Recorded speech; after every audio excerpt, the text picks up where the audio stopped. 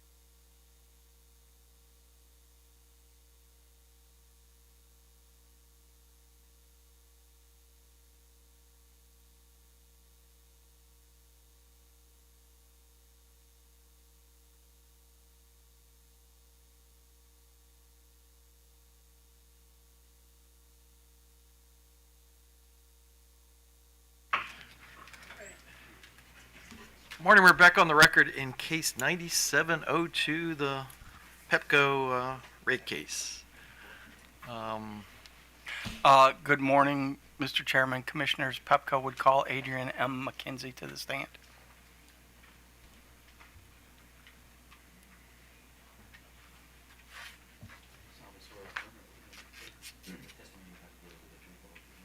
Yes, I do. Mr. McKenzie, would you state your name and business address for the record? My name is Adrian McKenzie. My business address is 3907 Red River Street, Austin, Texas, 78751. And have you caused to be filed before this proceeding the direct testimony of Adrian M. McKenzie that I ask be marked as Pepco Exhibit 14? Yes, I have. And do you have any corrections or additions that you need to make to your direct testimony, sir? No, I do not. And if I asked you the same questions contained in your direct testimony this morning, would your answers be the same or similar? Yes, they would. With that, Your Honor, I would move the admission of Pepco Exhibit 14, the direct testimony of Mr. McKenzie. So admitted. Mr. McKenzie, have you also caused to be filed your rebuttal testimony in this proceeding, which I asked to be marked as Pepco Exhibit 15? Yes, sir. Do you have any corrections or additions that you need to make to that testimony? Yes, I do. And it's my understanding that your first correction is on page 14 at line 1. Is that a correct understanding? Yes, that's correct. And could you tell the commission and the court reporter and the other parties what that correction is, sir? Yes, on line 1, there's a phrase from quote /3 end quote. And after the first quote, the word average should be inserted. Do you have another correction that you need to make at page 14, line 8, sir? Yes. On line 8, the number 2 should be struck, and notches should be, the ES should be struck. It should read notch, a further notch. And do you have one correction that you need to make at line 9 on page 14, sir? Yes, the number 3, it's stated below average /3. The number 3 should be struck, and the number 2 should be inserted there. Do you also have some corrections that you need to make at page 20 of your testimony, lines 11, 12, 13, and 14? Yes, sir. Could you tell the court reporter, the commission, and the parties what those corrections are, sir? Okay, starting on line 11, the word Alliant should be struck. American Electric Power should be struck. Black Hills should be struck. Line 12. On line 12, Centerpoint should be stricken. Dominion should be stricken. Line 13. Pinnacle West should be stricken. And then on line 14, after the period on the first sentence, after MYPs, did you have something you wanted to add? Yes, I wanted to insert the words and multi-year rate provisions. So at the end of that first period, it should say under MYPs and multi-year rate provisions. Is that correct? Yes, that's correct. With those corrections and that one addition, if I asked you the questions today, would your answers be the same or similar? Yes, they would. With that, Your Honor, I would move the admission of Pepco Exhibit 15, the rebuttal testimony of Mr. McKenzie. So admitted. Your Honor, I'd ask for leave to do some live rejoinder based on the sir rebuttal testimony that's been filed in this proceeding. Okay, go ahead. Mr. McKenzie, have you reviewed the sir rebuttal testimony of Staff Witness Justy in this proceeding? Yes, I have.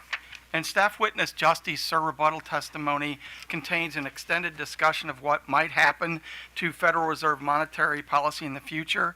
And he states at page 8, quote, "The main area of disagreement is how much rates will fall and when they will begin falling. Do you believe that is a correct focus for the Commission in evaluating Pepco's ROE in this proceeding?" No, I don't. Speculation about what the Federal Reserve might or might not do at some point in the future is not the key issue here. The central issue that I think the Commission needs to grapple with is the fact that bond yields have increased over 200 basis points since this Commission determined that a 9.55% ROE was a reasonable return for Pepco. I think that focusing on what may or may not happen in the future is subjective. This evidence with respect to bond yields is not. The other factor is that whatever investors expect with respect to Federal Reserve policy, this is not a new piece of news. Investors have been grappling with this for some time. They're well aware of it. And whatever expectation they have with respect to how those policies may change in the future is already built in to the observable bond yields that we see in the market, which again are much higher than when Pepco was before this commission the last time. So can you tell me what the basis is for your statement that capital costs are now higher for Pepco than they were when the commission last set the ROE in 96.55? Again, it comes down to interest rates. The U.S. government now has to pay 200 basis points more to raise long-term capital than it did back in June of 2021. Utilities on average have to pay 220 basis points more to raise long-term debt capital in the markets. That's the basis for the statement. And so why is it important to focus on long-term bond yields? Well, long-term bond yields, for one thing, are a directly observable benchmark. So we don't have to talk about CAPM and DCF and growth rates and betas. We can go out and look directly in the market for an investor set number. It's directly observable.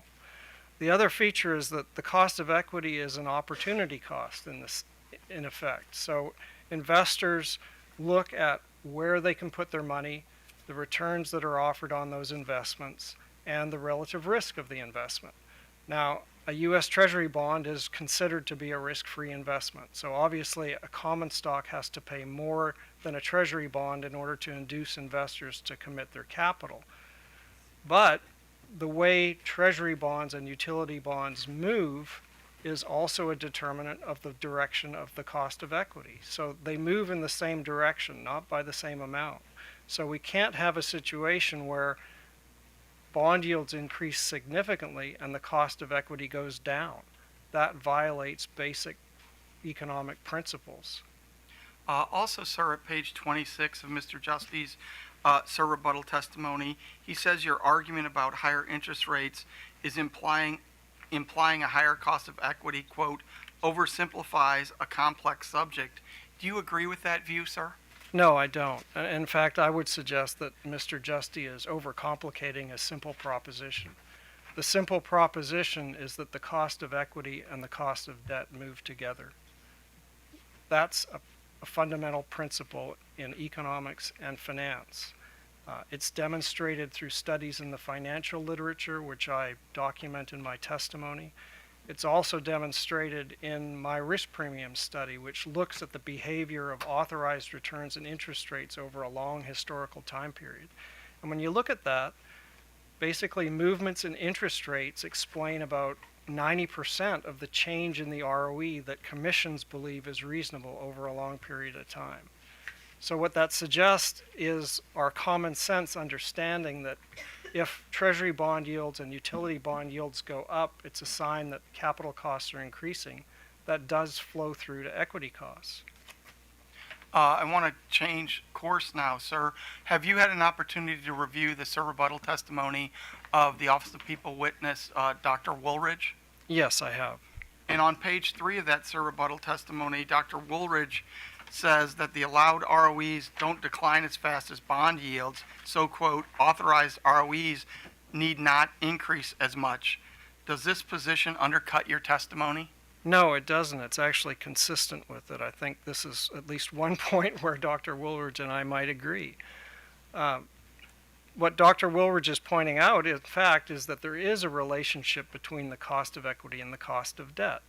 Now, the difference is, as we discussed, there's a risk premium involved here. So common equity investors require an additional premium above the cost of debt to invest in equity capital because it's more risky. The observed tendency for risk premiums is when interest rates go down, the risk premium expands. So what that means practically is that as bond yields decline, as they did for 2 decades, the cost of equity moves down. but it doesn't move down at the same rate. And conversely, when interest rates go up, the cost of equity moves up as well, but as Dr. Woolridge points out, it doesn't move up as fast. That's consistent with my testimony. Bond yields are 200 to 220 basis points higher now than when Pepco's ROE was set at 9.55. My suggested ROE is 95 basis points higher. It's about 40% of the change in bond yields. That's consistent with our understanding of how equity risk premiums move. Also, sir, on page 3 of the Sir rebuttal testimony, Dr. Woolridge states that because the average credit ratings for the proxy group are one notch higher than Pepco's, this supports his downward adjustment of 12 basis points and his recommendation of 9.25% for ROE. What is your response, sir? I have a few. First off, this commission has recognized that credit ratings aren't a direct measure of equity risk. So they're a proxy, but they're not a direct one. Second, Pepco's ratings fall within the range for the proxy group of companies that the witnesses in this case are using to analyze the ROE. And in fact, a third of the proxy group companies have the same ratings as Pepco. So there's not a basis to make a fine-tuning adjustment on an ROE for a proxy group that's, for all intents and purposes, equivalent in risk. And the last thing I would point out is that even these very minor differences in credit ratings, when compared against what's happened in the capital markets and how far bond yields have moved up, don't support a downward adjustment to Pepco's ROE in this case. With that, Your Honor, I would tender the witness for cross-examination. Oh, Aoba. No questions, Your Honor. Okay. OPC. No questions, Your Honor. Prince George's County. Room. Walmart. No questions. Staff. Just a few, Your Honor. Good morning, Mr. McKenzie. I don't think we formally met, but I'm Jim Greger with the Commission's technical staff. Nice to meet you, sir. Likewise. I just have a few questions related to your pre-filed testimony concerning cost of capital and return on equity. Okay, so to level set, your current recommendation is that the Commission award the company a 10.5% return on equity for the duration of this multi-year rate plan, correct? Yes. And Pepco's current Commission authorized ROE is 9.55%, correct? Yes. And this was awarded by the Commission in June of 2021 in case number 9655. That's correct. And as you just stated on rejoinder, your current recommendation would represent a 95 basis point increase to the company's authorized ROE if approved. Is that accurate? Yes, sir. And Mr. McKenzie, are you familiar with the principle of gradualism in the rate-making context? Well, I'm most familiar with that principle in the context of rate design, where typically if one customer class is experiencing a situation where the rates would be moved up significantly in order to achieve cost-based rates, that there may be some process by which that's reduced and there's gradual moves towards cost-based rates. I know this commission has also recognized or enunciated the concept of gradualism in terms of moves in the ROE. Thank you. And just some more foundational questions. The ROE is a component of the cost of capital, correct? Yes. Okay. So that and debt together would be the cost of capital. Is that accurate? Typically, yes. Okay. And the cost of capital itself is a component of the overall revenue requirement. Is that accurate? Well, it's multiplied by rate base to derive the return component of the revenue requirement. Yes. Okay. So would you agree, all else being equal, a higher ROE would result in a higher overall incremental revenue requirement? Absolutely. Okay. So if that's the case, it is likely that if the Commission approved your recommended 10.5% ROE, that would represent some sort of incremental increase in the revenue requirement in this case. Is that accurate? Well, I'm sure the extent to which that affects the revenue requirement is documented in the company's testimony. Of course. Now, thank you. Now I'd like to go over some more underlying analysis and conclusions you provide in your testimony to support your recommendation. If you could please turn to page 2 of your rebuttal testimony. I'm looking at lines 29 and 30.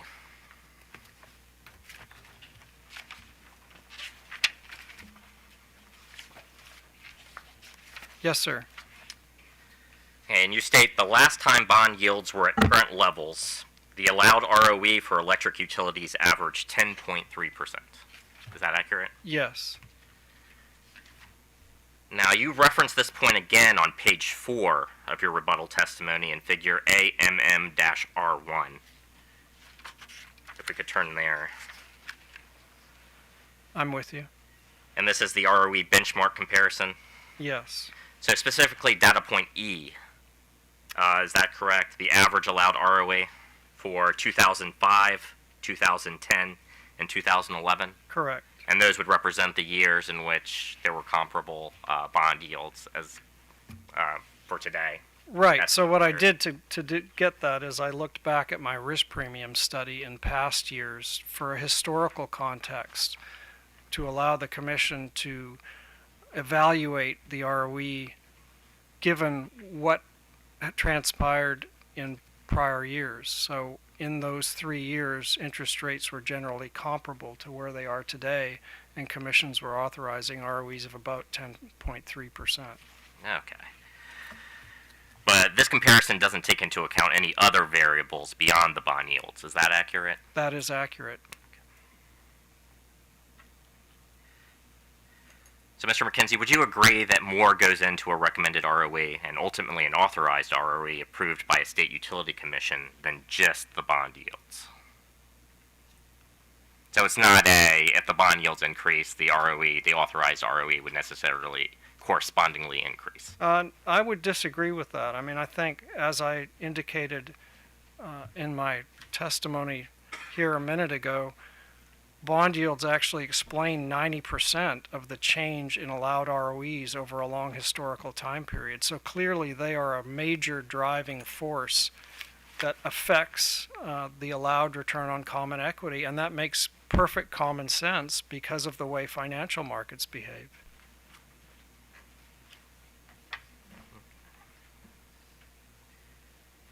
But you would also agree that the general state and federal policy environment is different today than it was 15 or 20 years ago when this 10.3 average ROE was approved in 2005, 2010, and 2011. Everything is different, but I don't think it obviates the comparison. I mean, I think, we could argue that actually utilities are riskier today than they were back then. Certainly the average bond yield for, the average credit rating for electric utilities has fallen over that time, indicating higher risk. So any number of situations are different, but as a general benchmark of comparison to evaluate whether the ROE should be above 955 or below it, I think this is a very useful comparison for the commission. Yeah, thank you for that explanation. Moving on, would you please turn to page 21 of your rebuttal testimony? I'm looking at lines 17 through 19.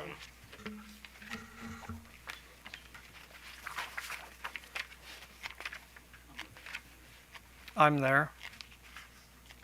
1 second, please.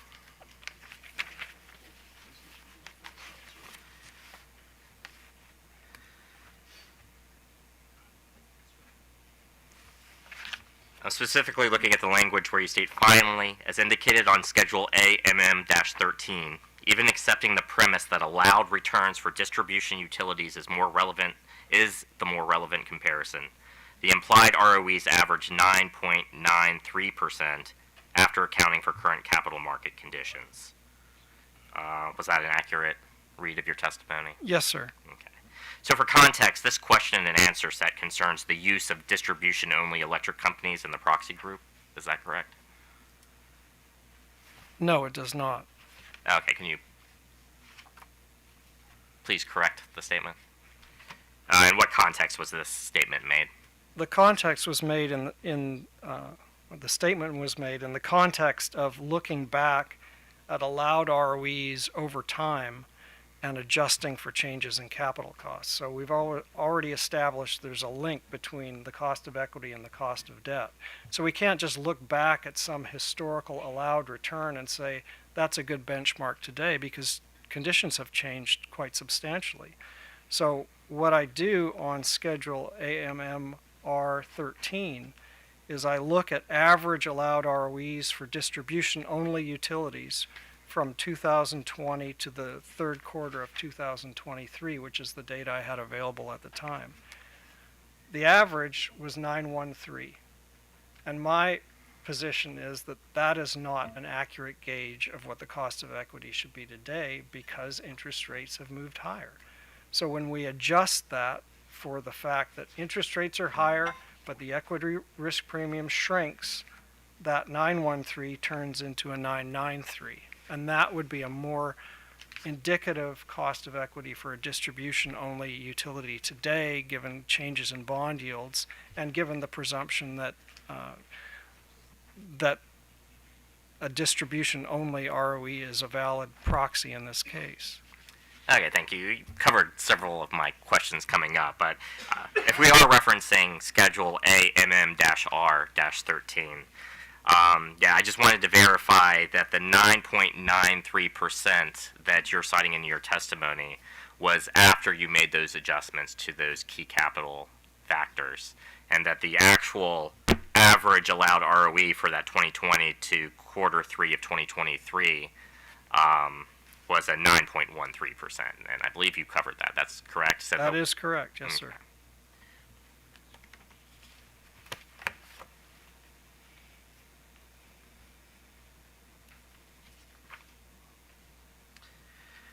Now, speaking more generally, you relied on the discounted cash flow, or DCF model, the capital asset pricing model, or CAPM, the empirical CAPM, risk premium, and expected earnings to formulate your overall ROE recommendation. Is that accurate? Those were Yes. the models that you used. Yes.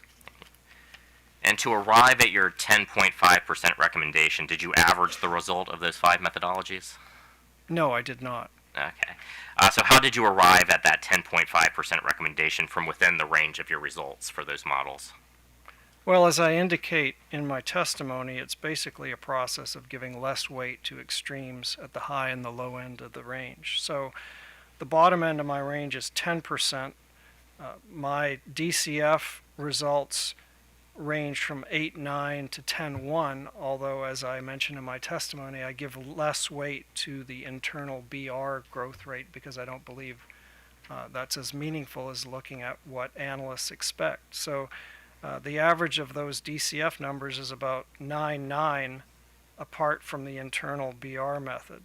The risk premium is about 10.6. So somewhere in between 10.6 and 9.9, there's a bottom end. The top end, I have 11.4 from the expected earnings, 11.2 from the CAPM, and 11.2 from the ECAPM, and 11 from the CAPM. So 2 of those numbers are higher than the top end of my range. The bottom of my range is slightly above the average of the DCF results. Thank you. Specifically regarding your CAPM model, you recommend a size adjustment, correct? Yes, I do.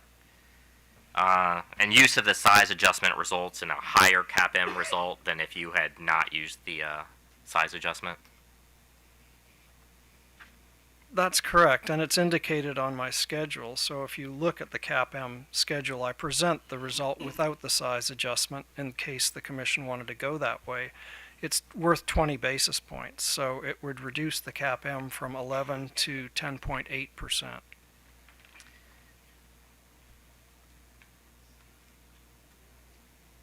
Hey, so Mr. McKenzie, are you generally familiar with recent Maryland Public Service Commission decisions concerning cost of capital and ROE? Yes. Okay. So are you aware of any recent commission rate case determinations that supported the use of a size adjustment to inform an awarded ROE? No, I'm not. Now moving on to your use of the ECAPM model, are you aware of any recent commission decisions in which the commission gave any notable weight to the ECAPM analysis to support its ROE determination?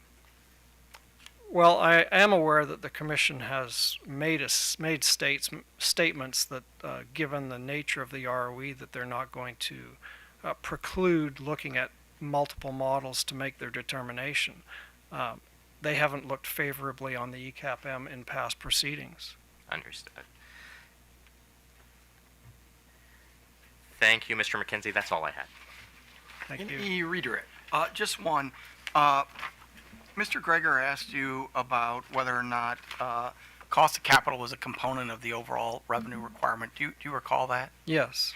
Should that be a factor that the commission weighs in determining the cost of capital, or should the commission, in your view, look at what the markets are saying and what the analysis is saying?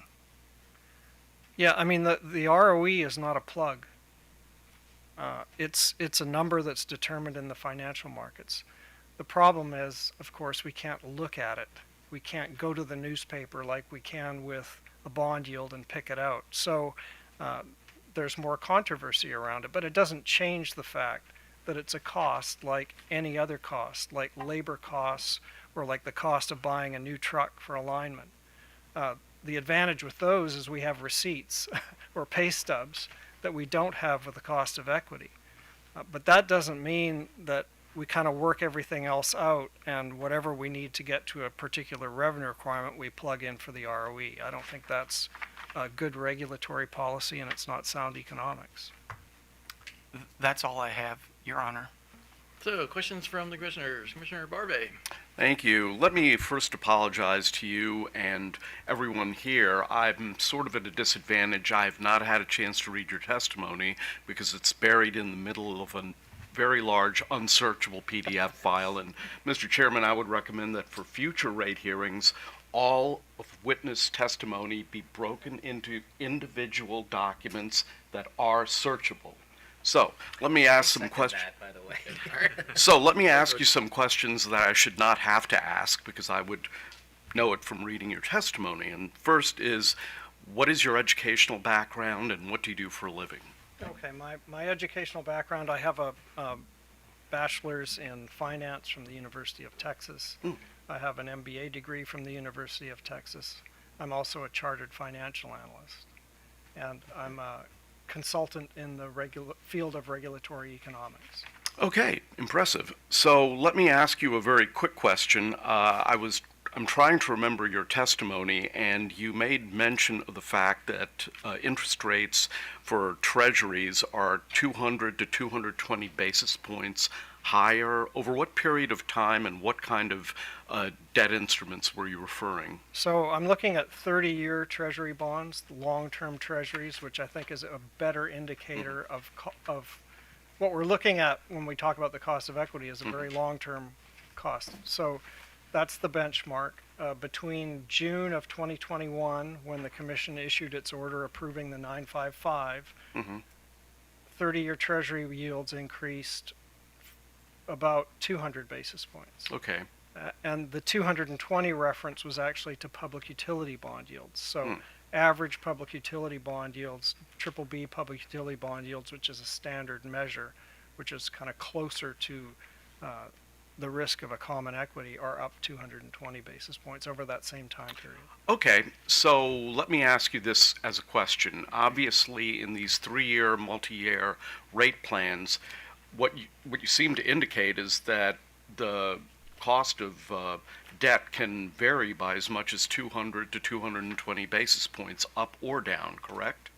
That's correct. I mean, capital markets can be very volatile.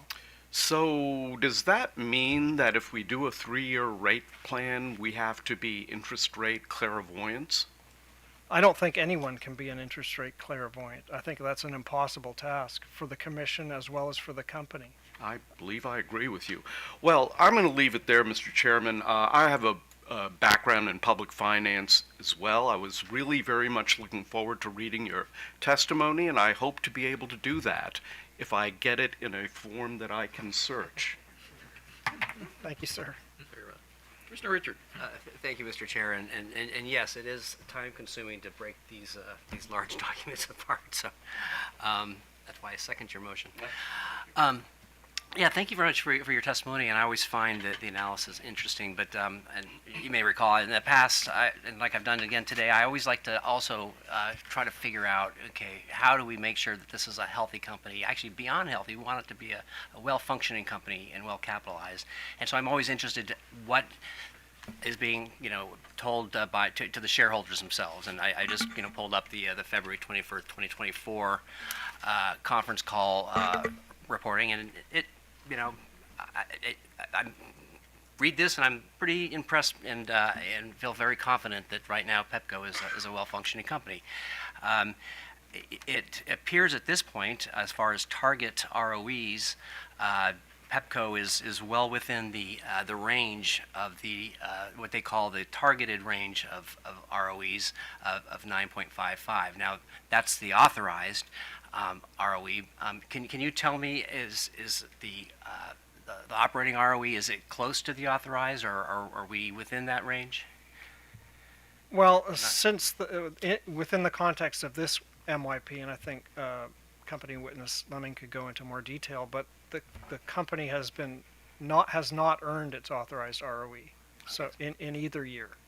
Okay. Now, But that's up to the company, really. I mean, we can authorize an ROE, but it's really up to the performance of the company to actually earn that it's ROE. certainly in part up to the company and a function of their performance, but it's also goes to the nature of the regulatory regime. So within a dynamic market where inflation is higher and wage costs are higher, how are they able to recover those costs on a timely manner? If you look back before to when the company was under a historical rate year paradigm, those allowed ROEs and the the earned ROEs had a very much larger differential. So we were seeing years where the company was earning ROEs in the 7 to 8% range.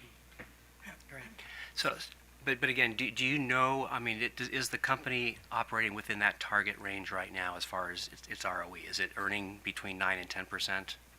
It is earning between 9 and 10%, Okay. although it has not earned its authorized ROE Okay. under the years of the MYP. It has not. Okay. It But has not. It's still within that target range, so it's considered, for purposes of Exelon, a well-functioning utility. Yeah, I mean, I haven't reviewed that document, and I don't know. I wouldn't consider an ROE of 9% to be sufficient in today's capital market, but a range of 9 to 10% for purposes of that document might make a lot of sense. But again, just from the standpoint of, is the company earning what the commission says is a fair ROE, the answer to that has been no. No, okay. But again, within the target, pretty much all the recommendations, whether AOBA, staff, those all fall within the target for Exelon. Is that correct? I can't speak to Exelon's target, Well, but I'll certainly accept your representation that Okay. Well, I'm just looking at the representation of Exelon to its shareholders. And I guess also I want to just be clear, when we're looking at this, we're talking about not just the distribution, but also the transmission earnings of the company. Is that correct?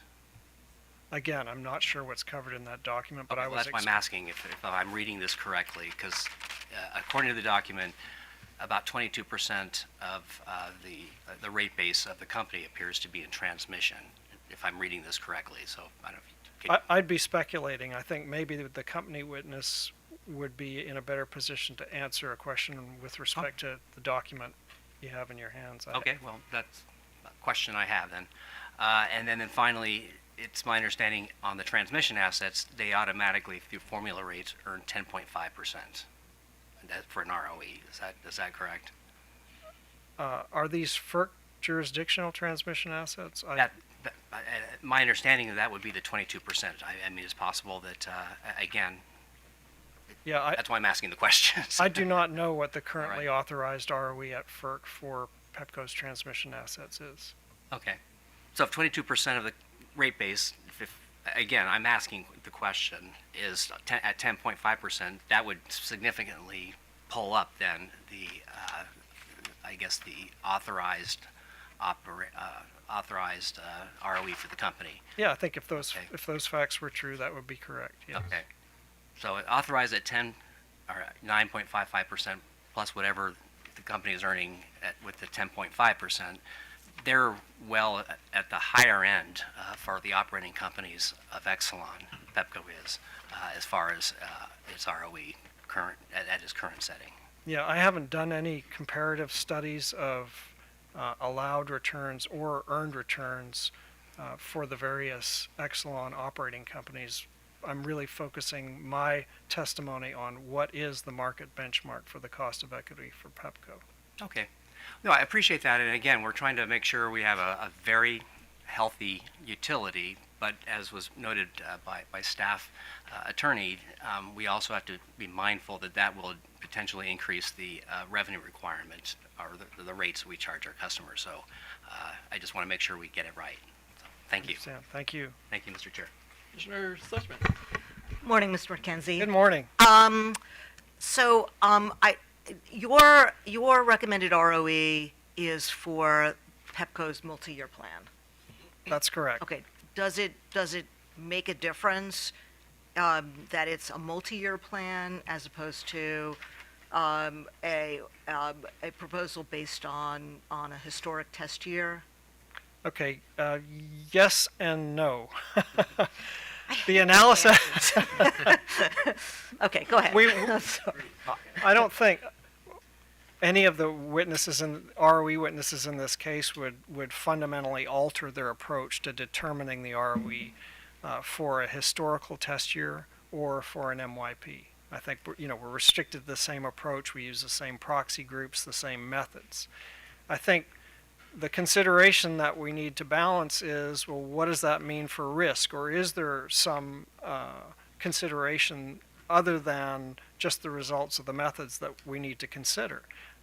The other witnesses in this case, I think, have made the point that, in their view, the MYP reduces the company's risk, and that's a factor that should be weighed by the commission when it sets the ROE.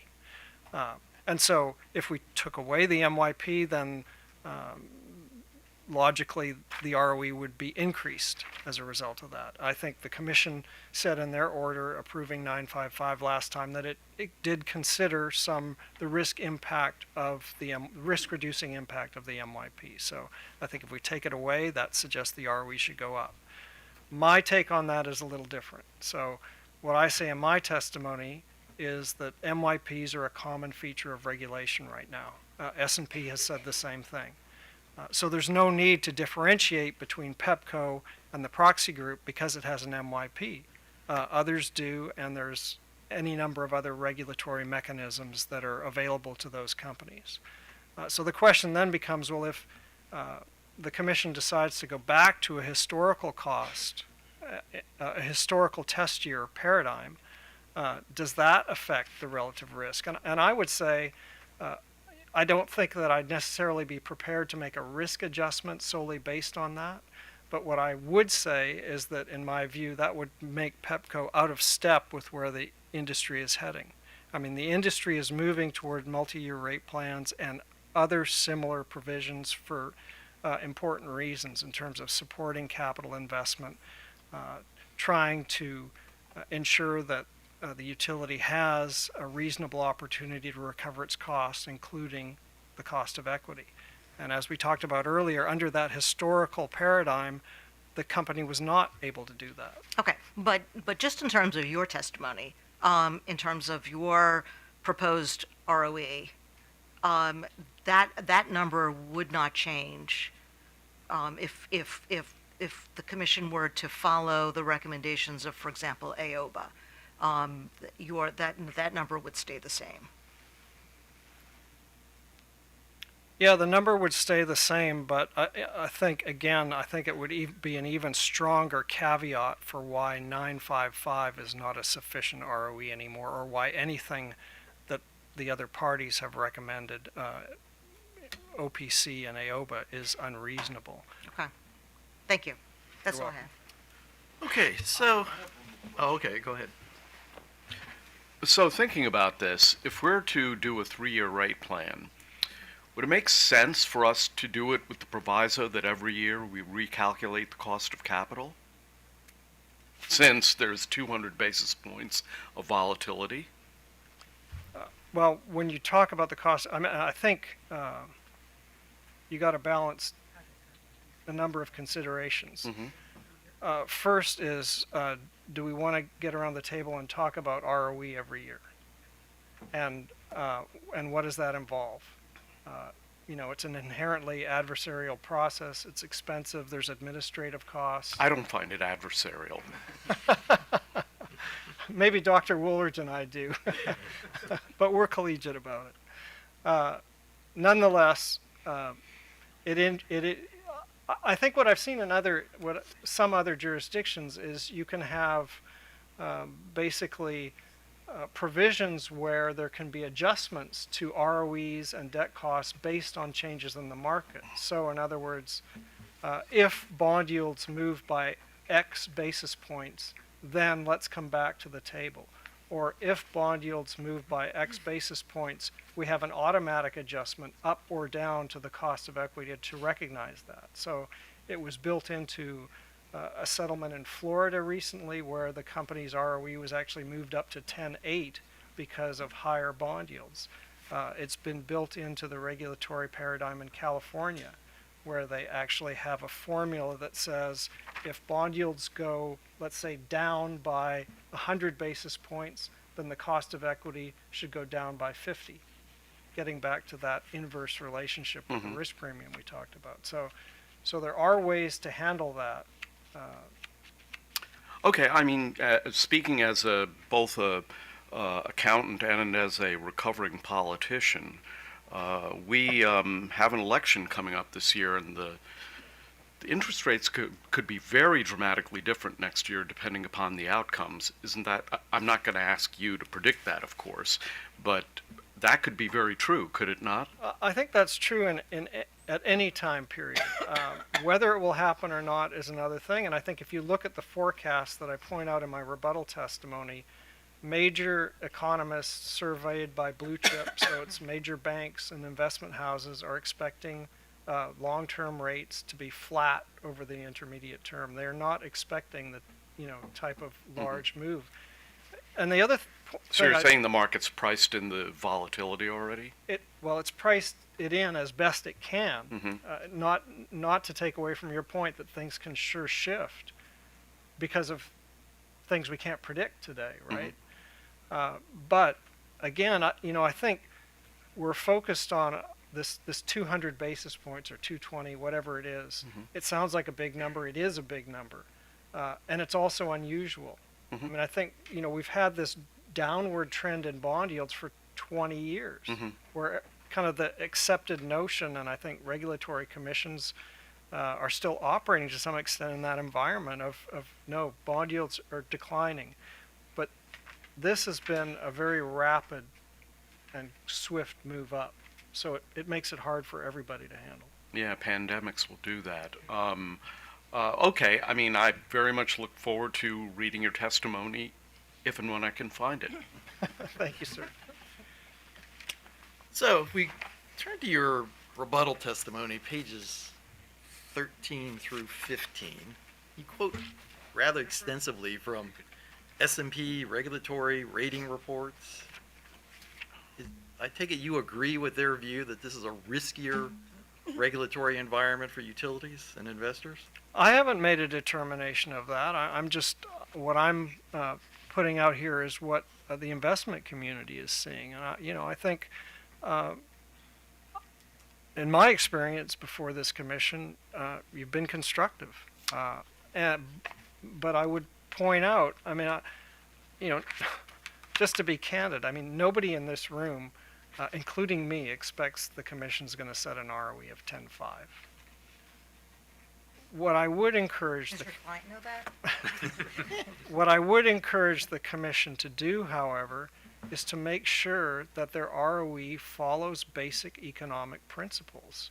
I think that's what the investment community is looking at. They're looking to say, is this commission recognizing what's really happening in capital markets, or are they ignoring it as a basis to get to a particular revenue requirement?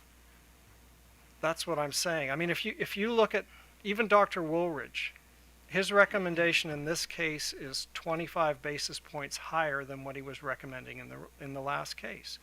He's implicitly recognizing the cost of equities moved up. You know, if the kind of the Goldilocks principle, if doing nothing is at one end of the spectrum and adding 95 basis points like I'm recommending is at the other, you know, adding 25 basis points to the existing cost of equity gets you to 9.8. Well, in 2010, when interest rates were about where they are now, this commission decided the appropriate cost of equity for Pepco was 9.83. That's a consistent outcome. That's an outcome that would communicate to the investment community that the allowed ROE is not unmoored from what's really going on in the financial markets. So, are you familiar with the decision this commission issued in BG&E's multi-year rate? Yes, I am. And the ROE and rate of return that we put in that case, do you view that as being inadequate from an investor standpoint? It's not going to cause BG&E to be unable to attract capital. I don't think so. The credit rating agencies haven't downgraded BG&E as a result of it. On the other hand, it's another signal to the investment community, and it's a signal that they've picked up on. And they specifically mentioned the fact that BG&E's cost of equity went down when interest rates went up. And it's a concern. And I think it's a concern that the commission needs to take seriously, because the ROE drives credit metrics, it drives cash flow, and in an environment when the company is needing to raise more capital to meet whatever goals we have as a society for green energy and all the rest of it, it's a concern. And you know, you look at S&P recently downgraded its view of the utility industry to negative, and part of it is a lot of companies are rubbing up against their downgrade thresholds on their credit metrics. So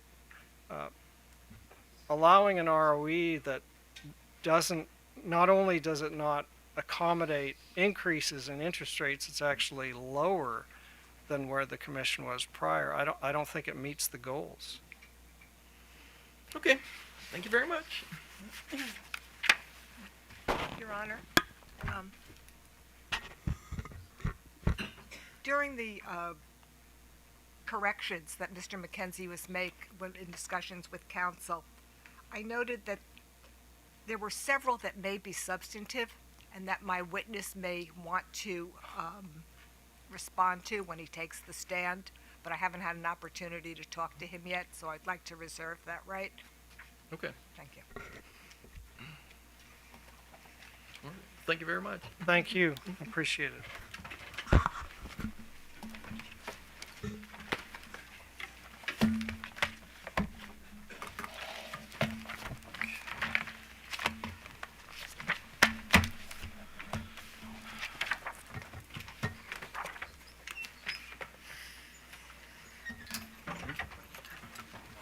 Actually, would you mind handing this to Jan? 1, 2, 3, 4, 5. 1, 2, 1, 2.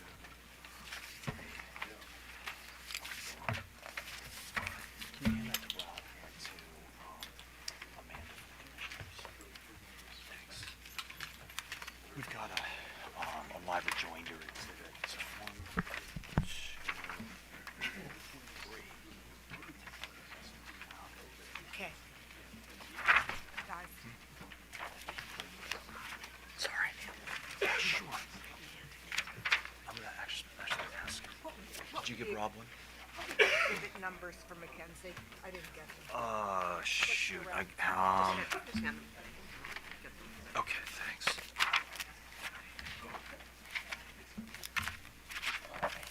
Mackenzie is 14 and 15.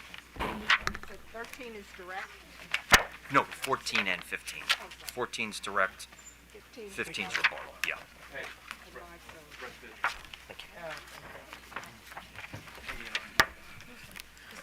John go to Fred Lemming? did send me. Okay, yeah, and it's, Kumar just divides everything. I'm here today.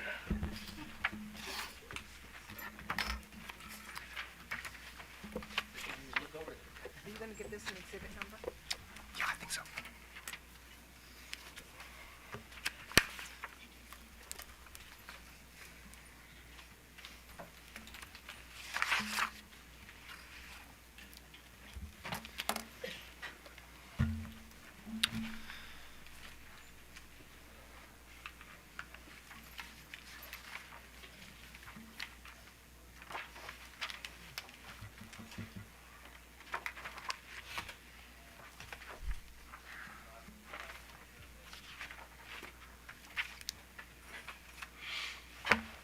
Okay.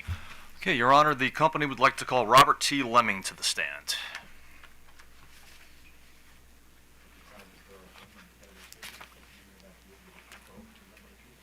Yes, I do. Good morning, Mr. Lemming. Good morning. Could you please state your name and your business address for the record?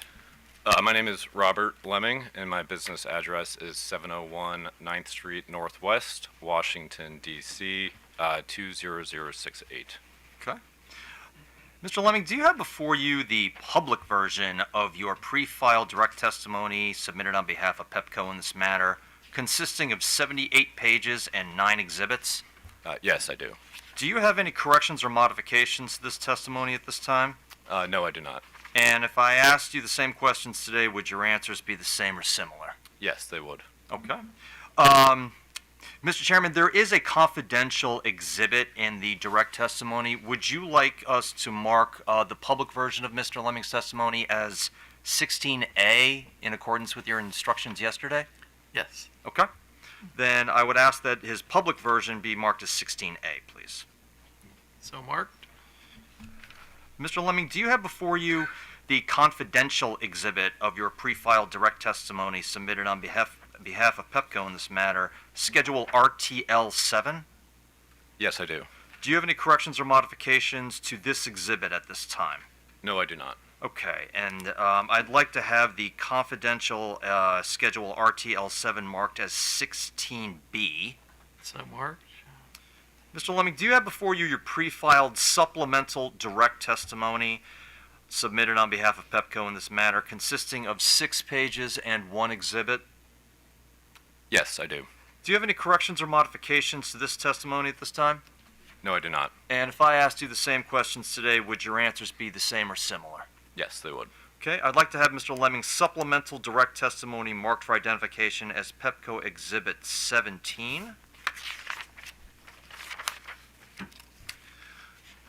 And do you have before you your pre-filed rebuttal testimony submitted on behalf of Pepco in this matter, as corrected on February the 14th of 2024, consisting of 45 pages and 6 exhibits?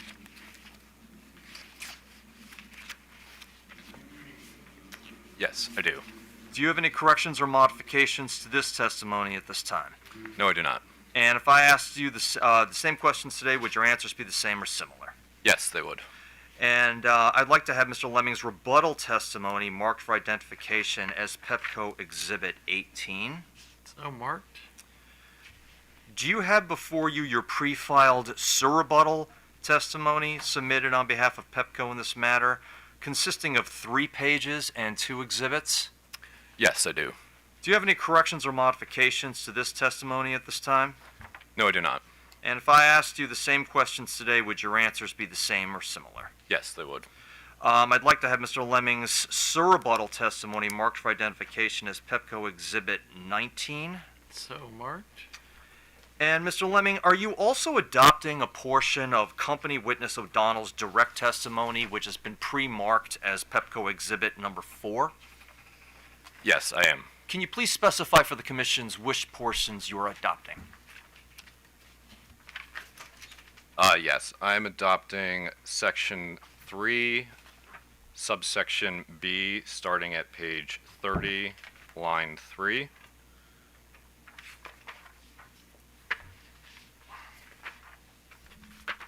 And that goes through page, subsection C on page 38, line 9. Okay.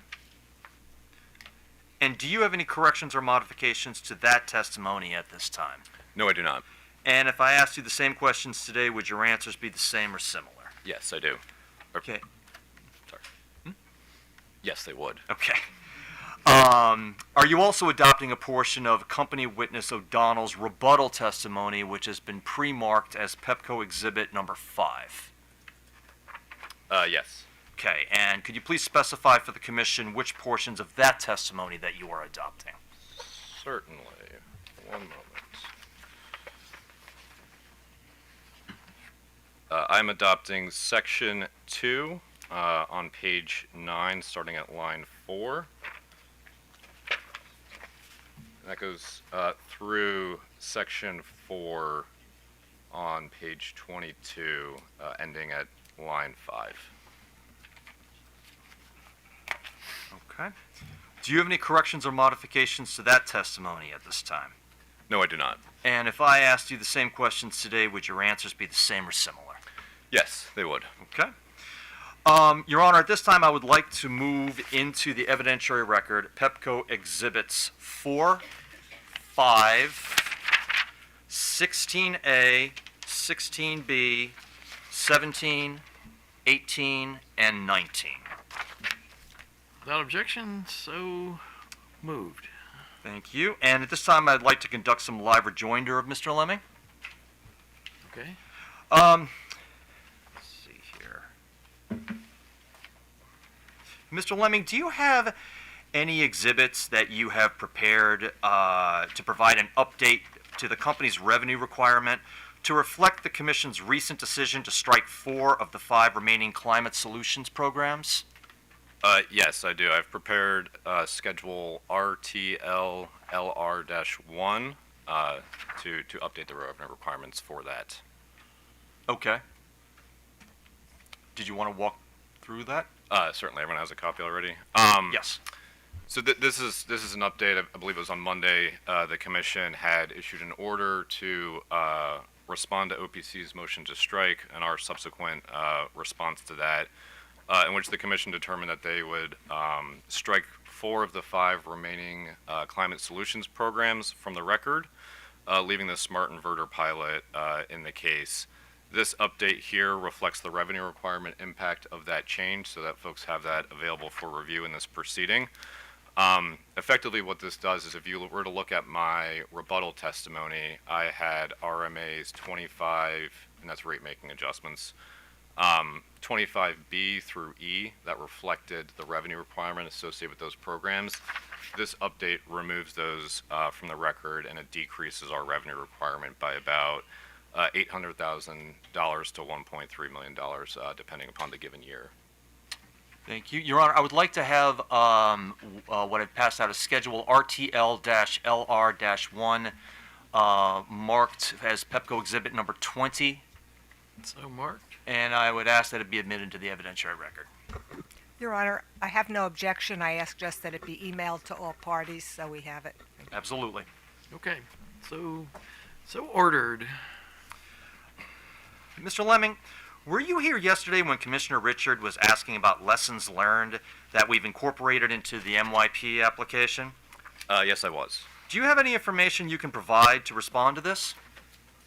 Yes, if I could have the commission's indulgence, I would like to call your attention to the direct testimony of company witness O'Donnell that I have adopted as my own. And on page 32 of that testimony, we have included on there a table that we intended to directly address and try to provide transparency into the ways in which the company, certainly to the question asked, took very strong heed and consideration of the Commission's order in our first multi-year plan proceeding and focused very intently on the actions that the Commission asked us to take into consideration and work to improve in future proceedings.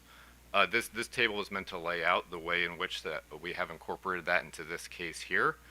And I'll just walk through it very briefly here, but I think one of the issues that was highlighted in the first case was an interest in more granularity into our forecasted billing determinants. So you're going to hear from company witness Corsi over either today or Monday. Not entirely sure when he's slated to go, but you'll hear from him with respect to the ways in which the company has provided more granular detail with respect to that and factored that into the filing, and I think enhanced our minimum filing requirements in response to that. I think you heard a lot of testimony from company witness Young yesterday with respect to the efforts that we've taken to increase capital transparency in the proceeding here in terms of providing thorough justifications of every project, providing all that information with our initial application so that it was available to parties for review at the outset of the proceeding. We've incorporated prioritization of capital projects into our record here in response to the Commission's request for that information. And company witness Young, I think, also spoke to some of the ways in which we've tried to provide more transparency and information to how we forecast capital projects. And you heard all that from her yesterday, I believe. And then the final area I would note is there was a desire, I believe, to better understand the bill stabilization adjustment mechanism. And for anyone that may not be aware of that, that's effectively our decoupling mechanism.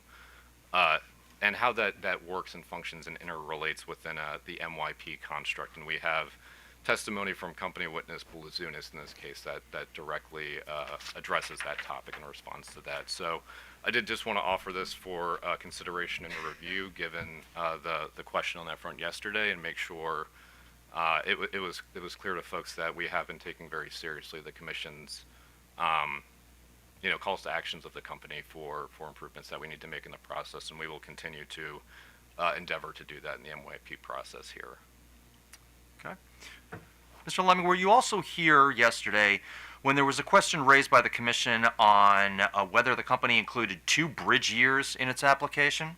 Yes, I was. And can you explain why there are 2 bridge years in the company's application? Certainly, and I apologize. It may be a little lengthy, but I do want to try to give some of the procedural history behind this and how we've gotten to this this construct here, if you will. And I will note this is entirely consistent with the BGE proceeding that was just conducted in case number 9692.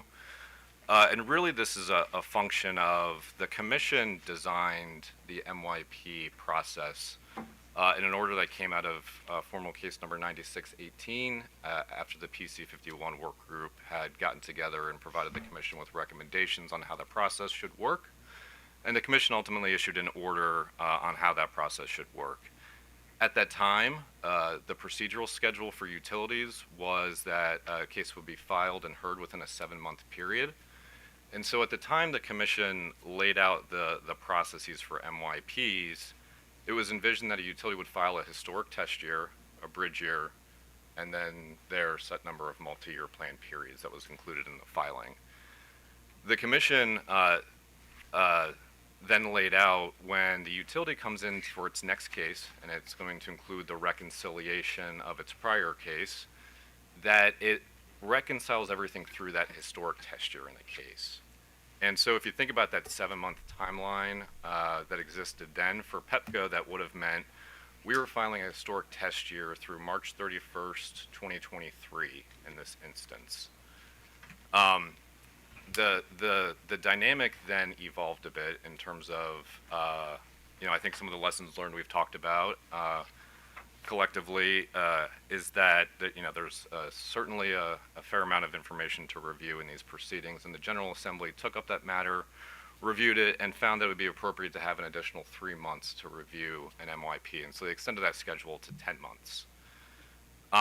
So going back to that process I laid out, the way the Commission had initially laid things out, we would have had to file a case 7 months prior to that March 31st, 2024 date that our current MYP ends. That would have had us filing in August. We would have had our rate year 2 AIF filed at the end of June, so about 2 months before we filed the case. We would have filed the case, included that reconciliation of that AIF into the case, and gone about that process. What has since transpired is that our filing date got pushed up by 3 months due to that legislation, so we had to file in May according to the framework that the Commission laid out. by virtue of us filing in May, that meant that our AIF for rate year 2 would not be available yet. And it was kind of a change to the dynamic the commission had laid out, if you will. So what was proposed in the BGE proceeding adopted and what we have followed suit with was that the utility would file the historic test year for rate year 1 of its current MYP, include that annual informational filing for reconciliation in the case, and that when the rate year 2 AIF was filed a few months later, that would be introduced through supplemental direct testimony, and that first bridge year would effectively be trued up to a historic test year at that point. So what we started with in terms of 2 bridge years, and I discussed this a bit in my rebuttal testimony, is effectively trued up to 2 historic test years as we've introduced that rate year 2 annual informational filing into the record, and we filed that on July 14th here, as we just discussed. That has then led us to a construct where we've got that historic test year for that period, a bridge year, and then our forecasted MYP year. So I did want to make sure I kind of talked through that as I know that's been a question of folks. I wanted to make sure there was some procedural history for how we got to this construct. And Mr. Lemming, were you here yesterday when Commissioner Suchman asked about whether the company could provide a chart showing a comparison of the company's actual performance for case number 9655 relative to what the commission approved? Yes, I was. Okay. Do you have any schedules that provide such a comparison of the company's performance under case number 9655 relative to what was approved by the commission? Yes, I do. And if I could call the commission's attention, and everyone else's as well, to exhibit or schedule RTL 8 to my direct testimony. I'll give folks a moment.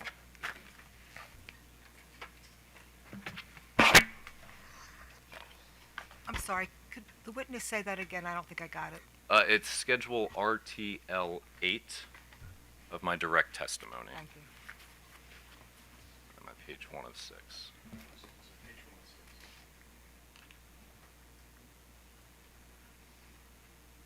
Apologize if the searchable document has become an issue.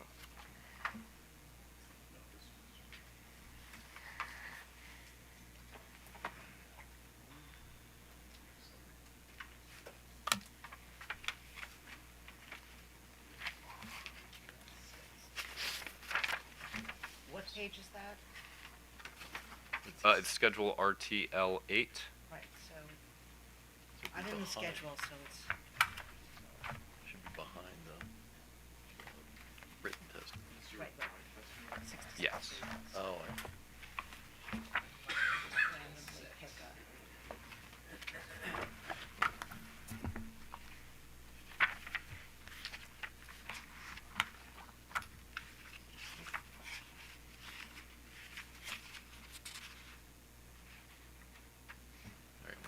Go Well, ahead. Sure. perhaps I can speak to it and we'll follow to make sure it's available for folks. This represents the annual informational filing that we had to submit under the MYP framework that I previously alluded to being put into rule by commission. And I'm just going to briefly walk through this schedule to lay out what it includes and ensure that it meets the needs of the commission here. The first page of this schedule is really just a high-level kind of summary lead sheet of, did the utility over-collect, under-collect, just to help give that high-level view of things. The second schedule within this document provides a comparison of each component of rate base, as well as each component of operating income relative to what the commission approved in case number 96.5 to how the utility did an actual performance. And I just would note from the company's perspective here, I think this document really lays out that Pepco believes we've really been committed to delivering on the plan that we put forth in case 9655, and have done what we think is exemplary job of sticking to that plan. If you look at plant and service, we were within 0.5% of the projected amounts. And from an O&M perspective, during all of the times we just discussed around high inflation environment, times we were faced with significant storms, we managed our O&M within 1.5% and actually came in lower than was included in the case. So would submit. I think this document demonstrates our commitment to, all of the things around cost management and prudency, et cetera, that we have committed to through the multi-year plan process. I'll note that then following this sheet, we have additional details on O&M by FERC account to provide a more granular view of how our O&M performance was, as well as, and I think Company Witness Young spoke to some of this yesterday, a comparison of how every single capital project that we had projected in the case was executed against what was included, and I think shows that we spent within 4% of our projection in rate year one.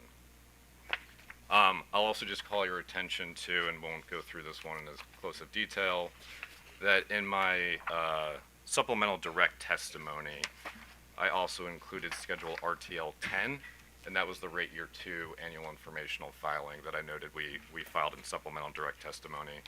This includes all the same information again, and again denotes from a plant and service perspective, we were within a very close margin of what the commission noted. And from an O&M perspective, we're within 0.28%, again, during significantly challenging economic times in terms of inflation we haven't seen within half a century, I'd say, back to the 70s. So just wanted to point this out for commission review of the information we believe was requested, and hope it meets the needs of what was asked about yesterday. Mr. Lemming, were you here yesterday when Commissioner Suchman asked if we have the information that we need on the record here today to assess a traditional test year? Yes, I was. And do we have what we need on the record to assess a traditional test year? No, we do not, and I'll elaborate a bit on why that's the case. And I think it's really driven by there's a fundamental, I think, difference between traditional test year rate making and multi-year plan rate making. And that fundamental difference, and we talked about it a bit yesterday, is that in a traditional test year rate case, we're looking back in time to a historic period as a representation of what cost of service was to set rates for the future. I think we've established commission precedent over many, many years and decades of cases in which we've developed certain adjustments that we'll make to try to give the utility a better opportunity to have their cost of service be reflective of what might be happening during the rate effective period. And I think Council Ferreira even brought up the fact that we would do post-test year reliability adjustments. If you then flip to a multi-year plan construct, it's a bit different, right? Our test years are able to align costs with revenues, and I think that was one of the benefits the commission found when approving MYPs to move forward in the state. And as such, we've obviated the need for those types of adjustments to try to better align our cost of service, right? Because at this point, we have contemporaneous recovery of expenditures in that period. And so we don't have any of those adjustments to try to better reflect a traditional test year to our rate effective period that will be in this case. So I'd say due to that kind of fundamental difference in rate making approaches, we don't have the information in the record here today to say one of these can reflect a traditional test year. And has the Office of People's Counsel witness Efron put forward a proposal to address this issue? Yes, he has. And do you have any concerns with that proposal? Yes, I do. I would note, I certainly appreciate the construct he's tried to advance, and I think he alluded to in my rebuttal testimony that I referred to it as arbitrary. And I think what I was trying to communicate there is that it is not based on commission precedent that we have for how rates should be set. And I believe in reviewing his rebuttal testimony, he notes that as well. And I think some of the specific concerns I also have with it are, there were certain changes made that I was kind of talking through a little bit earlier, one of which, in traditional test year rate making, utilities would be allowed to include construction work in progress in rate base. We changed that in multi-year plans, and we removed construction work in progress from rate base.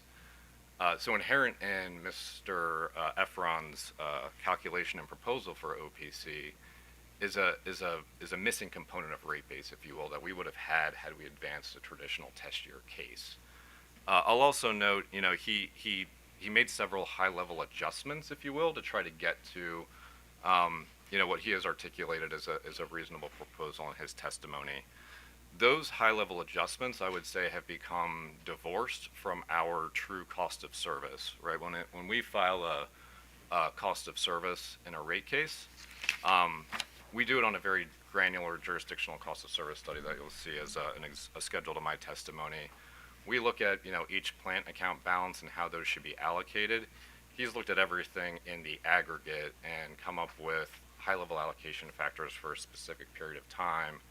And, I think I have concerns that the adjustments he's made have lost any connection to the plant the utility is placing in service. Is that Maryland distribution plant? Is it DC distribution plant? Is it 69 kV plant that would be allocated a certain way? Is it general and tangible? And just kind of treats everything the same and starts to become divorced from a cost-based cost of service, if you will. And those are a few of the examples that I would note that I find it to be a concerning proposal to move forward with. And did AOBA also put forward an alternate proposal? Yes, although I will note it is a bit unclear from the record in terms of what AOBA's proposal exactly is. And the reason I say that is in the direct testimony of AOBA witness Timothy Oliver, he provides a recommendation for a single year revenue requirement in his testimony. I've reviewed his schedule TB05 and attached that to my rebuttal testimony, in which he calculates what that revenue requirement should be. And he's noted in his testimony it's a cumulative revenue requirement that goes from the historic test year through MYP year 1. If I come down his schedule and look at MYP year 1, row 7, where he has that revenue requirement, it's $92.3 million. However, in his testimony, he denotes that it's $43.4 million, or less than half of what his own calculations reflect, without any substantive reason for why that difference exists. And so it's hard to understand which number it is that he's advocating for or why. I would also note that earlier this week we had a revenue requirement comparison chart filed in which AOBA, by my read of the comparison chart, has updated its revenue requirement to $25.3 million, if I'm reading this correctly, but has not offered any testimony on surrebuttal about why their position changed from direct and what this number is based on. And for those reasons, I'd say the company really has no ability to understand what it is that AOBA witness Timothy Oliver is even proposing in terms of a revenue requirement here in this proceeding. Okay. Mr. Lemming, have you had an opportunity to review the surrebuttal testimonies of OPC witness Alvarez as well as the surrebuttal testimony of AOBA witness B. Oliver? Yes, I have. Okay, and specifically, did you review the argument of OPC witness Alvarez beginning at page 6, line 12 of his surrebuttal, where he states that the Commission reviews the project and program spending plans Pepco presents in an MRP and authorizes the company to collect the associated costs of those project and program spending plans for customers? The Commission is essentially pre-approving those projects and programs for recovery over the longer term? Yes, I have. Okay, and did you also review AOBA witness B. Oliver's argument at page 15, line 22 of his surrebuttal, where he contends that, as presently structured, the presumption of the reconciliation process appears to be that all utility expenditures are prudently incurred until the Commission staff or another party proves otherwise? Yes, I have. Do you agree with these positions? No, I do not, and I find that they would be contradictory to prior commission orders that I've reviewed on this topic. And I think specifically, if we look back to the order that the commission issued coming out of that 9618 proceeding that I keep referring back to, the commission specifically held that it was not pre-approving any specific projects for prudency. It was not pre-approving any specific work plans, and the commission has reiterated that point in each MYP decision that I've reviewed, including BGE's first and second MYPs, as well as Pepco's first MYP, where it has held that same position. And I would note that the company wholeheartedly believes that it is our responsibility and our obligation to demonstrate prudency and reasonableness when we come in for a rate case. and we are committed to doing that, and do not believe that the commission has absolved us of that in any means in a rate proceeding, and find that the testimony misconstrues that point in how the multi-year rate plan construct works. I would also note in reviewing the recent BGE order that I believe parties reviewed and proposed disallowances with respect to BGE's reconciliation, that the commission ultimately adopted some and denied some. So I think that demonstrates right there that pre-approval doesn't deem prudency. And I would note that the projects that it did not disallow, it never used the rationale that, we've already approved this project, so we can't deny it. I never saw that as a determination from the commission, at least in my review of its order in that proceeding. So for those reasons, I disagree with those contentions. Okay. On page 7, line 10, at least beginning there of his surrebuttal, AOBA witness B. Oliver argues that the company spent significant amounts on projects that were not shared during the company's application, case number 9655. Is there anything you would like to clarify with respect to his arguments? Yes, I would, and I believe you all heard a bit yesterday from company witness Young around some of the operational changes that we as a company made in response to the commission's order in 9655. And I'm not going to repeat the point she made around why our plan certainly adjusted in response to that order. However, I just do want to provide again some additional context around going back to that initial commission order that approved MYPs around some things that I think contemplated this exact dynamic. In the work group process, parties noted that things are going to evolve on the system. I think folks have asked questions over the past 2 days about what happens if technology changes, how do we accommodate that?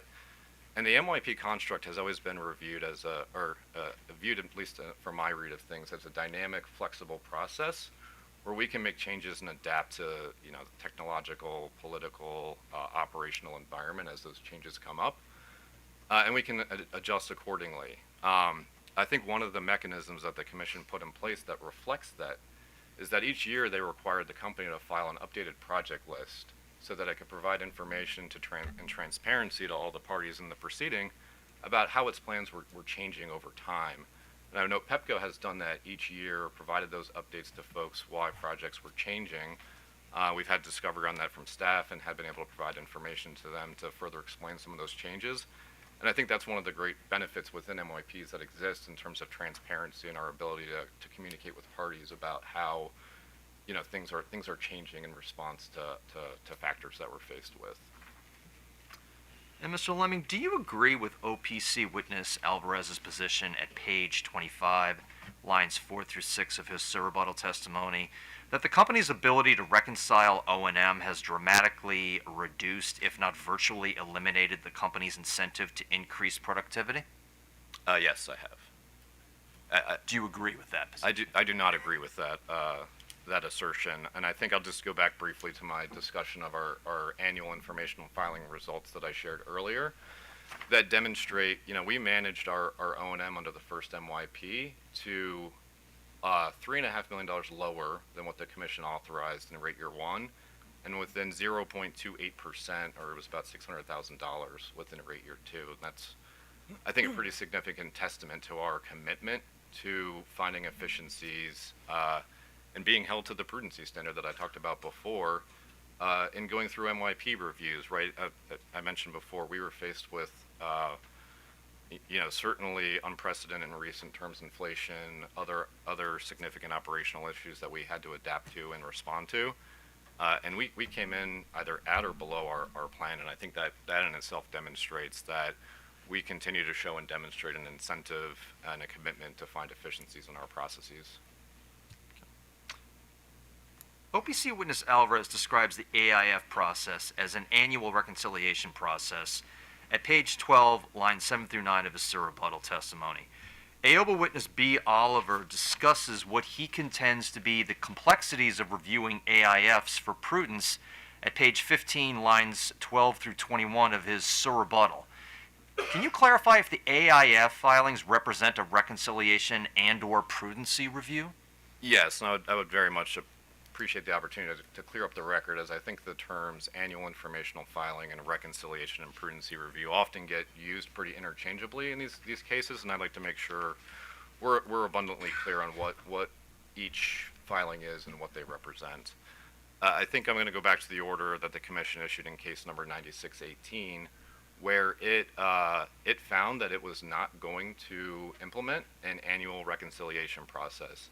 Instead, what the Commission said, it was going to require the utilities to submit an annual informational filing each year to demonstrate how the utility's actual performance was comparing to what the Commission had authorized.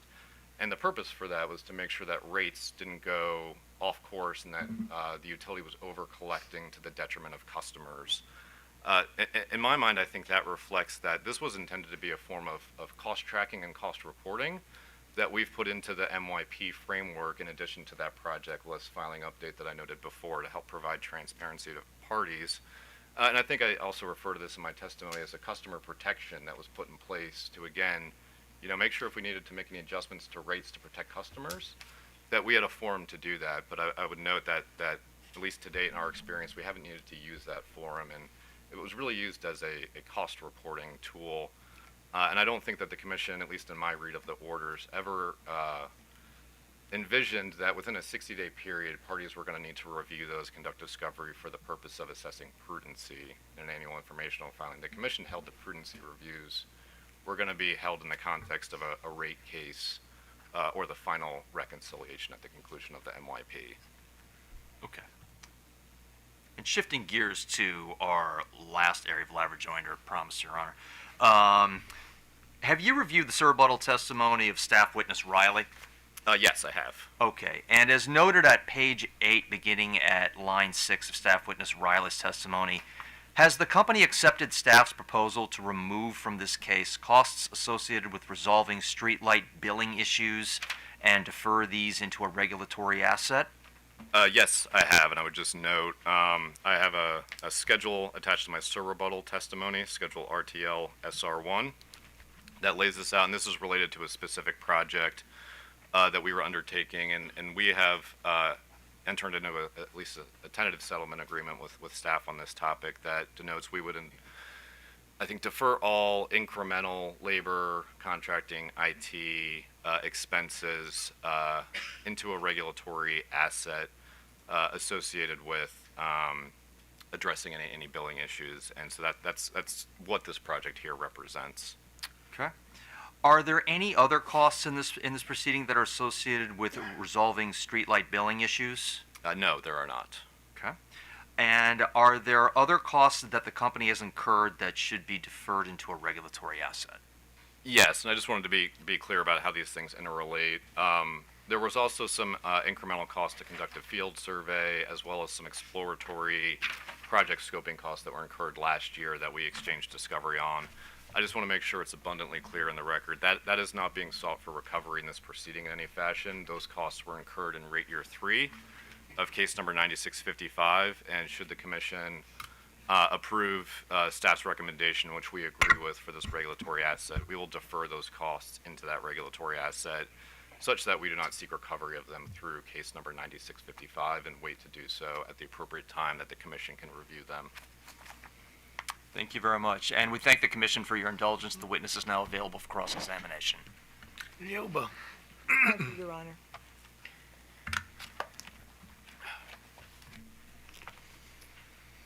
Mr. Lemon, could you please turn to page 7 of your rebuttal testimony? Only one moment, please. Tell me when you're there.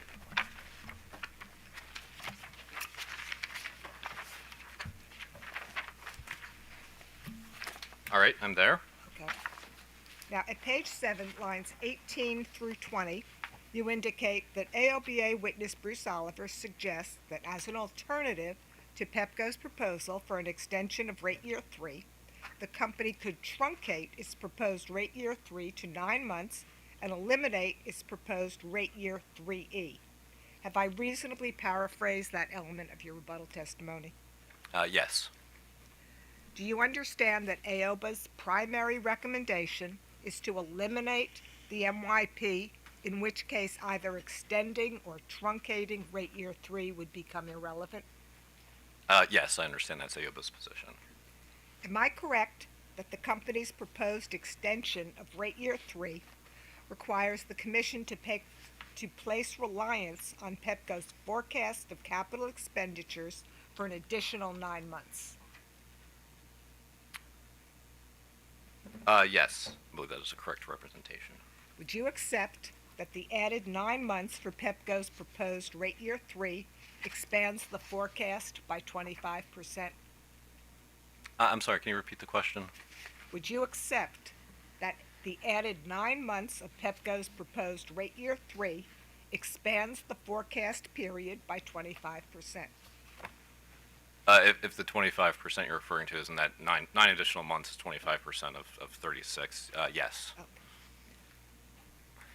As a general proposition, would you agree that the further into the future one attempts to forecast utility capital expenditures and O&M costs, the less reliable such forecasts generally become?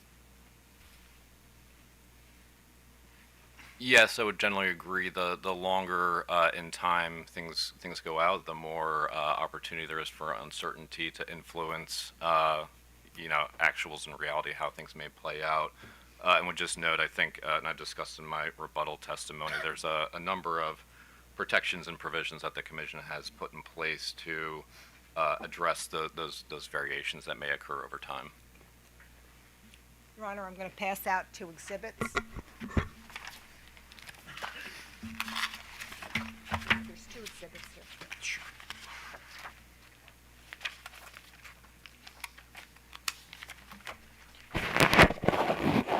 Is this for me or Rob? Is this for me? No, I'll give it to her. Here, give it to her. Here, we'll do that.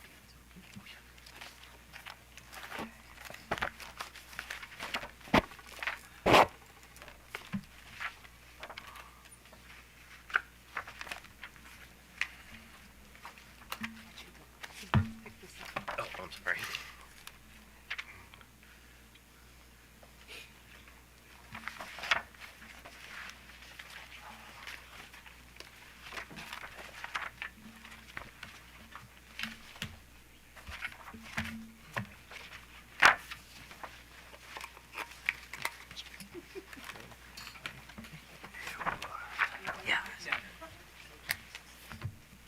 This is the second.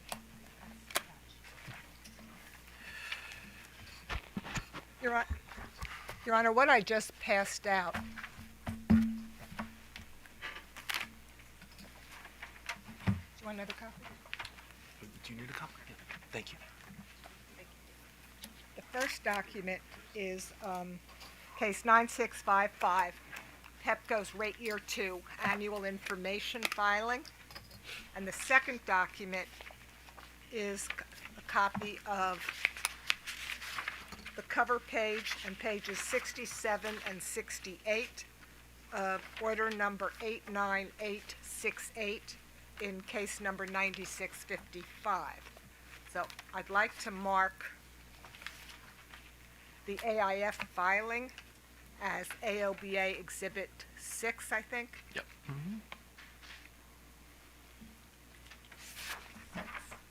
And the excerpt from order number 89868 as AOBA Exhibit 7. So marked. And I believe I have an entire copy of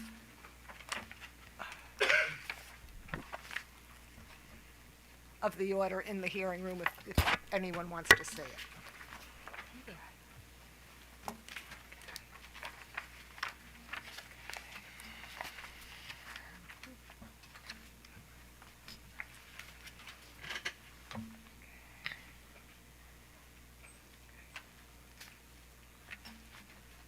Mr. Lemming, would you accept that the cost variances shown in the AIF filing Pepco has submitted in case number 9655 for rate year 1 and rate year 2 of the current MYP reflect more substantial deviations from the company's budgeted expenditures for rate year 2 than for rate year 1? Sorry, I didn't pass out rate year one, it was just too much paper.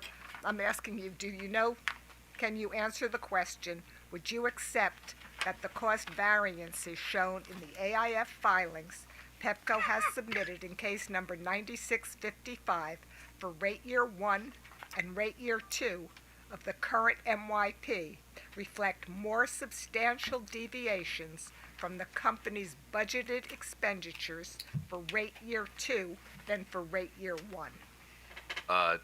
No, I would not agree with that. I believe I discussed earlier from an O&M perspective in rate year one, we actually underspent our O&M by about $3.5 million, and I think that was, I don't have the percentage right in front of me. But in rate year two, we spent within 0.28%, or roughly $1,000, which I would say is a smaller variance than we saw in rate year one.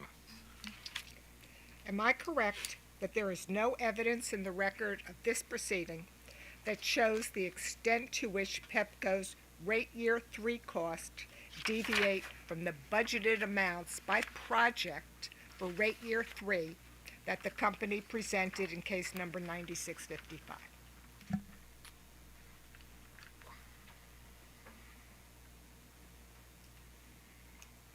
I believe company witness Young in her capital exhibits has the listing of all the capital projects or that we are currently underway with. That would be in rate year three in her exhibits, and I have within my testimony our O&M expenditures for rate year three as well. That could be compared back to 9655.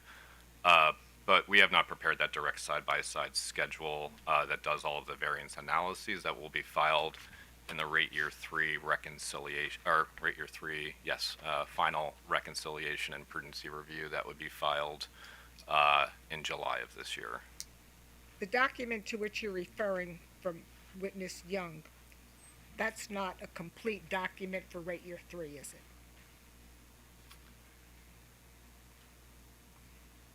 I'm not sure I understand what's meant by a complete document for rate year three. That doesn't cover all of rate year three.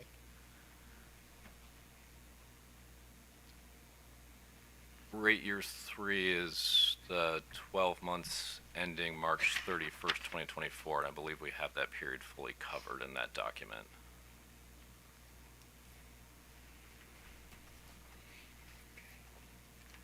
And what is the exhibit number again for witness Young that you're referring me to? I believe it's Schedule ACY1, if I'm correct, that has the capital project listing of all work that we're executing.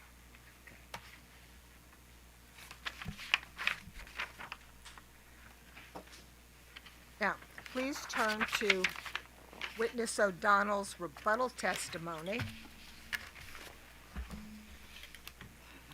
You said rebuttal testimony? Yes.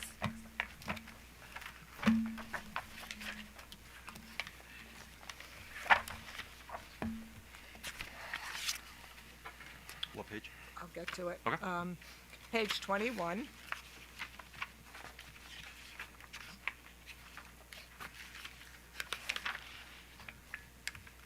And that's on a page that you adopted. And I'd like you to focus on lines 4 through 7.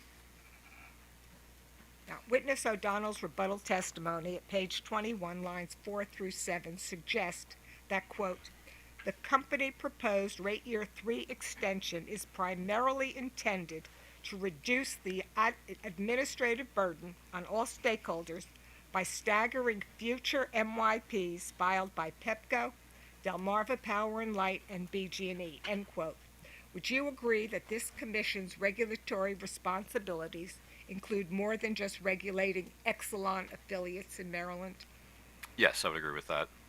Is it your understanding that other utilities in the state of Maryland, such as Washington Gas and Columbia, are restricted from filing MYPs in the future that may conflict in timing with the filings of Exelon affiliates?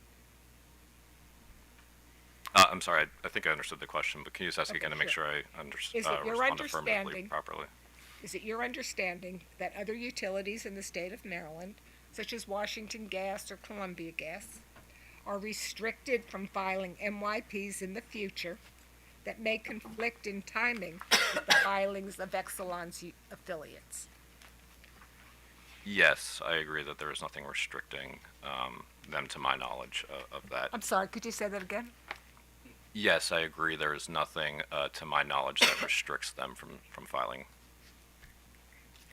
Am I correct that the proposed staggering of MYP cases for Exelon affiliates operating in Maryland does not ensure overlaps with other non-base rate proceedings for either Exelon affiliates or other Maryland utilities will be avoided? Yes, and I believe the testimony here states this plan does not guarantee there will be no concurrent cases. That's correct. Does the proposed staggering of MYP cases for Exelon affiliates ensure that unforeseen circumstances will not alter the timing of possible future MYP filings by Exelon affiliates in the future? For example, another pandemic might impact the schedule for future MYP filings, or a major change in inflation rates or debt costs might trigger a request for an off-ramp proceeding? No, we certainly can't predict any potential eventuality that may exist. This plan was developed just kind of based on the information that we know and have in front of us today, assuming kind of normal course of business in the economy and environment. The statement that I have quoted from page 21 of the O'Donnell rebuttal testimony references administrative burdens on all stakeholders. Can you cite the specific evidence that the company presented that details the regulatory burdens that the current MYP process places on parties other than the company, the commission, and the commission staff? I'm sorry, can you point me to the testimony you just referenced again? Let's look at page 21. I'm looking at line 4. The company's proposed rate year 3 extension is primarily intended to reduce the administrative burden on all parties. That's what I'm referring to. Shall Okay, I thank repeat you. my question? Yes, can you repeat? The statement I have quoted from page 21 of the O'Donnell rebuttal testimony references administrative burdens on all stakeholders. Can you cite the specific evidence that the company has presented that details the regulatory burdens that the MYP process places on parties other than the company, the commissions, or the commission staff? No, I do not believe we've performed a study along those lines. I believe this statement here is in direct response to, I think, feedback that we received in relation to the first MYP and the timing of the filing in relation to BGEs, and I think OPC was similarly litigating both cases as well. As I mentioned earlier, my live rejoinder certainly took very seriously the commission's requests and asks of the company to reflect on some of the lessons learned in that first proceeding and find ways to adjust and incorporate those lessons learned in future proceedings. And this is one of the things that we're trying to do to address that concern that was raised with us in the first case. So just to be clear, that the answer to my question was no, that there is no specific evidence provided that details the regulatory burdens that the current MYP process would place on other interveners such as AOBA, OPC, Walmart, MEA, Montgomery County. Well, I think I noted OPC was in the discussions, but yes, I agree with the others.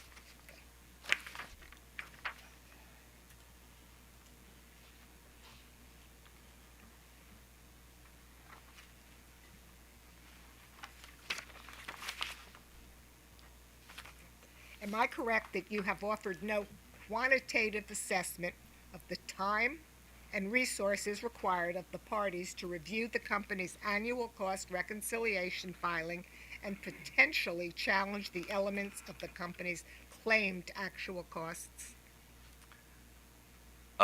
No, but I would just note I've tried to clarify here that there's not an annual cost reconciliation filing. We have the annual informational filing that's used to report on actual performance. But we have not, quantified what that cost tracking review would mean in terms of review time to see how the utility's doing against its forecast. Can I assume that you are familiar with the annual information filings that Pepco has submitted for the current pilot MYP in case number 9655? Yes, I am. Now, I'd like you, for a moment, to look at the rate year 2 annual information filing that Pepco made in case 9655 that we have just marked as AOBA Exhibit 6.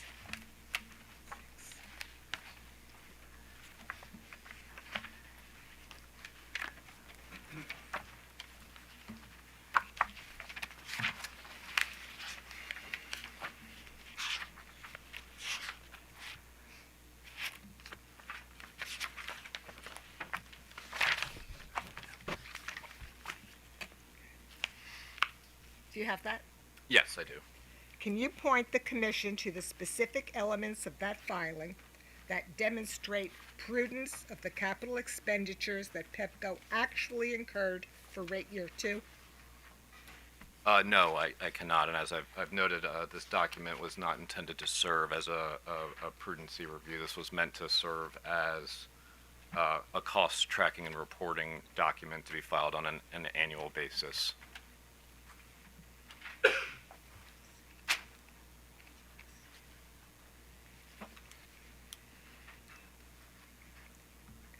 Would you accept that the company's June 30th, 2023 annual information filing shows no capital projects for which the company's actual expenditures were within plus or minus 20% of the budgeted amount for the same project that served as the basis for the Commission's MYP revenue requirements determinations in case number 9655?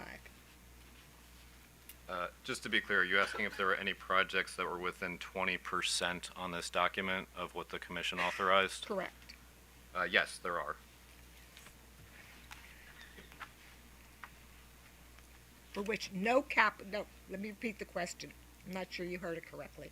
Would you accept that the company's June 30th, 2023 annual information filing shows no capital projects for which the company's actual expenditures were within plus or minus 20% of the budgeted amount for that same project that served as the basis for the Commission's decision regarding revenue requirements in case number 9655?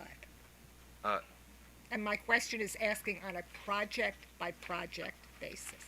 Yes, I believe my answer is yes, there are projects on here within 20%. The column that denotes 2022 projection, I believe was the amount that we included in case number 9655, and so that first... Mr. Lemming, my question was that it shows no capital projects for which actual expenditures were within plus or minus 20%. And I'm responding that yes, there are capital projects within 20%. I apologize if I'm misunderstanding. Maybe I didn't hear you correctly. Okay.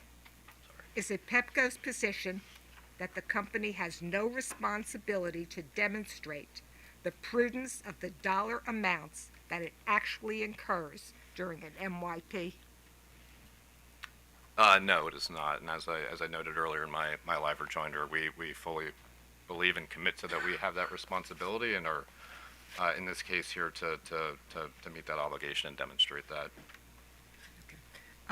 For a moment, could you just take a look at what has been identified as AOBA Exhibit 7, which is the cover page in case number 9655, Order on Application for Multi-Year Rate Plan.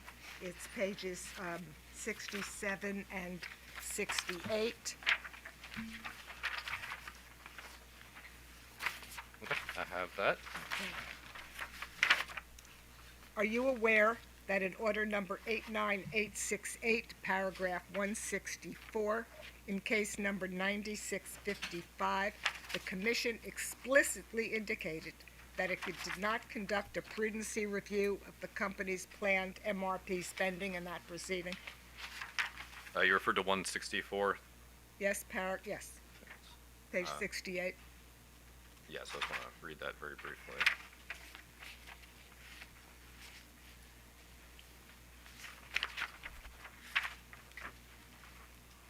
And counsel, you said you have a complete copy of the order if the witness needs it? Yes, I have it Okay. right here. I'll defer to the witness, but that's fine.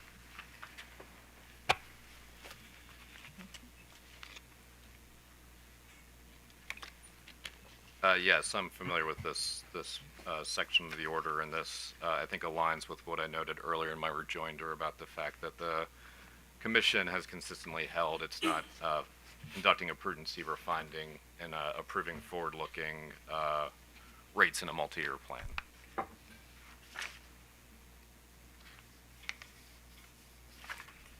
Is it Pepco's position that the burden of demonstrating imprudence in the company's spending is borne by the commission staff, OPC, and other parties, even though Pepco has made no affirmative case for the prudence of its actual expenditures?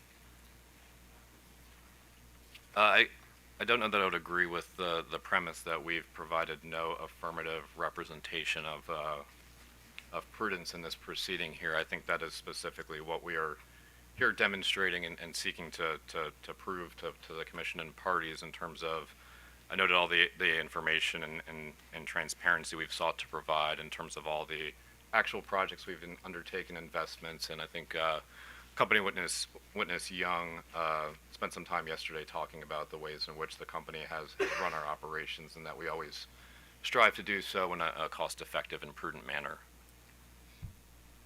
So are you referring me to any specific schedules in this proceeding where the company has demonstrated the prudence of its spending, or are you just suggesting that this whole case in general is proving the prudence of the cost that you've spent? I would posit both. I think in totality we have a a collection of witnesses and documents that we've advanced in this proceeding to demonstrate that.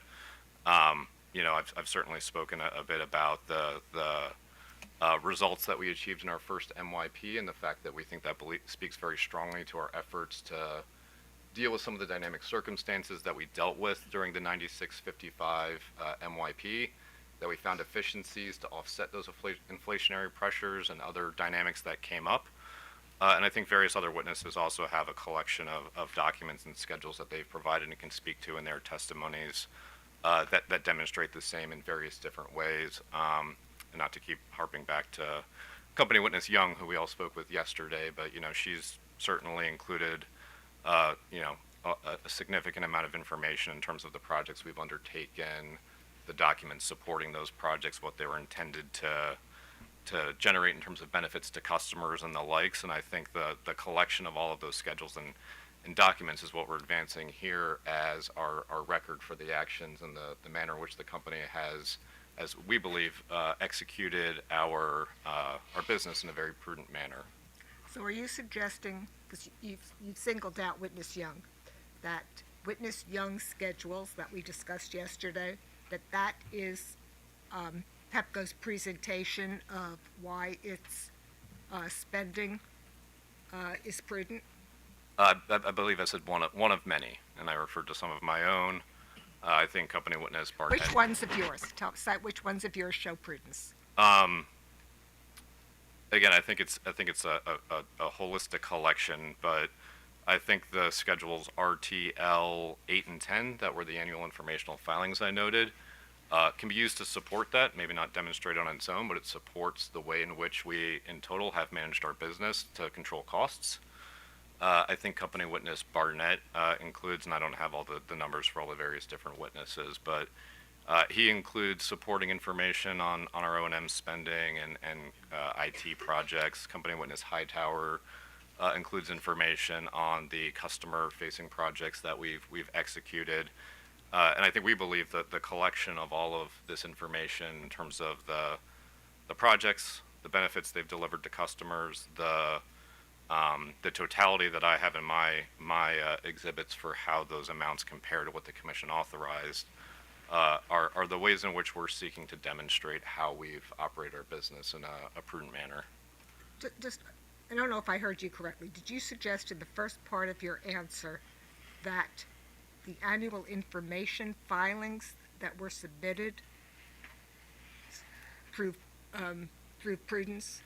Did I hear you I say did not that? say that they proved prudence. I said that they helped support the overall evaluation of if we were able to spend within the amounts that the commission authorized and strive to find cost efficiencies as emergent pressures and other developments came up throughout the course of the MYP. Okay, so are you suggesting that at the end of this proceeding, the commission will have everything it needs in order to find that the company's expenditures in rate years 1 and 2 were prudent?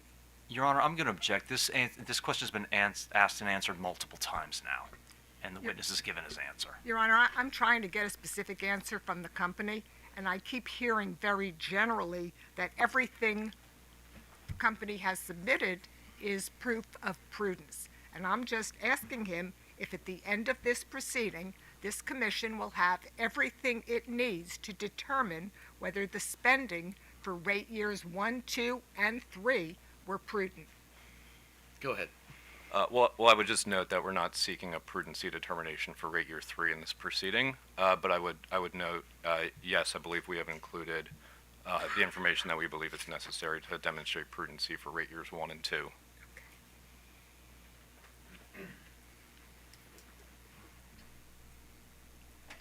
Now, could you please turn to Table 3 on page 32 of Witness O'Donnell's direct testimony?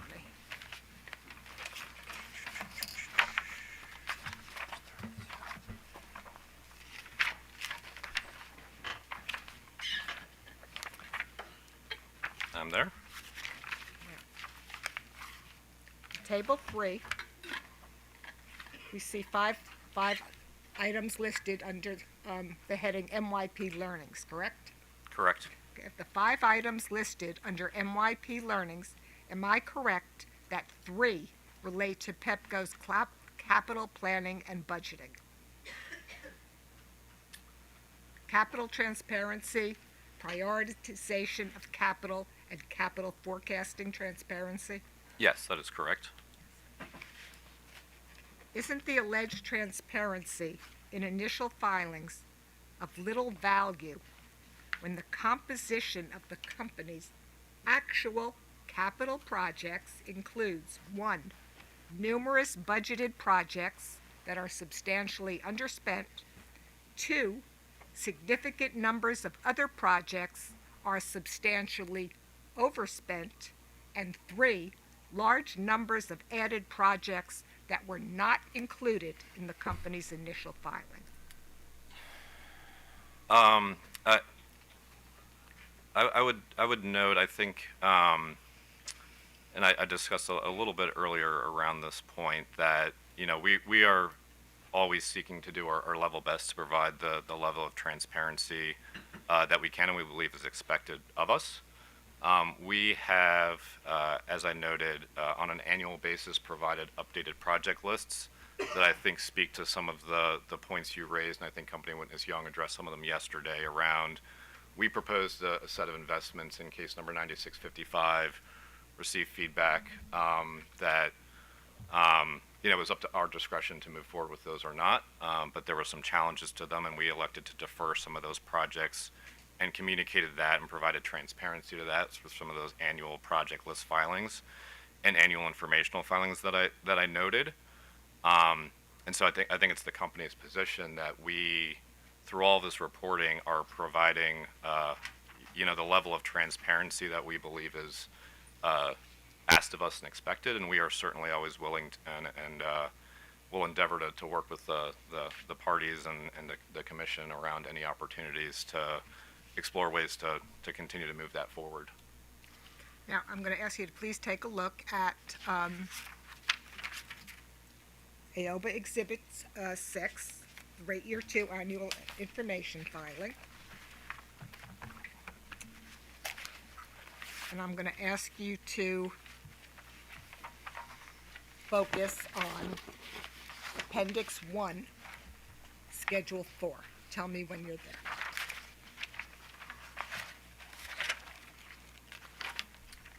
All right, I'm there. Okay. Am I correct that Pepco's Maryland Rate Year 2 Annual Information Filing, Appendix 1, Schedule 4, includes in its variance explanations for capital projects multiple references to projects that were reprioritized?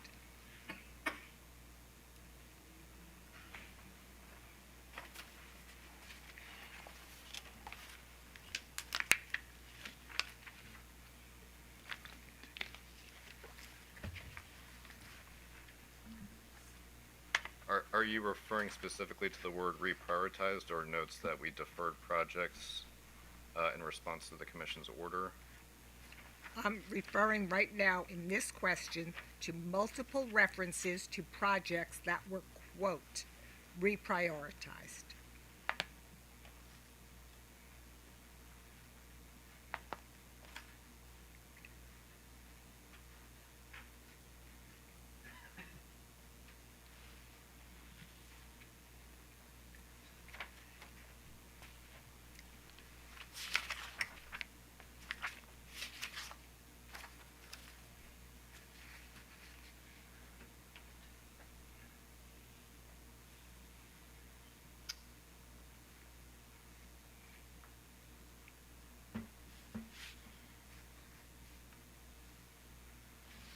I guess I've seen 2 projects in my quick review of page 1 and 2, so would agree that I think 2 qualifies as multiple.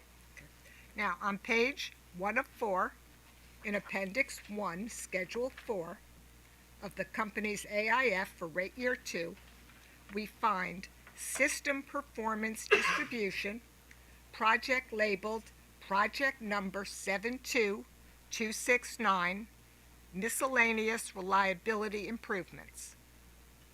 The budgeted and actual costs for that project indicate that the project overspent its budget by $2,478,000. Do you see that reported variance? Yes, I do.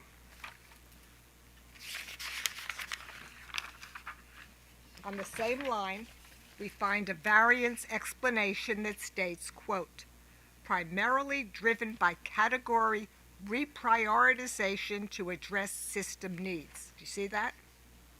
Yes, I do. Can you tell from this filing what the specific needs were that justified the referenced reprioritization of expenditures?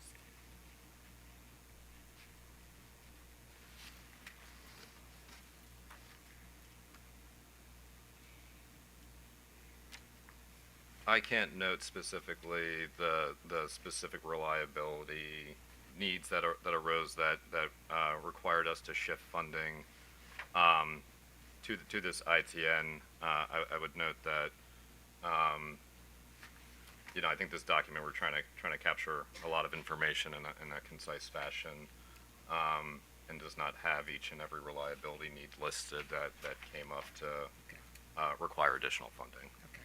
Now, turn to Table 3 on page 32 of O'Donnell's direct testimony, for which you've assumed responsibility, also addresses capital forecasting transparency.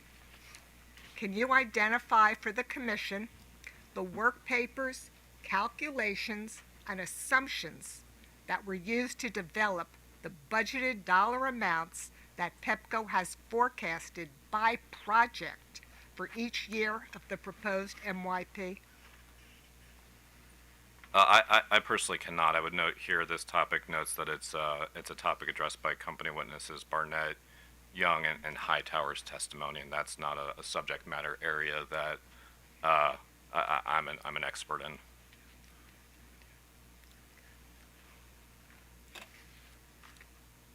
Am I correct?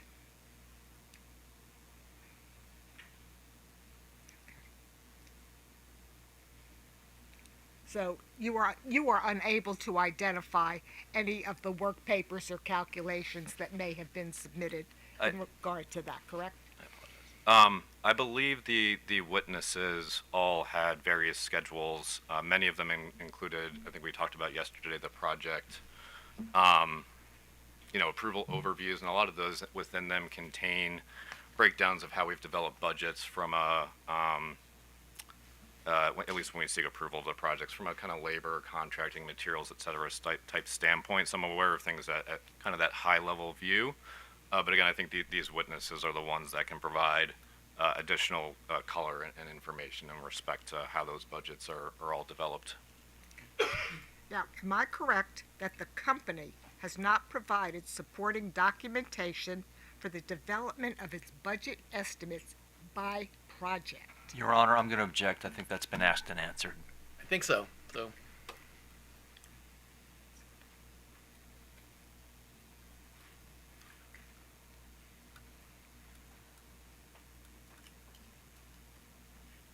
Is it Pepco's position that the absence of supporting work papers, calculations, and assumptions for the company's development of its budgeted costs is consistent with transparency in the planning, forecasting, and budgeting of costs for capital projects? I'm sorry, can you repeat the question for me?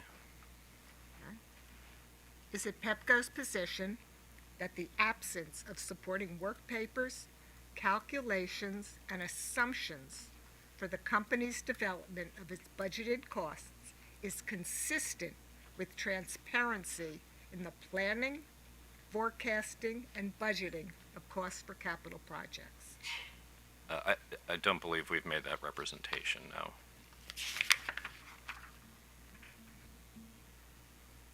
Okay. Let's please look at witness O'Donnell's direct testimony at page 30.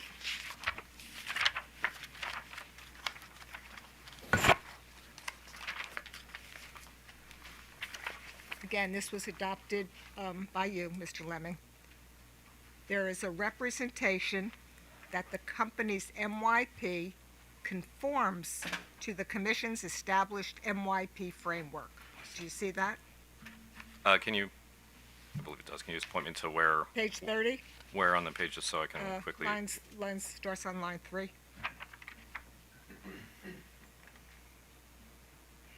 And your name is after it? Yes, lines 10 through 12, I believe we say that, or 13. Yes, The answer to my question is yes? yes. Am I correct that Pepco's application in case number 9655 sought treatment of its proposed MYP in that proceeding as a pilot MYP?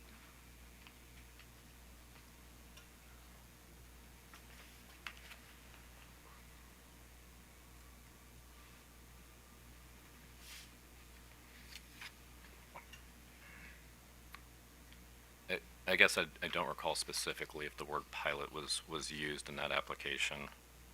So you don't know the answer to that? I do not. I'm sorry? I do not. I do not.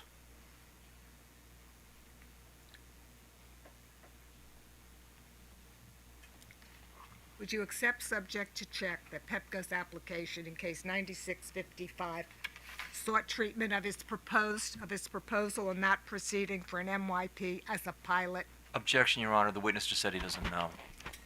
I just asked, would he accept it subject to check? he said he doesn't know. So I'm sorry? he said he doesn't know. So. Okay.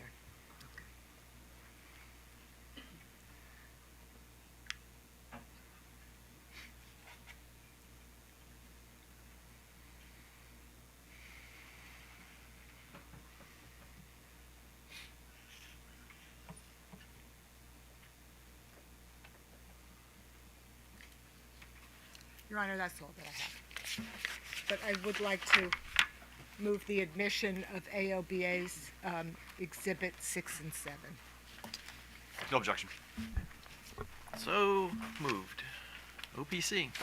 Thank you, Your Honor, and I think we've been going for a couple hours, and I'd like to request maybe a 10-minute bathroom rest. Okay.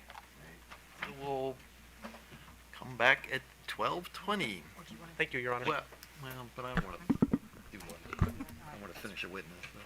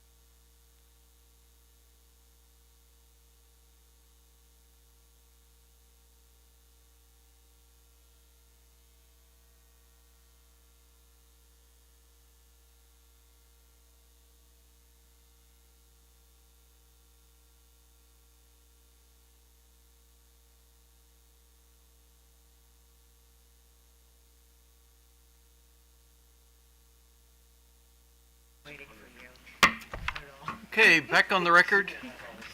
OPC. Thank you, Your Honor. I guess good afternoon, Mr. Lemming. My name is Michael Sammartino, and I'm an attorney with the Office of People's Counsel. Good afternoon. So I'd like to start with a couple questions based off of page 14 of your rebuttal testimony.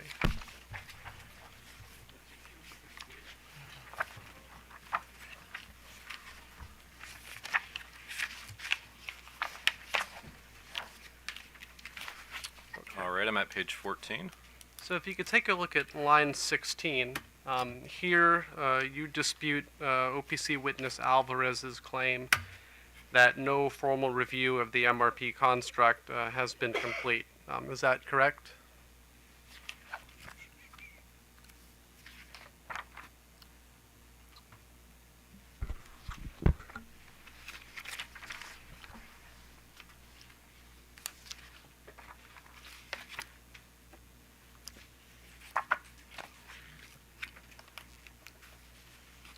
Yes, I see that reference.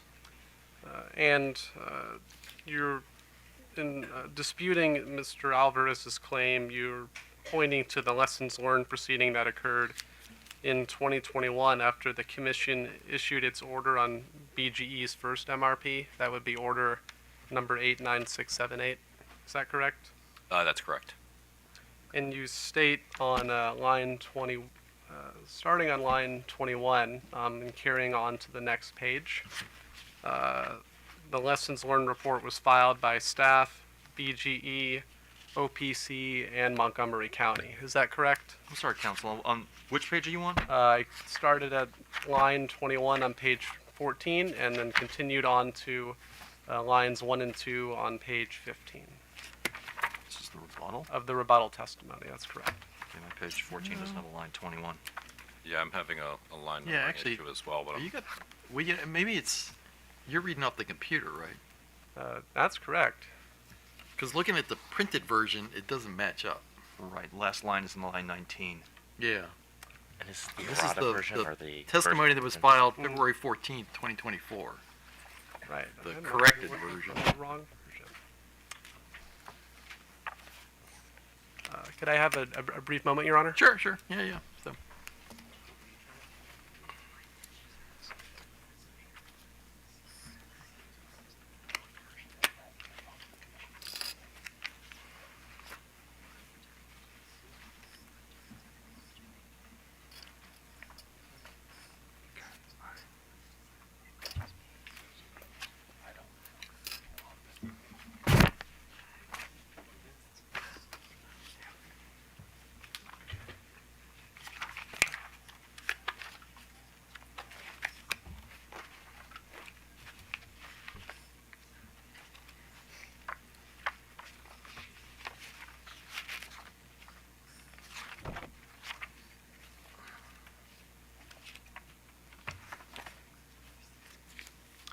Okay, apologies, Your Honor. So I believe the correct page reference here is page 15, and I'm asking about lines 5 through 8. So I'll repeat my question again there. I think it's on lines 7 and 8. You state that this lessons learned report was filed by staff, BGE, OPC, and Montgomery County. Is that correct? that's correct. Is it correct that Pepco is not part of that lessons learned proceeding? That is correct. Is it correct that there has not been a separate lessons learned proceeding specific to Pepco's first MRP? That is correct. Okay, thank you.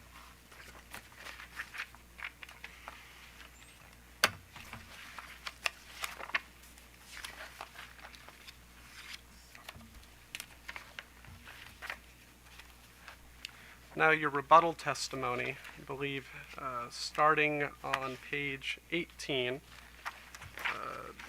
here you're responding to the non-multi-year rate plan off-ramp rate that OPC witness Efron proposes.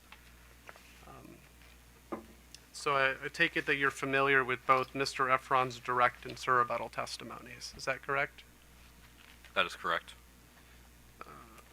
And are you familiar with Mr. Efron's explanation in his rebuttal testimony about he determined his non-MRP off-ramp rate?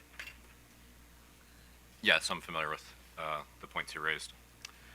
And having read Mr. Efron's testimony, would you agree that his non-MRP off-ramp rate attempts to use the information that's in the record before the commission to roughly approximate what the result of a historic test year case would be? And I think he describes it as striking a compromise between a historic test year rate and a multi-year rate plan rate. I'm sorry, can you repeat the question? I just want to make sure I'm responding to the correct point. Having read Mr. Efron's testimony, would you agree that his multi-year rate plan off-ramp rate attempts to strike a compromise between the result of a historic test year rate and a multi-year rate plan rate? I would agree that was what his testimony conveyed. However, I believe I noted earlier that there were some, I think, foundational issues, I found with the analysis that call into question how well it actually aligns with traditional test year rate making. And those differences that you discussed during rejoinder earlier this morning, those are not detailed in your rebuttal testimony, correct?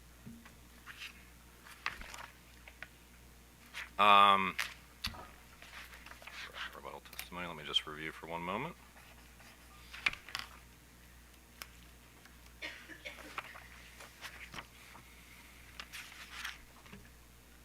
So I believe in my rebuttal testimony, I denote that it's arbitrary, which I alluded to before, is meant to convey that it wasn't rooted in any commission precedent. And I note here that I did not find sufficient detail in his direct testimony that explained why he was using the methodology that he used to come up with the amounts that he did, which I believe he responded to in his SIR rebuttal, which I then subsequently just spoke about earlier.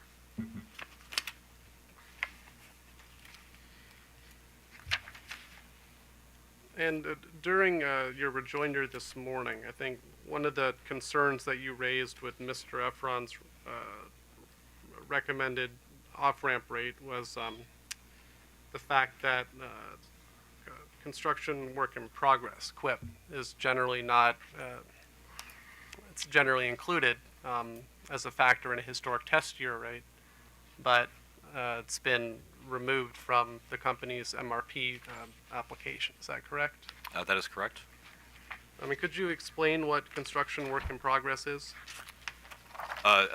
Certainly, it's we have a FERC account that we refer to as construction work in progress, and that is where, as we invest in capital expenditures before they are placed into service, they are recorded to construction work in progress. And this is typically a component of a utility's rate base. Is that correct? I'd say it varies across commissions. In Maryland, in traditional rate making, it had been included as a component of rate base. As I noted earlier, under multi-year plan rate making, it is not a component of rate base. It's on our balance sheet. Are you familiar with the allowance for funds under construction? Yes, I am. And could you explain what that is? There's a regulatory accounting construct under which assets or investments that sit in construction work in progress for over 30 days are allowed to accrue utility return to recognize the financing cost that the utility will incur as those investments are being constructed.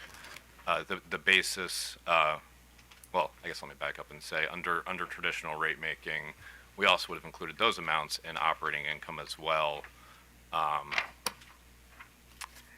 And so, yes, I'm familiar with the concept.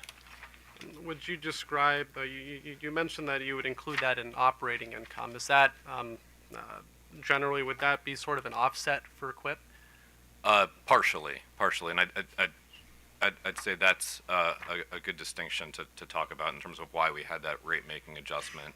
There's a series of assets that sit in construction work in progress that will be there for less than 30 days. Typically, routine work we're doing on the system to repair, replace things. Those do not accrue AFUDC. And the whole, I think, kind of rate-making precedent and rationale is you're going to have that balance sitting in construction work in progress 1 month, and it's kind of going to be going into service continually as it's spent. And so the commission precedent to allow us to include construction work in progress was in recognition of the fact that you're going to have that balance that sits there for less than 30 days, not earning a return that's very likely going to be useful and in service during the rate effective period. So this concern with Mr. Efron's off-ramp rate, that QIP's not included, it's also correct that allowance for funds under construction is not included in that rate, right? Yes, that is correct. That is also a missing detail. So they net each other out. No, they do not. I noted there's a portion of construction work in progress that does not accrue AFUDC, and that is the component of that balance that creates the issue that I've noted in my live rejoinder. Okay, thank you. So if you could now turn to, I guess, page 19 of your rebuttal testimony. Say page 19. 19, yes. There. And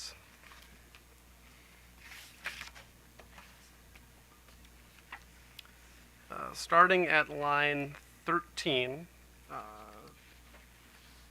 you provide a couple reasons why this commission should reject OPC's recommendation to reject Pepco's multi-year rate plan and convert it to a historic, something closer to a test year proceeding. And you give two justifications. The first justification you give is that parties have largely proceeded with this case on the basis that it is a multi-year rate plan. Is that correct? That is correct. Were you able to watch any of Mr. Barnett's testimony yesterday?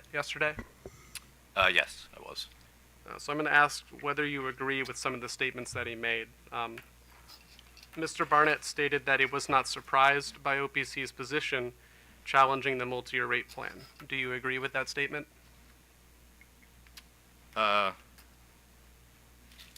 Yes, I agree with that statement. Mr. Barnett also stated that Pepco could have chosen to file a historic test year case rather than a multi-year rate plan case. Do you agree with that statement? Counsel, just to clarify, are you asking if he agrees if Mr. Barnett made the statement or if he agrees with the statement? If he agrees with the substance of the statement. Okay. Yes, I agree with the statement that we had an option and we elected to file a multi-year plan because we believe that it had numerous benefits that we could deliver to our customers through transparency, rate predictability, spreading increases over multiple years, providing insight to our supplier workforce, particularly our diverse suppliers on projects we're doing, and the funding that is supported for those projects so that they can staff up and support. And for all those reasons, among others, we elected to file a multi-year plan in the firm belief that it is the best plan in the interest of our customers and other stakeholders. You would agree with Mr. Barnett that Pepco had the capability to prepare and file a historic test year case and it just chose not to? Yes, for the reasons I just noted. Mr. Barnett also stated that despite Pepco having the capability to file a historic test year case, in this proceeding it has not chosen to provide an alternative to its 45-month multi-year rate plan. Yes, I mean I think the company appreciates there's a fair amount of detail to review in a multi-year plan, and did not see it to be a good use of resources to add another rate case into the rate case for parties to review. That is correct. And after seeing the position that OPC set forth in its direct testimony, and specifically Mr. Efron's proposed off-ramp rate, the company still chose not to provide an alternative to the 45-month multi-year rate plan in its rebuttal testimony. Is that correct? That is correct. I would note that we recognized, I think staff had a proposal for how to deal with a 36-month alternative that we recognized could be workable as well. To your knowledge, was Pepco required to file a second multi-year rate plan? No, I do not believe it was.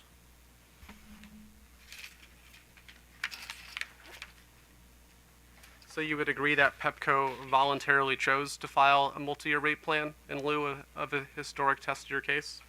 Yes, as I noted before, I think the company believed it was the best plan in the interest of our customers, the state, and delivered on all of the benefits that the commission had previously found that MYPs afford.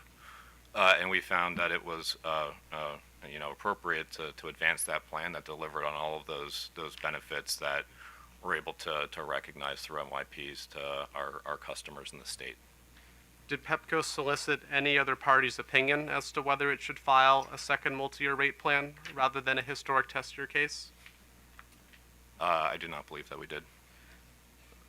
Did Pepco reach out to any other party during the consideration and development of its second multi-year rate plan before it filed it?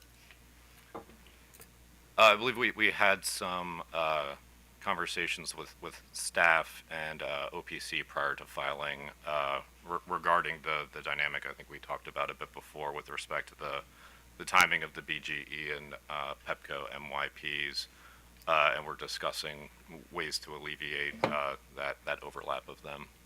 But as to the substance of Pepco's multi-year rate plan, there was no consultation with any other party about what the plan entails before it was filed, rather than a briefing to the parties that you were going to file it. I do not believe the parties in this proceeding. We had that kind of a briefing now. So you would agree that Pepco voluntarily chose to file a multi-year rate plan, but did so without consulting other parties as to whether those parties would accept a multi-year rate plan. Is that correct? I'm sorry, can you repeat the question one more time? Would you agree that Pepco voluntarily chose to file a multi-year rate plan, but it did so without consulting whether other parties would be willing to accept a multi-year rate plan? Yes, I believe that's correct. We have the right to do so. Would I be correct to state that parties to this case had no choice but to proceed on the basis that it is a multi-year rate plan?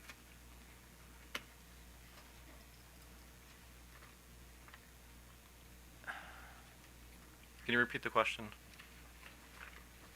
Since Pepco filed this case as a multi-year rate plan, would I be correct to state that parties to this case had no choice but to proceed on the basis that it is a multi-year rate plan? Your Honor, I'm going to object. That's starting to veer into a legal analysis that I don't think this witness can provide.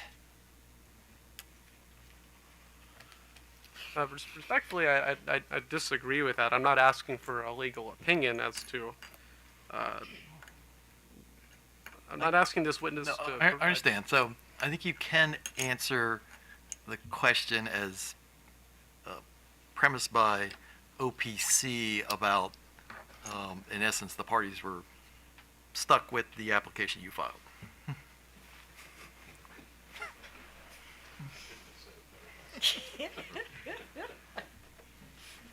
That's exactly my question.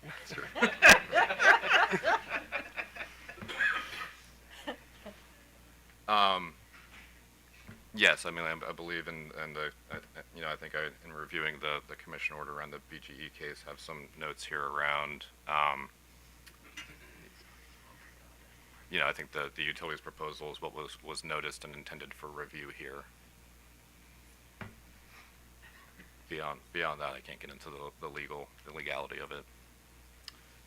In your opinion, as a non-lawyer, is the commission required to approve a multi-year rate plan in this proceeding if it elects to approve a new rate for the company?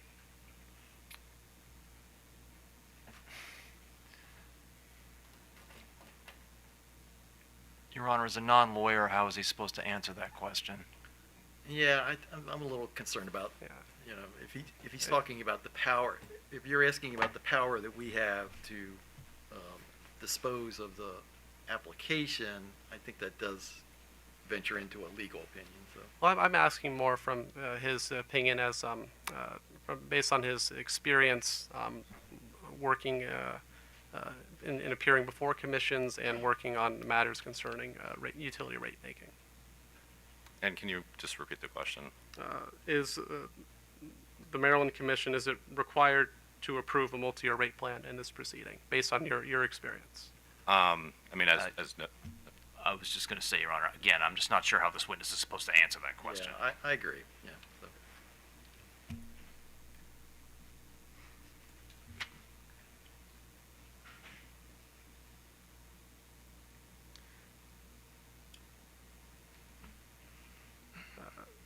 Now, it's correct that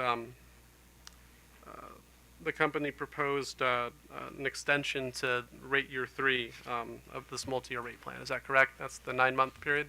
that's correct. Is that extension premised on an assumption that the multi-year rate plan, that future multi-year rate plans will be approved, hence the need to stagger the filings? Yes, I believe inherent in the need to stagger them is the fact that they exist, yes.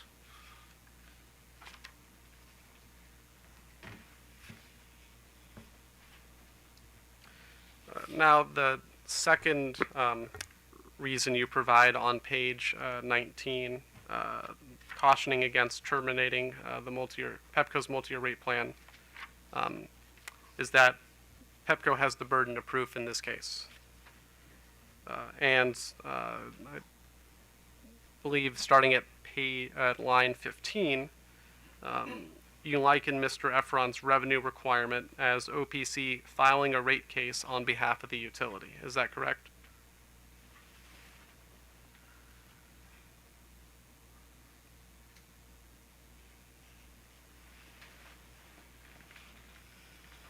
That is correct.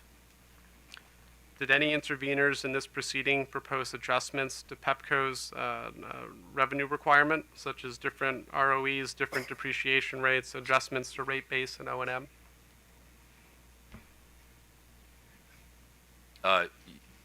Yes, parties have proposed adjustments to our presented cost of service, yes. Would you agree that those proposals present a materially different rate than the one the company filed? I believe they result in different rates than what we filed, yes.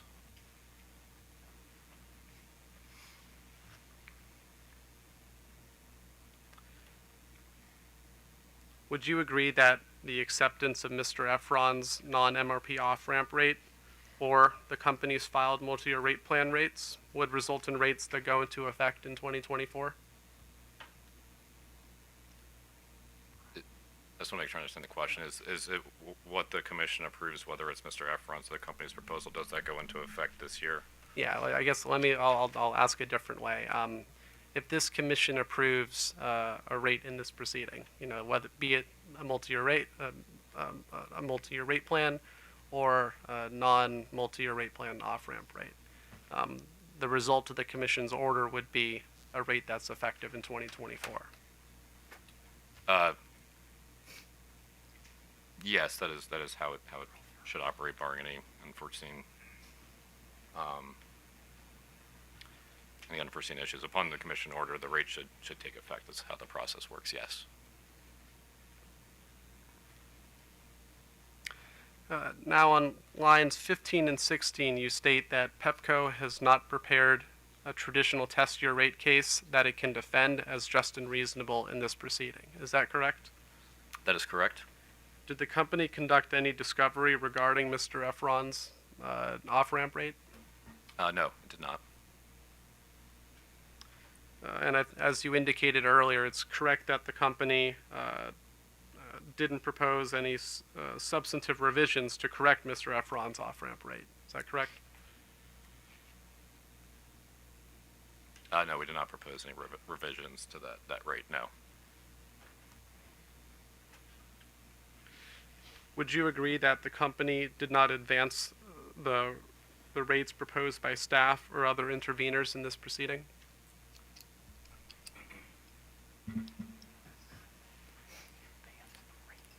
Can you ask one more time? I just want to make sure I understand the question. Would you agree that the company did not advance the rates proposed by staff or other interveners in this proceeding? Yes, I would agree with that. And would you agree that the company is not defending those rates?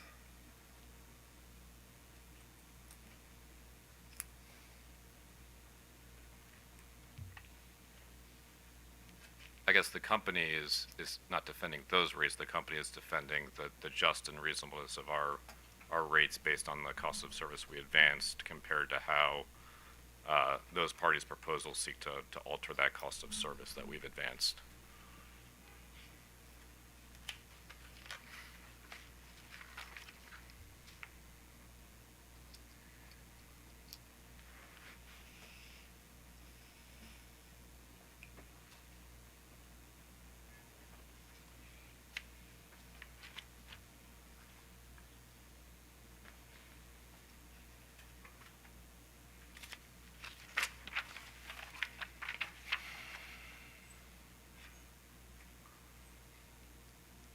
I'd like to ask one more question about your description of Mr. Efron's rate, and you described it as arbitrary, but then during rejoinder you clarified it as just different than what the commission has approved in prior years. Is that correct?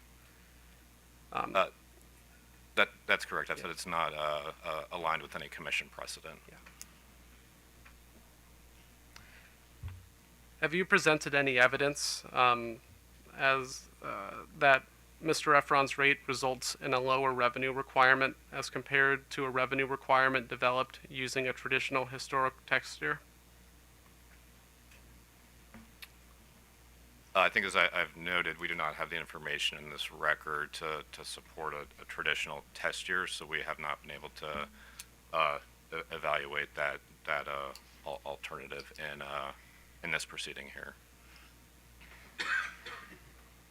So would I be correct that the answer to my question is no?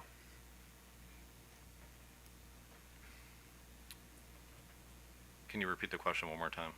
Have you presented any evidence that Mr. Efron's non-MRP revenue requirement results in a lower revenue requirement as compared to a revenue requirement developed using a traditional historic test year? For the reasons I noted, no. Okay.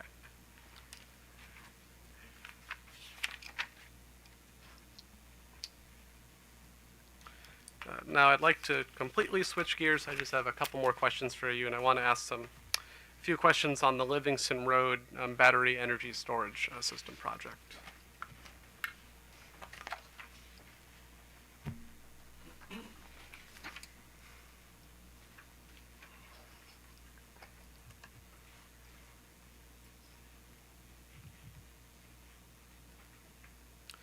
And you're aware that Pepco witness Young yesterday testified that it was that Pepco was adopting staff's recommendation to disallow the project costs incurred through 2022.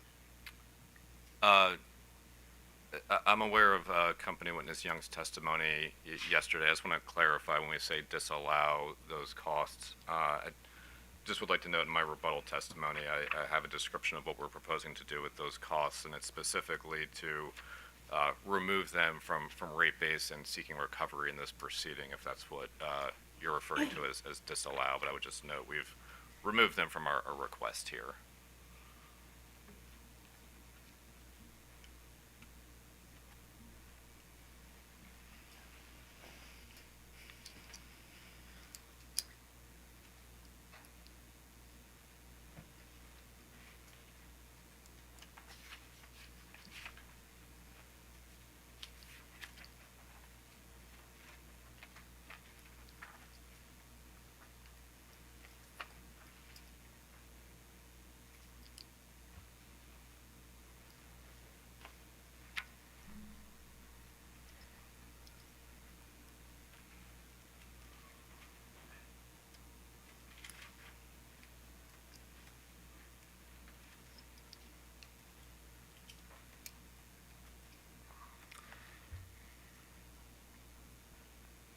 So at on page 41 of your rebuttal, lines 3 through 5,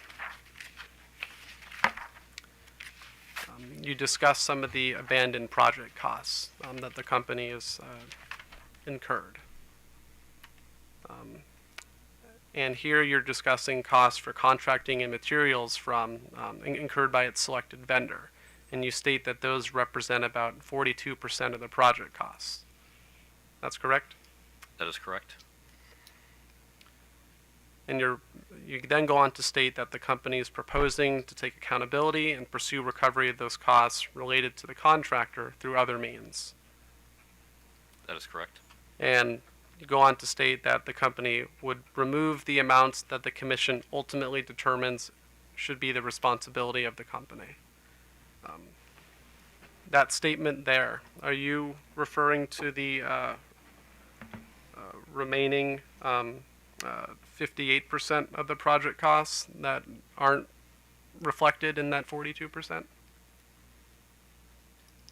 I'm referring to the fact that we would,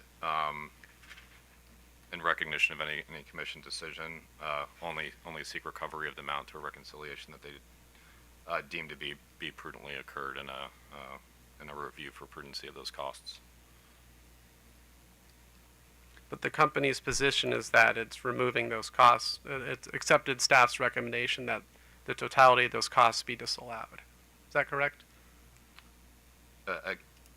Again, it depends what your definition of the word disallowed is, and I'm being careful about that because we've elected to remove them from rate bases in 2024 during the rate effective period of this MYP, because they will no longer be going into rate base at that time. So we've taken them out to reflect that reality. I've discussed in here. They are now abandoned project costs. That the company has reflected in rate year 3 of its current AIF. And just want to make sure we're being absolutely transparent for the commission and parties about where recovery of those costs would be occurring or we would be seeking them. Staff's recommendation was that the $3.1 million in project costs incurred through 2022 would be disallowed. And those are the costs that would be included in the reconciliation that's happening in this proceeding and the prudence review that's also happening in this proceeding, correct? Can you repeat the question?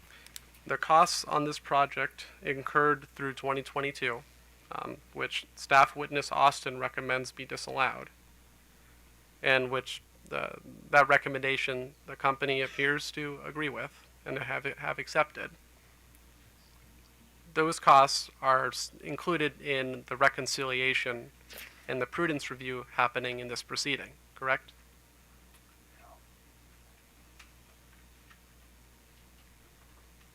No, one, I want to be careful about. I don't want to represent what staff witness Austin meant or not by disallowed, but they're not in the reconciliation and prudency review in this proceeding right now. Rate year 3 reconciliation and prudency review will be filed around the end of July, the last business day of July of this year, and that's where the costs would be included for the reconciliation and prudency review of 9655.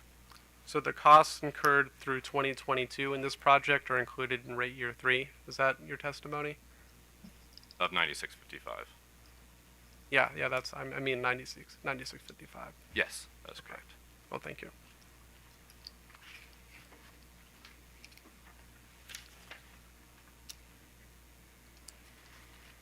Yeah, I have no further questions. Thank you. Okay, Prince George's County. Walmart. Staff. A few, Your Honor. Good afternoon, Mr. Lemming. I'm Jim Greger with technical staff. Good afternoon. So you mentioned in your conversation with OPC that you did hear staff or company witness Barnett's testimony yesterday. Is that correct? That is correct. Do you recall a conversation between staff counsel and company witness Barnett related to reconciliation and whether there was an over or under collection in rate years 1 and 2? Yes, I do. Okay.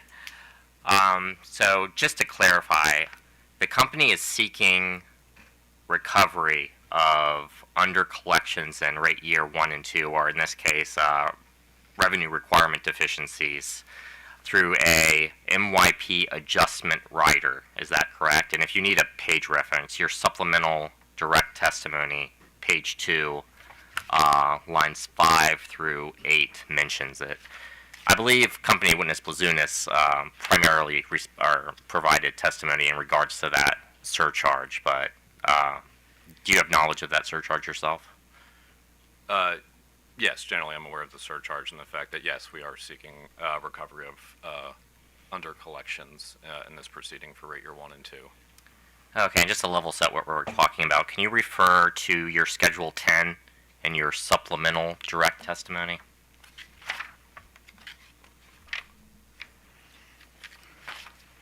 I'm there. Okay, so line 8, revenue requirement deficiency annual. That's outlining the revenue requirement deficiencies in rate year 1 and rate year 2 of your first MYP. Is that correct? So 1.488 million in rate year 1 and 7.611 million in rate year 2. Is that accurate? Yes, that is correct. That is what's on the schedule. Okay, and then moving up a line for the cumulative under rate year 2, for both years combined, that's 9.1 million in revenue deficiencies for those 2 years. Correct. And is that the number we're talking about when the company is seeking reconciliation for those 2 rate effective years? Yes, I believe we might have made some minor adjustments to these on rebuttal, but these were the amounts that we advanced in direct. Okay. Can you please refer to page 8 of your rebuttal testimony? I'm looking at question and answer series 14, so those would be lines 15 through page 9, line 2. Page 8, line 15 through page 9, line 2. I'll take one moment to read. Yes, please.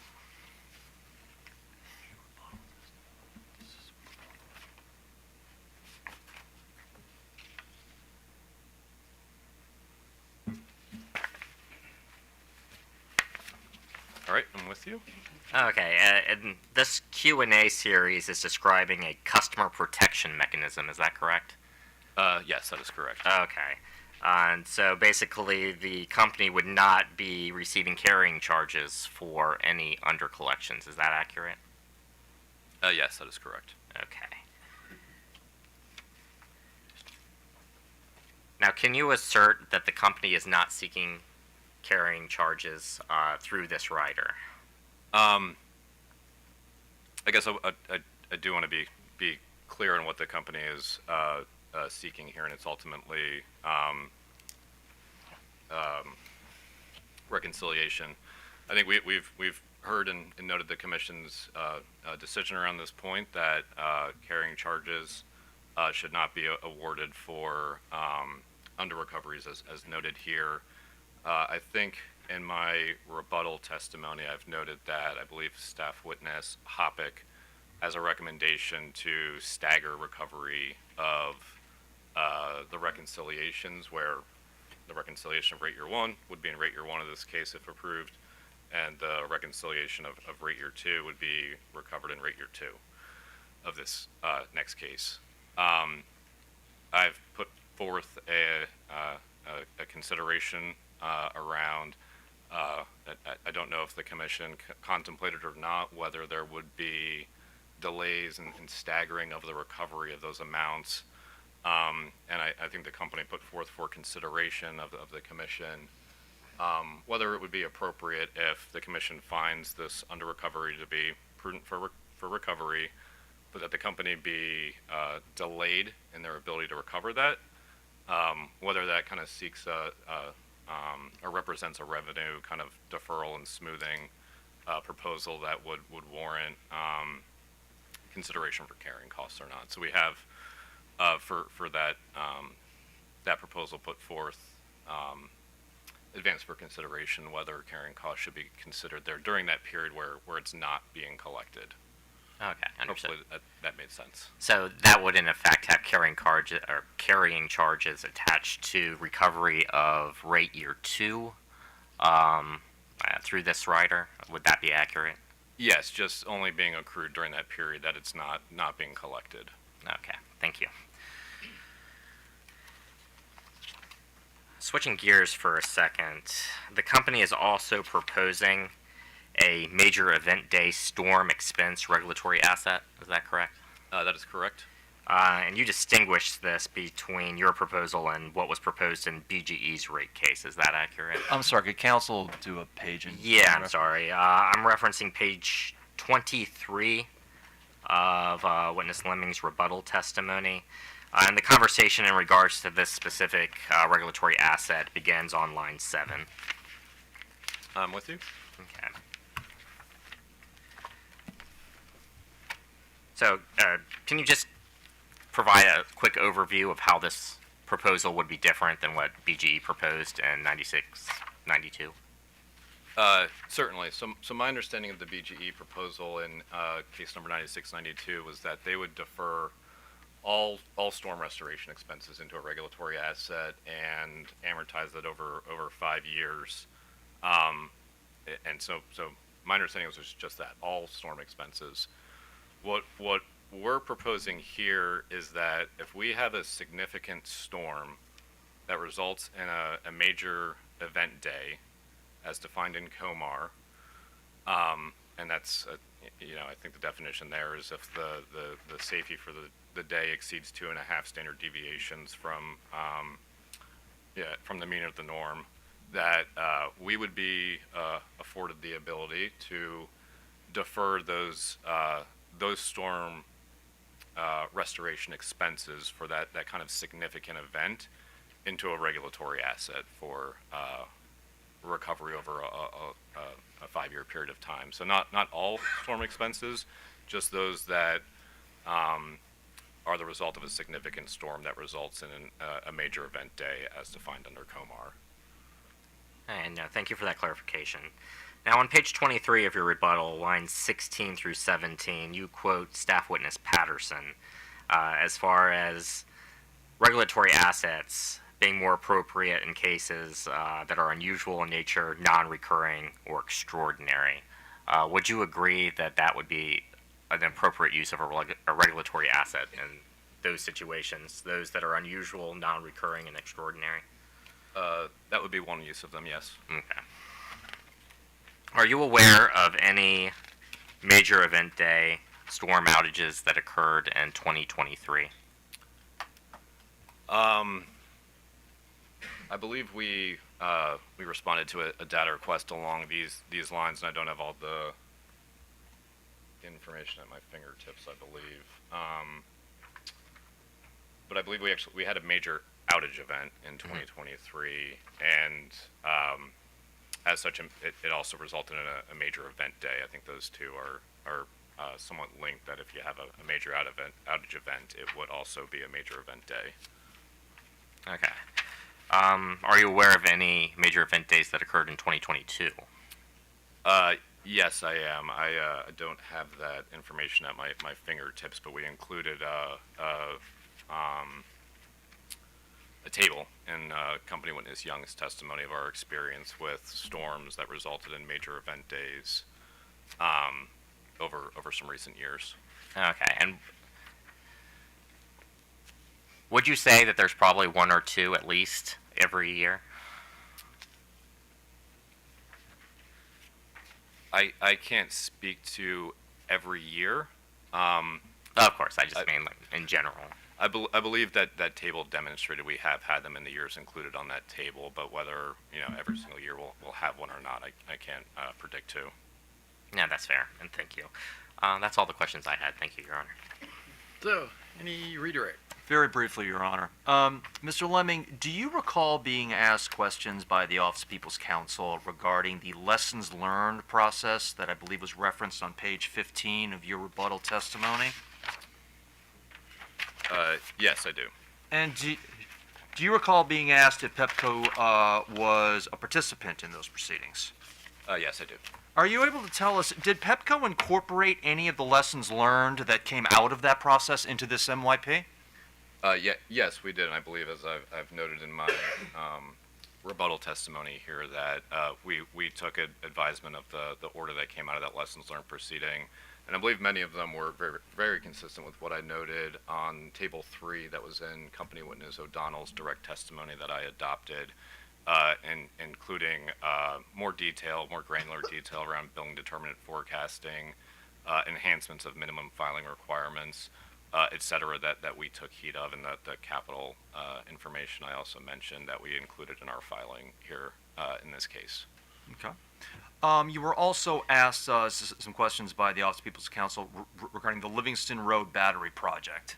I just want to make this absolutely clear. Are there any costs associated with that project in this proceeding, case number 9702? No, there are not. Okay. And the remainder of well, I'll just leave it at that. Thank you very much. Thank you, Your Honor. I have nothing further. Commissioner Barbe. Not sure. Okay, Commissioner Richards. Yeah, thank you for your testimony this morning. Just a couple things. One, just to follow up on one item about the carrying charges, not carrying charges, the contingency, is that what, it was contingency charges, is that what the issue that was brought up? The carrying charges on the reconciliation balance. Okay. You know what, let me strike that one. I may have misheard. So, I guess I want to start with just again this issue of the NYP and just trying to understand the position or where we might go with regards to proposals from both AOBA and OPC. As you probably know, the history of this pilot, my name is on several of the documents leading up to this, so I'm very interested in how we conclude the pilot. There was an expectation of how we were going to proceed, at least I can speak for myself, that there were going to be a utility, a pilot utility, and then we would have an opportunity then to have a lessons learned and from that possibility of regulations or other kind of directive guidance so that, again, as we might move forward as a state with this new type of rate making for the state, which we would be doing under our authority, that we would do so in the best interest of, in the public interest. So that I guess is where, again, and I think we state this in our previous MYP order with that, it was sort of a little bit frustrating that the Pepco decided to go this route. And then they also decided to time it the way they did, and we had a little issues. So I guess where I'm going with this, we have various party stakeholders who are making an argument that as far as customers, as far as the state, we have a customer and we have the representative for residential, that they have real concerns whether or not we are getting the purported value for customers. And so therefore, I'm just struggling with, okay, well, what do we do now? Pepco has given us this rate case, an MYP rate case. We have this lessons learned, but there could be some significant things that we would rightfully want to reflect soon and meaningfully from these lessons learned. So here we are. Do we just go forward and lock in 3 years? We have a proposal from AOBA as to, a way which you call, I think, unjust and unworkable, and then arbitrary, I think, is how you term the OPC. So, again, maybe it's not now, but, is the utility, is the company willing to kind of work with, and look through that and complete the record? Can we make this workable? Should we feel that it's important to have this lessons learned before we lock into a potentially 3-year? Now, you saw the way we did it with BGE, but you're not the pilot utility. So, I mean, I don't know if you have any comments right now, but again, I just wanted to let you know where I'm coming from and how can we best serve the utility and make sure that they can do their job, keeping the lights on cost effectively. But what do we do? I very much appreciate the question. And, I would note, I think from our perspective as we look at this, and I alluded to, we really believe this plan is in the interests of many stakeholders. Don't make this a mantra.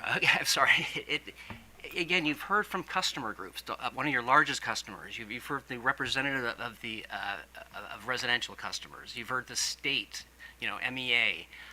You've heard the Baltimore City Council. So again, help us here. I guess I was going to offer, I don't know that, at least I personally, we see it as locking in to something for 3 years. I think the commission has broad discretion about how you evaluate these lessons learned and can, take those from the, that statewide proceeding that you've indicated you'd like to initiate, and the company is looking forward to participating in. And I think the commission has discretion in terms of how it takes those learnings, can call utilities in to implement and review them. And I think that that's one of the benefits we see of the MYP framework, that it's not a necessarily rigid, we set it for 3 years and forget it. We think the commission has the discretion to look at those plans over time and bring the utilities in to review them as you all see fit. Okay.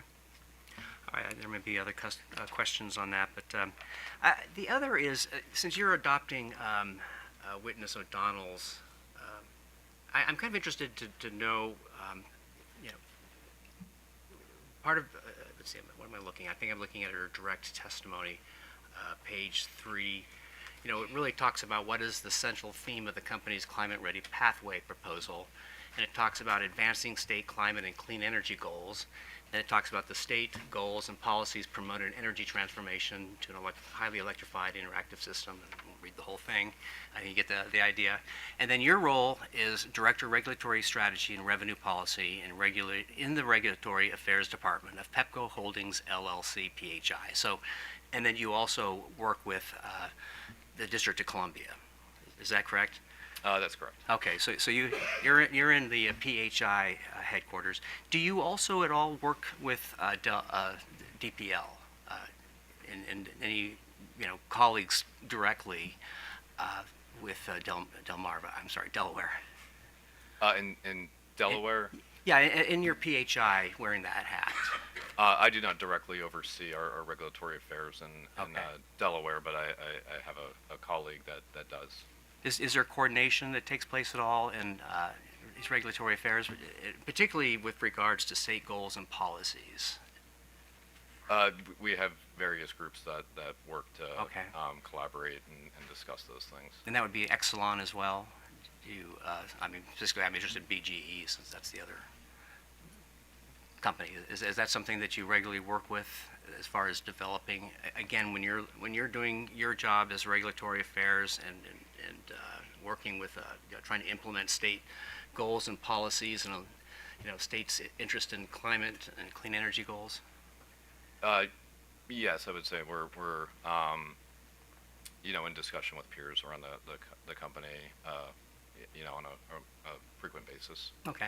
And all I'm trying to do is just kind of get some insights as to how the company goes about when you have something, the climate-ready pathway for Maryland, and it's to take in all these policies. So you're largely focused on the distribution system. Do you also, does the part of your company that deals with the transmission system, are they also engaged with you? Is that part of your group, or is it a completely separate entity? The transmission aspects sit with a different individual. Different individual. So completely you just never see them, or is there any of that collaboration that takes place, between the distribution planning and the transmission planning in your? Me specifically, I have a peer that I do work with and converse with that deals with transmission rate matters. I'm not always directly, or I'm not involved in the distribution system planning aspect specific of the business, and can't speak to if those individuals do or don't speak with distribution and transmission. But generally, there are a lot of processes throughout the company for folks to collaborate and work together. Okay. Obviously I'm interested to know, as you're doing your job, how our state work, our commission work groups, that are trying to implement state policies. We have what's going on with MDE, how these things, again, get discussed and how decision-making is, incorporates or considers what's going on in state, policies and in our work groups, because again, there just sometimes seems to be a disconnect. The company's off doing this, while our work groups may be trying to work on the same problem, and somehow there's just no real kind of collaboration. So maybe, can you give me some insight as to how your work, how are you developing these plans, and can you assure me that they are being done in close collaboration with what we're doing in the commission and what state is doing? Yes, absolutely. I mean, we have different individuals that work on different matters, obviously. We have the folks you mentioned that work in our work groups with the commission on various matters. We have, I believe weekly, monthly, different touch points for different matters to get together to talk about what's going on in this work group, whether it's, EV related, DSP related, et cetera. We'll have briefings on those, kind of what's going on. We'll have folks that work in different jurisdictions engaging in those to kind of hear what's happening in different jurisdictions and how we can collaborate and learn from those. And we bring in different departments across the company to understand those and make sure that we all have awareness of those initiatives, work groups, the things they're working towards, and that we have line of sight into being able to incorporate those into our business. Did anything you can point to that informed the climate ready pathway proposal, specifically from MDE reports, our report on electrification from our work group, anything that specifically say, okay, yeah, this needs to be part of the climate pathway?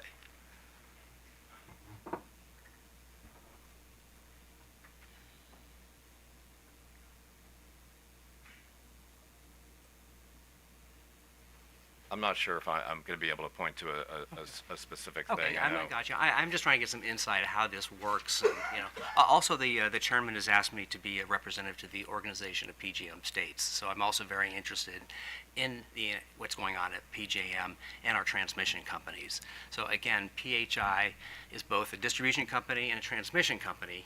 As you know, the state of Maryland has taken some stands on, concerns about what's happening with the Brandon Shore, deactivation, and billions of dollars between that and growth.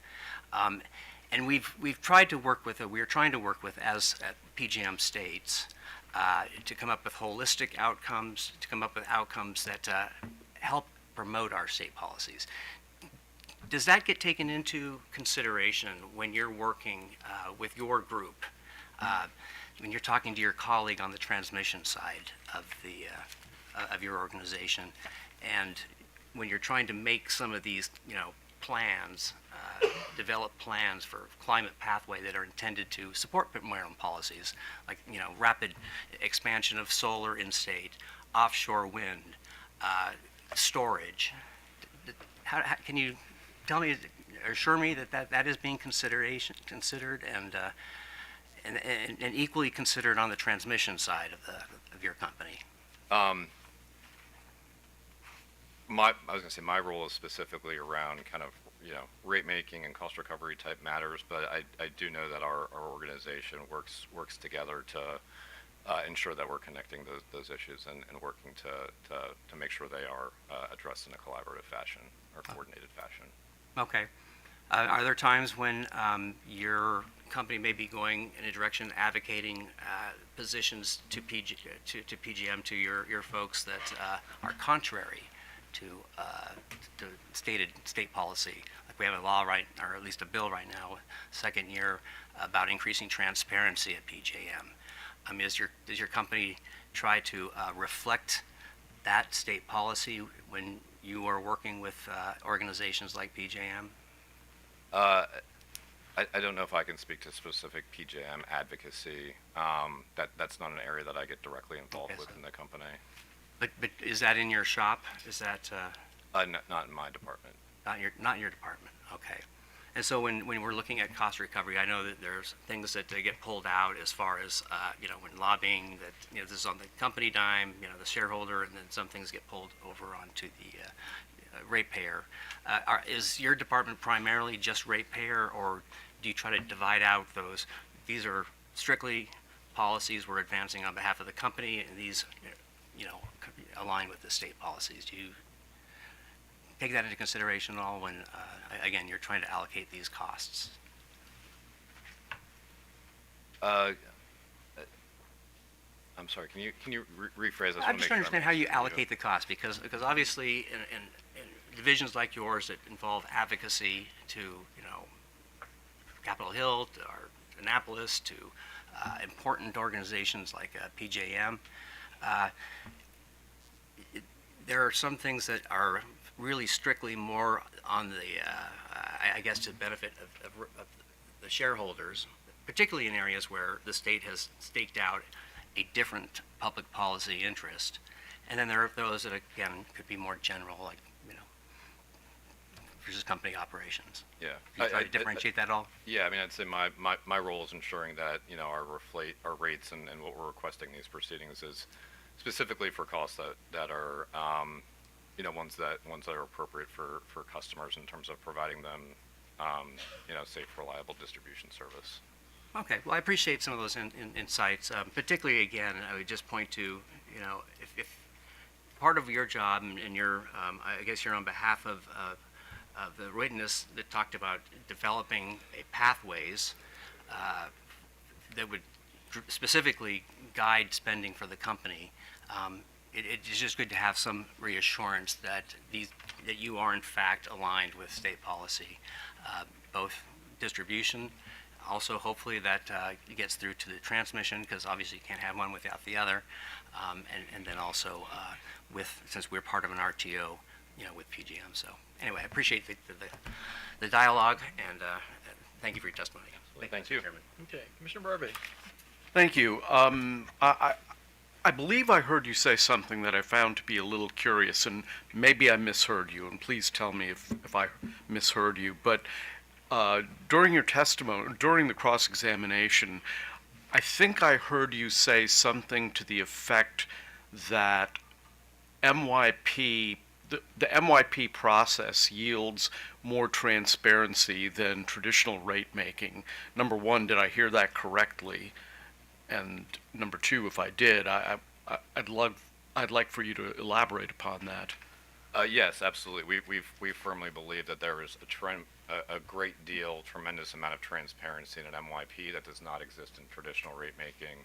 I think as you see in this proceeding here, right, we're showing our plans for the work we intend to do over the coming 4 years. We're providing a tremendous amount of project level detail on all of that work. And it doesn't stop there. It's over the course of the proceeding, right? So we have a review at the front of the process. During the process, we have annual updates on how our plans are evolving with opportunity for stakeholder review. We've got those annual informational filings that serve as ongoing reporting. And then at the end of the process, we come in again to review, you know, how we executed on those plans. And through that, there's a traditional amount or tremendous amount of information sharing and transparency that we're striving to provide in that process. I'd contrast that to traditional rate making where, you know, we would typically go, you know, execute our investments, place them into service. Mm-hmm. We wouldn't have that prior review of the projects. That parties wouldn't be, you know, we wouldn't have that pre-review of the work we're going to do before we go out and do it. And it wouldn't be until after we execute the project, put it in service, and it's used and useful for customers that we come in to seek recovery and talk about the prudency of those investments. Okay, let me ask the question slightly differently. From the perspective of the first year of an MYP, how much more or less transparent would that first year be than a one-year traditional rate plan? Because it seems to me the transparency would be fundamentally the same, but I'd love to hear your thoughts on that. Certainly. So if we had a 1-year MYP, right, we would come in and we would share plans about what it is that we're going to do in that year. Okay. When we would set rates based on that plan, parties would have an opportunity to look at that, you know, assess those projects if folks agree that they're the appropriate ones that they support, provide recommendations if they disagree. The commission take that under consideration and provide your input and feedback. Rates would get set on that, and then we would go, you know, execute accordingly. Under a traditional test year, again, we would have just executed our business, executed projects, placed them into service, and then after we did them, come in and effectively say, here are our books, here's what we did, it's all in service, we're gonna come seek recovery for it now. You know, it's always dangerous to put your personal experience into a decision or to overemphasize it. But in my personal experience in the private sector, I suppose, without realizing that I was doing this, I was building annual budgets based on functionally a historic test year. And I found that to be a very solid foundation for projecting what's going to happen in the next 12 months. So I have a natural bias to that in this context. Am I wrong? I wouldn't say you're wrong from your experience, but I would maybe draw a little bit of a distinction in that I think there are certain aspects of our business, right, where we can observe, do we have a certain amount of corrective maintenance that we do every year, and those things, are somewhat kind of expected year to year, and we can maybe trend those and develop budgets on those.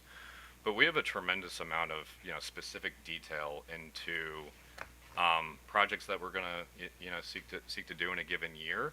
And that composition of projects can vary quite significantly, and I think you see in kind of annual budgets that we have in this case here, that year to year the amounts can vary, just driven by what the specific system needs are in a given year, whether we need to build a large substation, serve a large new customer, just do naturally different things that'll come up in the course of our business. And so there are very discrete things that we'll look forward to understand what needs to be done, budget for those, and put those in. And with respect to all of those things, I would say those are very much forward-looking assessments of what work that we need to do, rather than kind of historic trending of what those costs are. Were you here when I asked questions of Witness Young? I was. Or present did you? for the Okay. Many parts of it. But. Okay, all right. Well, let me put to you the fundamental question that I put to her, because this is a concern for me. As you know, technology is changing very quickly. Legislation, even today, is seeking to put the state of Maryland on a slightly different trajectory. And in particular, I use the example of utility scale storage and how there are new for the most part, people use lithium ion right now. It's the technology that's tested and true and understood by CEOs. But there are new technologies that are actively being piloted right now as we're sitting here talking, some of which are interesting and rather promising, and some of which are going to be proven out or disproven in the next 12 months. So here's my concern. My concern is that this new battery chemistry, which may be more expensive but have a longer lifetime, is something that's going to be proven out. Let's assume it's proven out successfully 12 months from today. If that's the case, then there's going to be a rush to procure this technology. And my fear is that a multi-year plan sets into, if not concrete, it sets our feet onto a glide path that'll make it difficult managerially for the company to react quickly and say, you know what, we need to get rid of that, and that battery, and instead buy that new technology. I'd love for you to respond to that. Absolutely, would love to talk through that. I don't know that we would lock ourselves into something for the sake of the fact that we shared an MYP and we were going to stick to that. I think we've talked, excuse me, a bit today about the MYP framework provides us flexibility and opportunity to evaluate new policies, new technology, new operational needs on the system, and adapt our plans each and every year to respond to those and incorporate those into our operations. We certainly don't view the MYP as a set it and forget it, and we're going to stick to everything we said we were going to do, regardless of what changes in the future. So if we had a particular battery technology maybe that we had in our plan and we're looking at, and a new, better one for the long term came out, I think we would take a very hard look at that and assess if we thought it was more prudent to move to that battery solution, and if the premise holds that it has a longer life and delivers more benefits, and that's the appropriate way to go. I think we would make the appropriate management decision to say that's in the interest of our customers and our system, and we're going to adjust our plan to go do that instead of what we originally did, and be prepared to come in and share that change with parties in the project list filing that I referenced, and ultimately when we come in to speak with you about prudency, be able to explain to you about how we changed course, why that was prudent, address, I think, hopefully what that concern is that you articulated there. Well, it just seems to me that in traditional rate making, there are more decision points along the way for parties to have a credible input. But I have a very open mind on all these things. Thank you for your answers. Thank you, Mr. Chairman. Commissioner Sushman. Good afternoon, Mr. Lemming. I wanted to talk to you about a couple of things. First, in questions by the Office of People's Counsel, you spoke about the fact that the company had a choice. You could have gone with the historical test year filing, but you chose to go with an MYP. So at the time that you made the decision, you didn't feel like you were sort of putting together your proposal because the commission had already spoken to that issue. So that was a choice that you made, correct? If I understand what your testimony was. Yes, that's correct. Okay, so I'm looking at witness O'Donnell's rebuttal, page 20, and she makes 2 points that I wanted to get your reaction to. First, she says it's starting on line 5. It is inappropriate for OPC to attempt to transition the MYP to a traditional rate case. And then you also say or she says that you've adopted. Commission finds that it would contravene BGE's due process rights to transition the case at this time, sort of suggesting that it would contravene Pepco's due process rights. So first, explain why it would be. Do you think it's inappropriate well, I guess you're not a lawyer, so I'm not asking from a legal perspective, but explain to me what you think she was trying to convey here, since you've adopted her testimony. Certainly, I think what she was trying to convey, and I think we as the company are articulating here is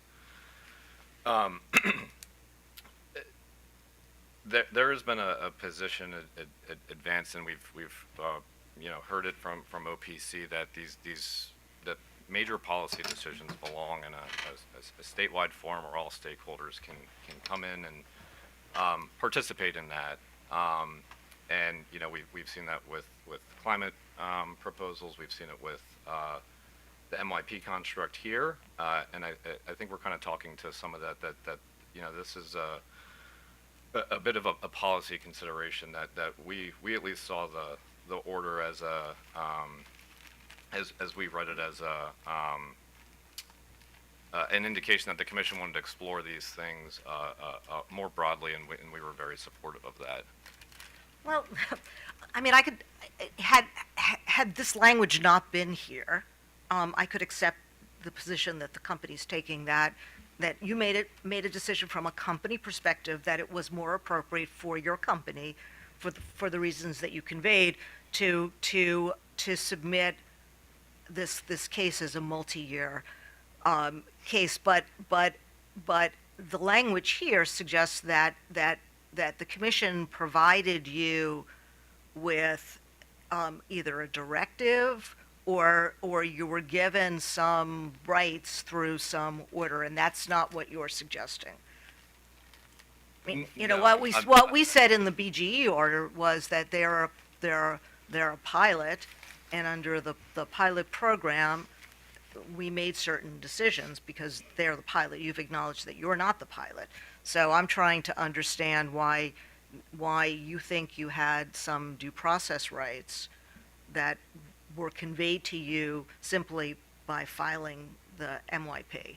I did want to note in response to your question about did the commission give us a directive. We do not believe the commission gave us any directives to do anything. So I just wanted to make sure I was clear on that. I don't think we're trying to articulate that the commission has directed us to do anything here in this case.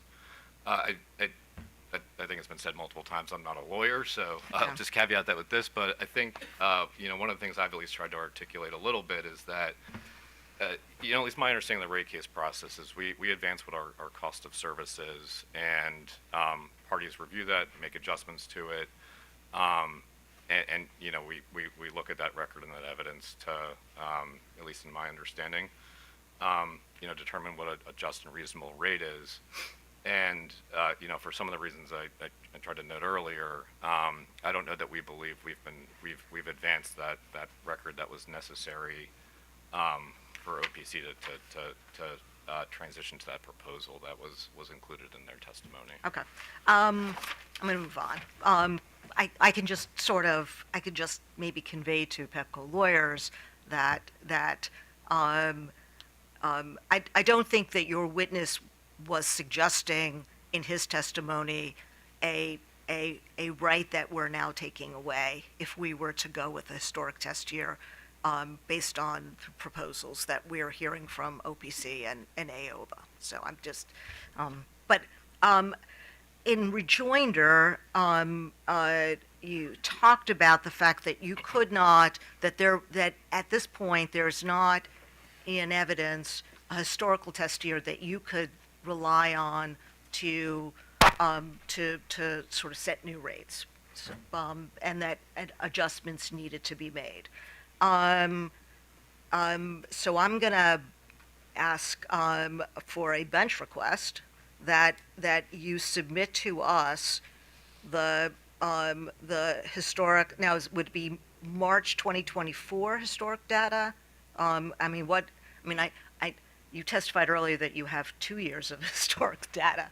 So what would if we were to convert this to a historical rate base based on commission precedent, what additional information would you need to provide to us and to the parties?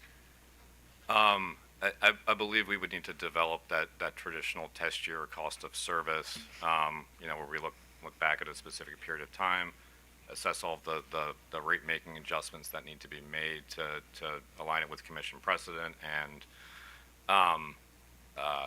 put forth a proposal on that premise. That process, just for I guess context and awareness, is something that takes us several months to go through and prepare. There's an immense amount of just accounting records and data that we have to work through to.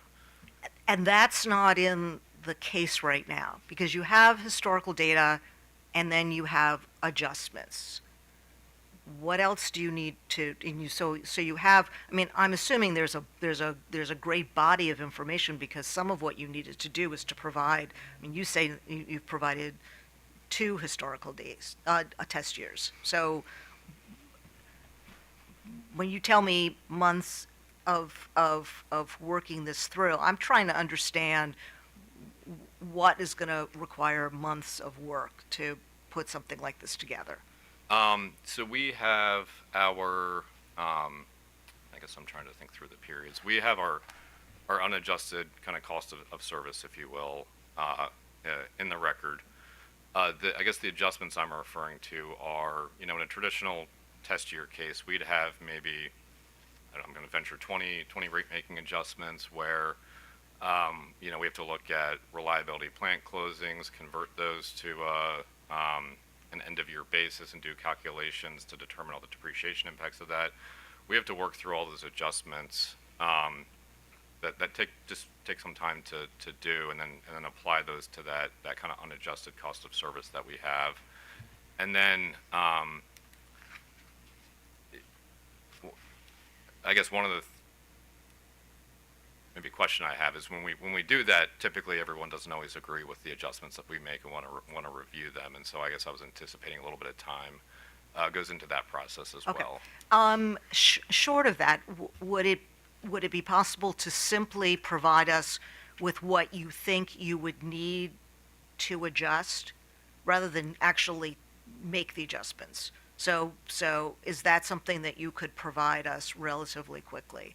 Is, based on the information that's now in the record, what would you need to make adjustments to without doing the work?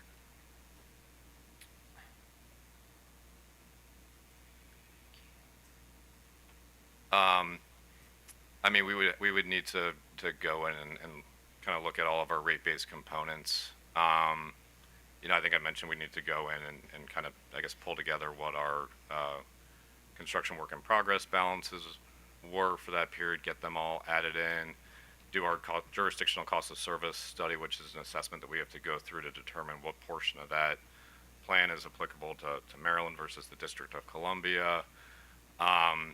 And then have to go through kind of an exercise to look at other various components of rate base and operating income that would need to be adjusted as well. Okay, if you can give me if you can provide to us a general sense of what it is that you need to do and the timing of that, I think that would be a useful exercise for us.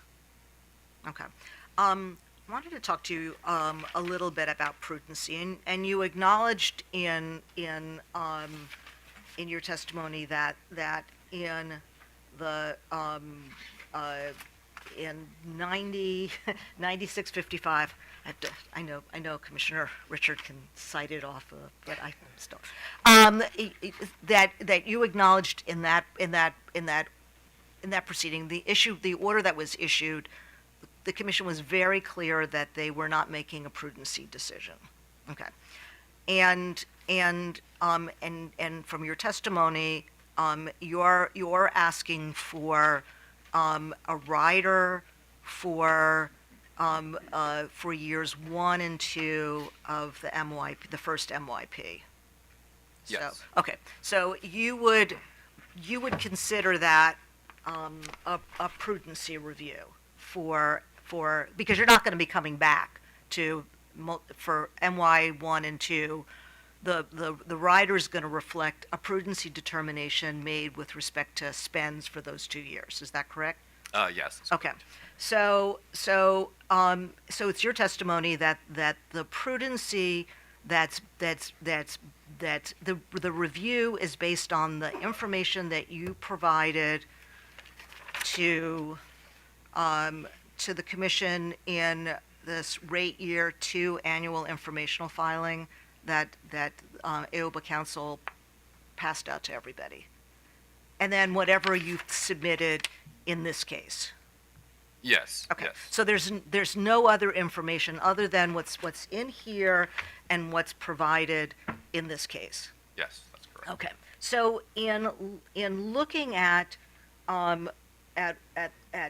what you provided in the annual informational filing, it looks like you have an analysis of what was projected and what was actually spent and the variance, and then you have an explanation next to that. And you're on the capital. So I'm project just exhibit. looking, right, I'm looking at Schedule 4. And so at least in terms of this filing, I'm assuming that prudency would be both the variance and this explanation, correct? I mean, I think I would say prudency means, did we, go forth and execute the projects on sound informed reasoning and, execute them, efficiently, properly, Okay, et so cetera. that's a really good question. Where can I find the answer to that? I think that's some of the information that we've tried to I think this is a data point here in terms of, you noted the budgets we've advanced and how we've spent on those. I think that is a data point.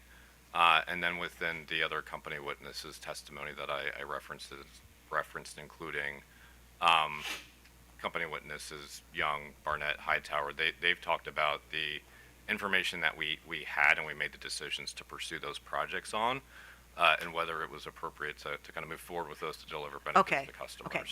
Other than this chart right here, what can you point us to be able to show that all of these spends were prudent? So we have this data point. Tell me about other data points. The other ones I'd say would be within company witness Young's exhibit, I believe it's ACY1, where she outlines why we did every project, what the justification for it was. My recollection was that it's not a whole lot more detailed than this right here. Is that, do you think that that's correct? It has a bit more in terms of the why for the project. That's why there's a variance. We had the need for the So project I can tell you, this seems a little thin to me. And so getting to Commissioner Barvey's question to you about you were talking about the flexibility of the MYP and that you can make changes. And I'm worried that if you're changing out, I mean, if you have a battery project in here and you're changing out to a different battery, the information was gonna be like a single line, and then we're gonna have to make decisions, prudency decisions based on pretty thin testimony. And so can you help me to see that there's more than this? Because I'm a little concerned that this is that the prudency doesn't seem very robust. I would say there should be a project number on there that should ultimately tie back to in the operational witnesses that advance those projects. There should be that presentation information that we use internally to decide whether to do those projects or not. That details all of the reasons that we did that project, and those. Yeah, but that's internal. I mean, you were talking about transparency. So that to me is kind of the opposite of transparent. Is unless we get to look at your internal deliberations, that doesn't seem very transparent. So this is going to be and that can't really be part of a prudency review because we can't see that either. I guess what I was referring to was that I believe it's in our minimum filing requirements and attached, I believe it's a schedule with company witness Young's testimony, is those documents that detail the information about the projects, the benefits that they were intended to deliver, the scoping and justification for why we did them, and have those, how those kind of decisions were arrived at to determine those projects were appropriate to move forward with.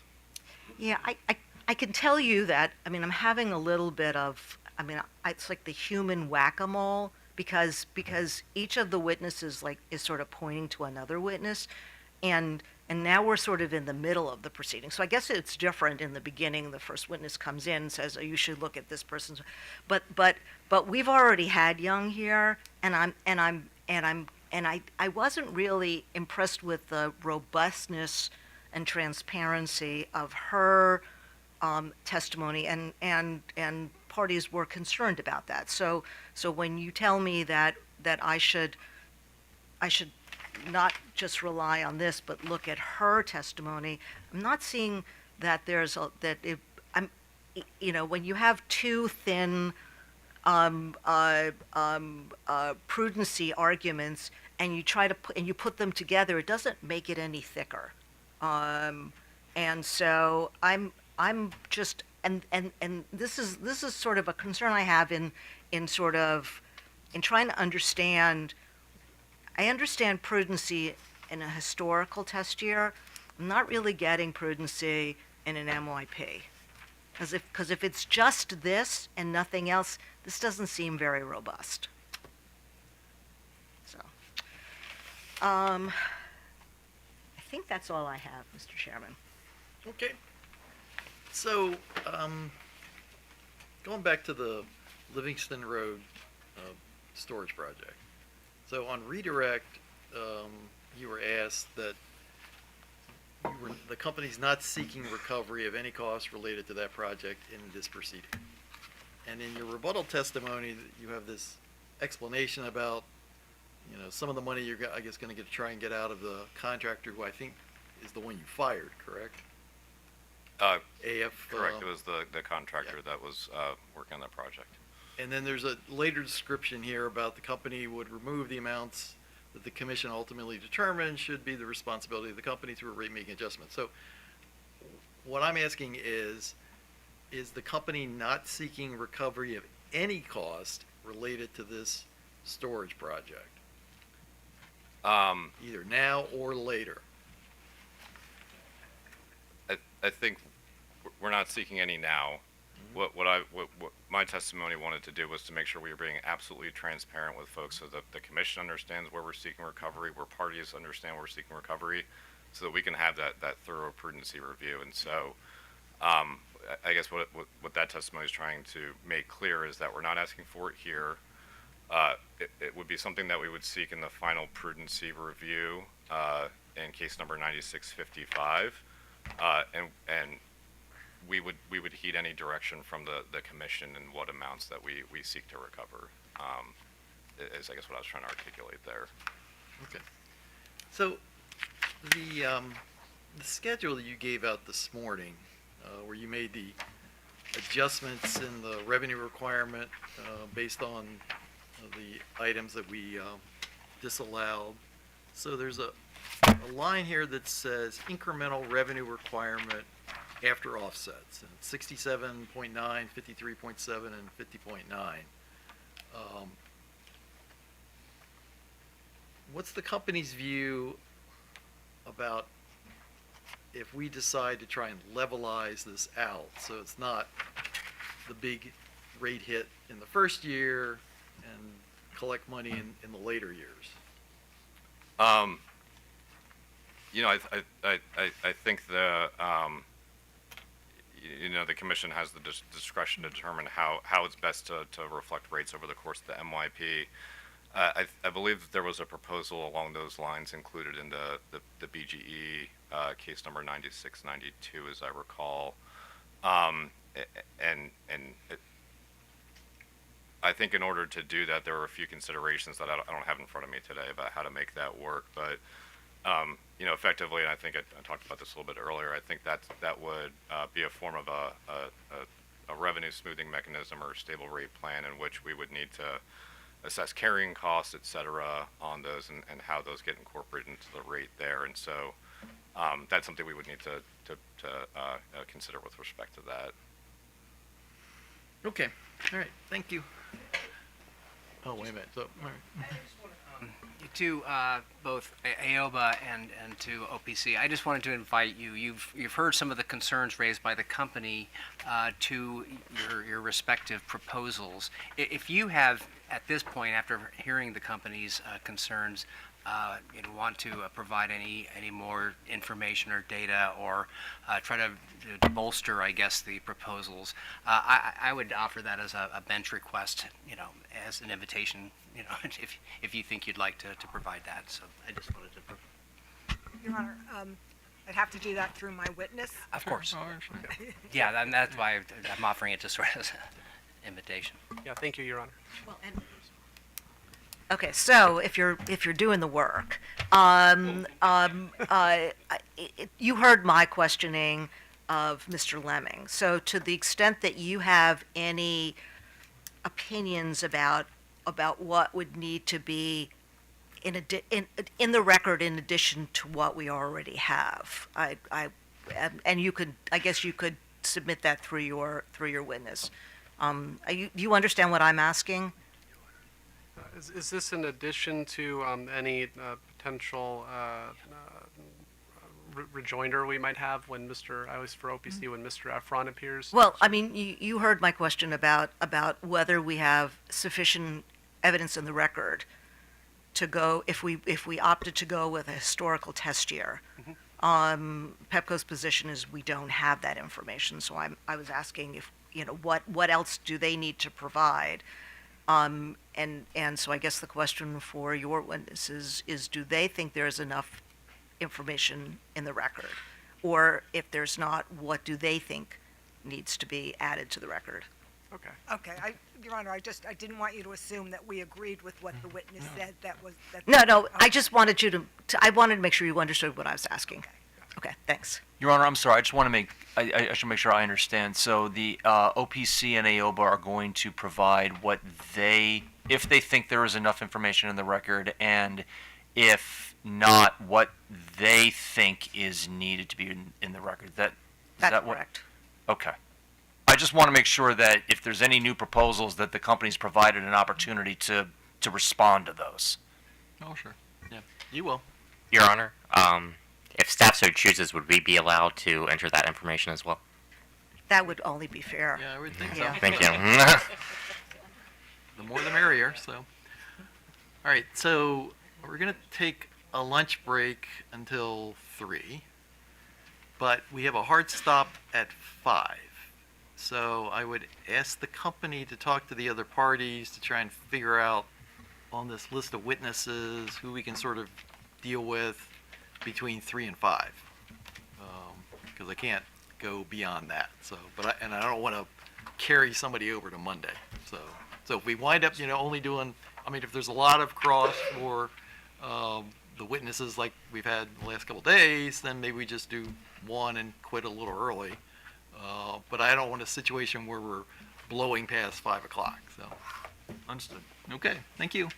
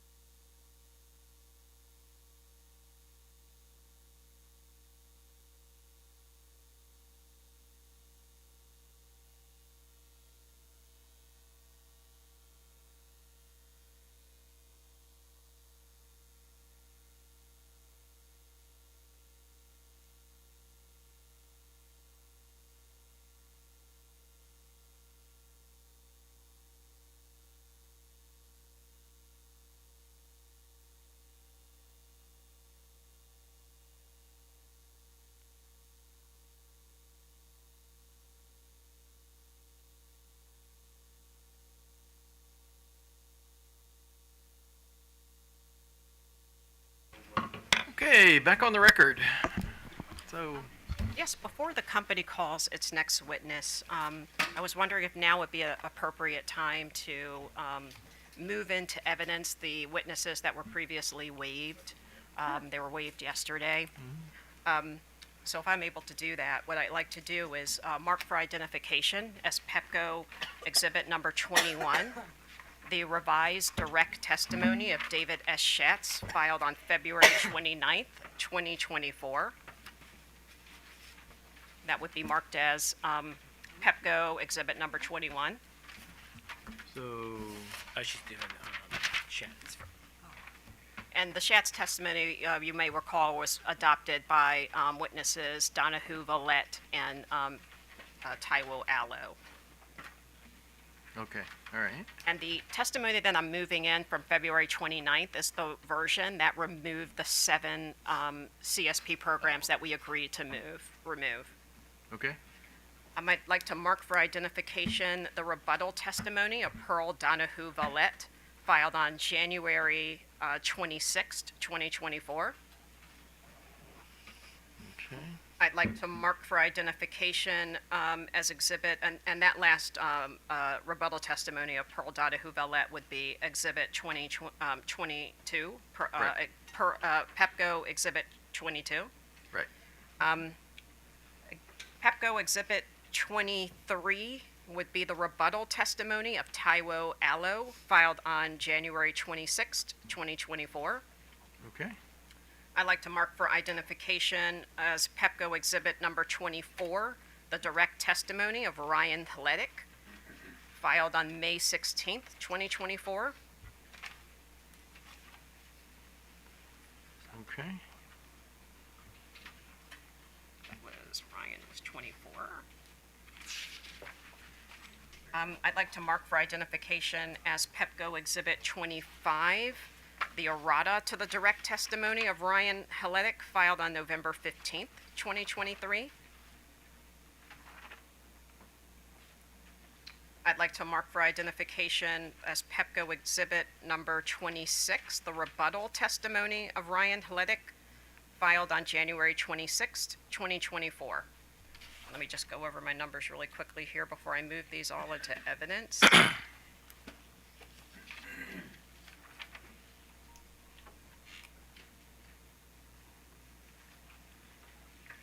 Okay, I got the numbers right. I'd like to move those all into evidence. So it's 21, 22, 23, 24, 25, and 26, correct? That's correct. So moved.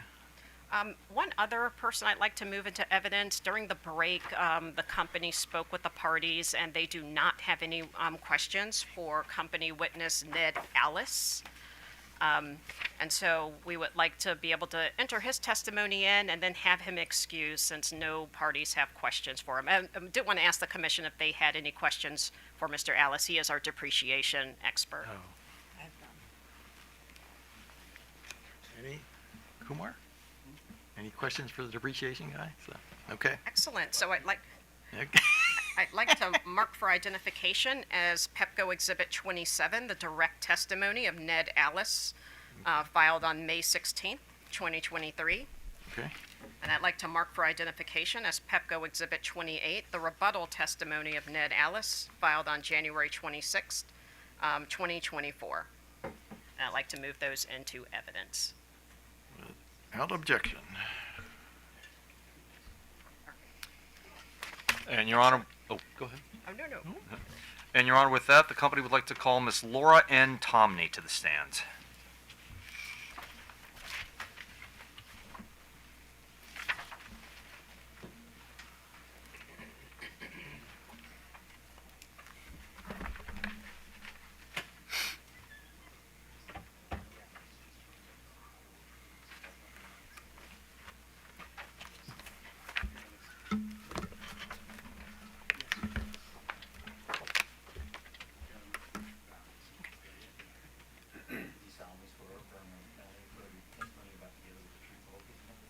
I do. Good afternoon. Good afternoon. Could you please state your name and your business address for the record? Yes, my name is Laura Tomney, and my business address is 701 9th Street Northwest, Washington, D.C. 20068. And Ms. Tomney, do you have before you your pre-filed the public version of your pre-filed direct testimony on behalf of Pepco in this matter, consisting of 23 pages and 2 exhibits? I do. Do you have any corrections or modifications to this testimony at this time? I do not. And if I asked you the same questions today, would your answers be the same or similar? Yes, they would.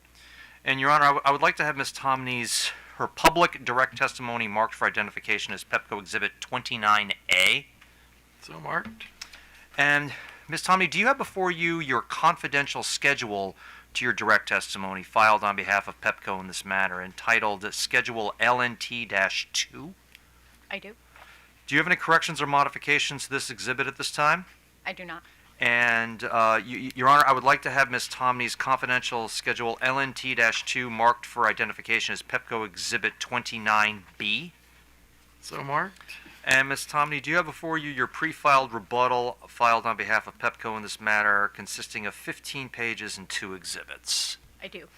Do you have any corrections or modifications to this testimony at this time? I do not. Excuse me. And if I asked you the same questions today, would your answers be the same or similar? They would. Your Honor, I would ask to have Ms. Tomney's rebuttal testimony marked for identification as Pepco Exhibit 30. So marked. And I would ask that Pepco Exhibits 29A, 29B, and Exhibit 30 be moved into the evidentiary record. Your Honor, I have an objection. Okay. Okay. What I'm objecting to are LN Tomney's LNT-1 and LNTR-1. If the commission would look at the paper copy, and I apologize, I only have one copy available, I can show it to you. On pages,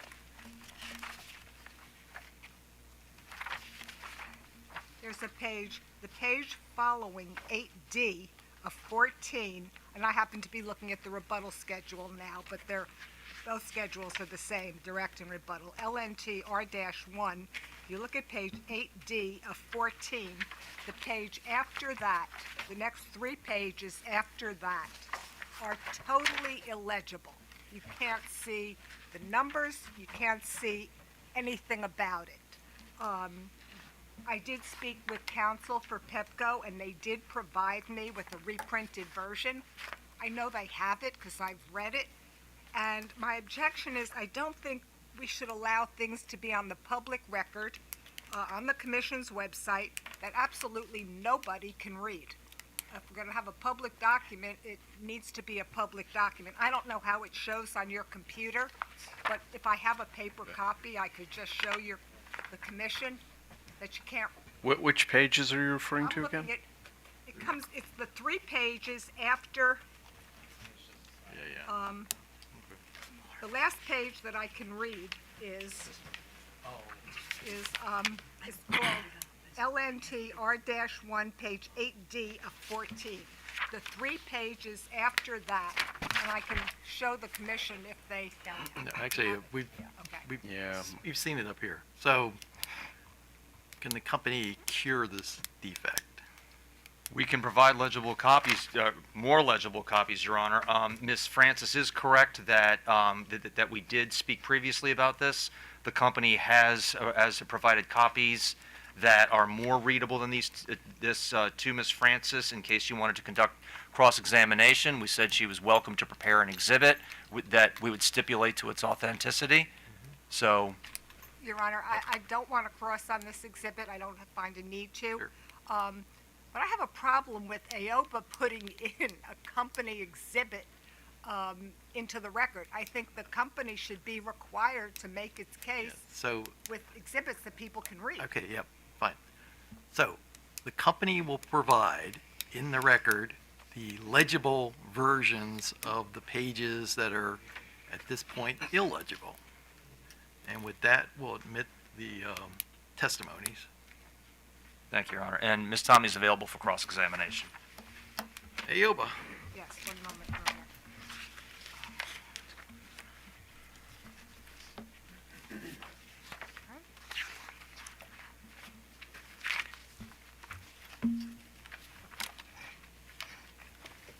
Good afternoon, Ms. Tomney. Good afternoon. I'd like to refer first to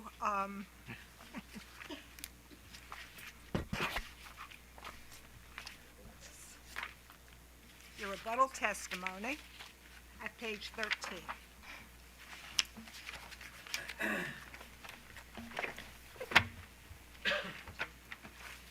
Please focus first on line 16, which addresses AOPA witness Bruce Oliver's criticism of the revenue lag data used in company's lead lag study. Is that correct? That is correct.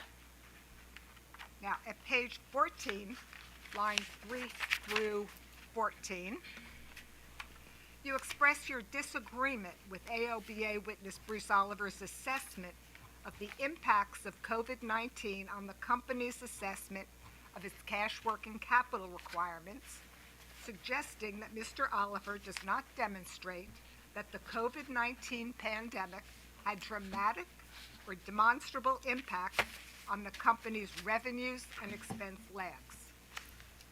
Is it Pepco's position that the COVID-19 pandemic did not have significant impacts on the company's revenue collections? What I'm stating here is in reference to the lead lag study, and so I would say, no, it is not our position as stated here. This is addressing the revenue lag days, and based on our review and performance of the study, we did not believe that the pandemic had a significant impact on the revenue lag days. You did not. Did not. Now, am I correct that during the COVID-19 pandemic, the state of Maryland placed a prohibition on utility terminations of service to residential customers and on charging late fees? That's my understanding. Would you accept that these prohibitions were implemented by an executive order of the governor on March 16, 2020? Subject to check. I'm not sure of the exact date.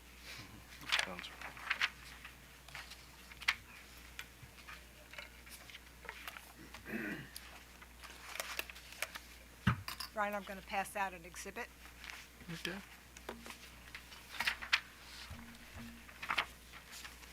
You want one for the witness? Here's one for the witness. Thanks.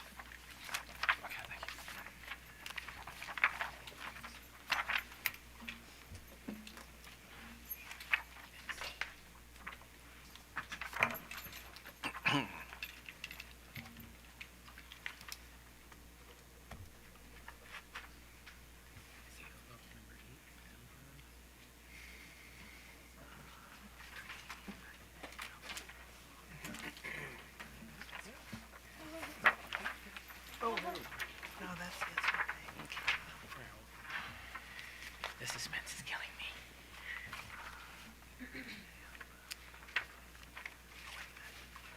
Bringing back memories.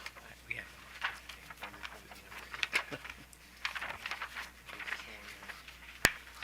Your Honor, what I just passed out was a copy of order number 90455 in the proceeding PC 53, dated December 28, 2022, order on COVID-19 emergency measures, which I'd like to have marked as, is it AOBA Exhibit 7, or is it 8? Wait a minute. Which one is it? Actually, it's 8. 8? 8. Thank you. Yeah.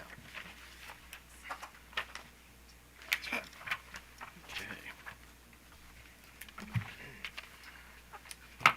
Just make sure.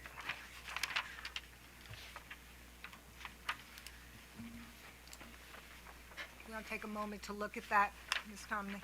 Yes.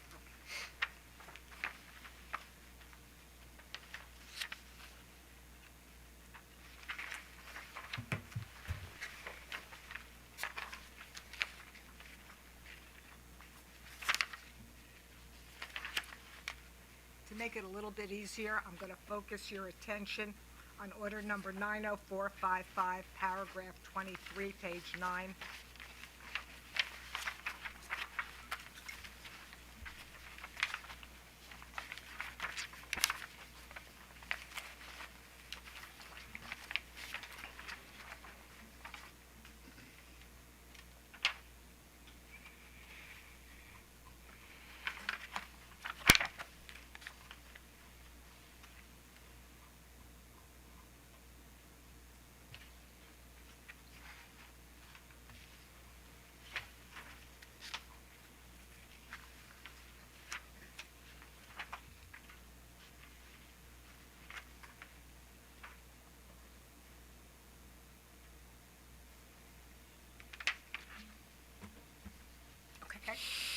tell me, do you understand that under the Commission's directives, in order number 90455, the prohibitions on residential service terminations and utility applications of late fees were not lifted until April 1st, 2023?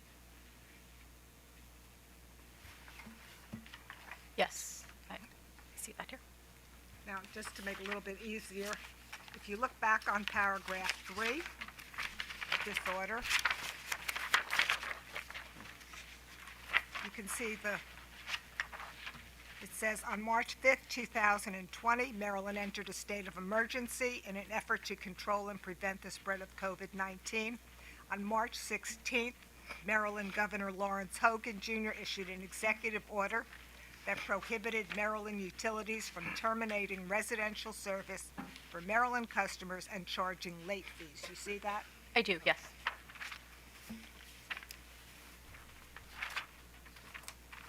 Am I correct that the company has provided no quantitative assessment of the effects that the reinstitution of service terminations and late fees will have on its revenue lags during each of the proposed MYP rate years?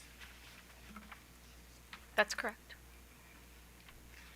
You have presented the lead lag studies in both your direct and rebuttal testimonies in this proceeding. Am I correct that the lead lag analyses on which the company's estimates of future year cash working capital requirements assume that the revenue lag Pepco has calculated on the basis of the 2021 test year data will be essentially unchanged throughout the years of the company's proposed MYP?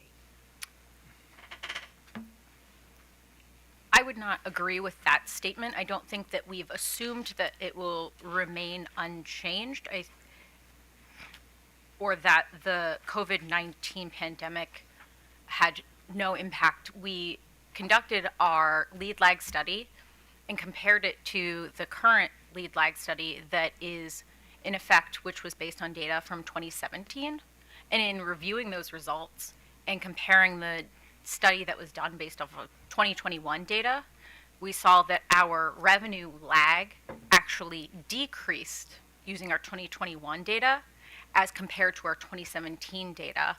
And to the company, that indicates that based on this study, customer payment speed has increased. There is a decreased lag. I just want to get this straight. You took your 2021 data, and you compared it to 2017 data, and you took that to mean that the revenue lags would remain unchanged through the future MYP periods through 2026 or 2027? Is that what you just said? I said that we compared our revenue lags to our current study that is authorized by the commission, and that we actually saw a slight decrease in our revenue lags. I don't think we believe that it will remain entirely unchanged, but it's my understanding that based off of commission precedent, we choose a representative period in time, and we conduct these studies and use them as the basis for calculating our cash working capital. And so we feel that this is an appropriate study that was based on commission precedent of how we calculate cash working capital. So, again, just to be clear that what you're saying, compared 2021 to 2017, and based on that, you made certain determinations. Is that correct? That's correct. Okay. Now, please tell me the commission precedent that you relied on to keep those numbers the same, or to come up with the number that would remain unchanged through 2026 or 2007. Please cite me to that precedent. Can I just clarify one thing? Sure. I don't think that we are saying the net lag day should remain unchanged. We conducted this new study, and we actually saw a net decrease in our lag days, and it resulted in a significant decrease in our estimated cash working capital. So we don't think that it should stay the same as what was in 2017. Okay, so, but you were looking at, not during the pandemic, you were looking at 2021 through 2017, correct? And the pandemic really, the freeze on rates didn't start until after March 16th, 2020, correct? That's correct. And our study is entirely based on calendar year 2021. And then we just established that the COVID-19 pandemic restrictions were lifted, on in August of 2023, correct? That's correct. Is it Pepco's position that the lifting of prohibitions on residential service termination and the charging of late fees that were in effect from March 16th, 2020 through March 31st, 2023 will have no impact on the company's revenue lags at any time during any of the proposed MYP rate years, which as proposed would extend through the end of December 2027, or more than 4 years beyond the Commission's lifting of prohibitions on service terminations and the charging of late fees. Your Honor, I'm going to object. This has been asked and answered several times. Your Honor, that's my last answer. I'm trying to get a clear Yeah, I understand. So, answer. yeah, so the witness will answer that question. So, Can you repeat the question? I'm sorry. Sure. Is it Pepco's position that the lifting of prohibitions on residential service terminations and the charging of late fees that were in effect from March 16, 2020 through March 31st, 2023 will have no impact on the company's revenue lags at any time during any of the proposed MYP rate years, which, as proposed, would extend through the end of December 2027, or more than 4 years beyond the Commission's lifting of prohibitions on service terminations and the charging of late fees. That is not our position, that it will have no impact. Our position is that we conducted a study that showed that customer payment timelines shortened, our revenue lag shortened, and that we feel that this is an appropriate basis on which to calculate our cash working capital, and that while we recognize that there are significant impacts from the pandemic, there is not one isolatable event that we can quantify to remove from our cash working capital study or our lead lag study, and that it would be speculative to make adjustments without that substantiated basis. Could you please tell me where in the record is the company's comparison to the 2017 study? Because I didn't see it. Absolutely. As a part of LNT 1,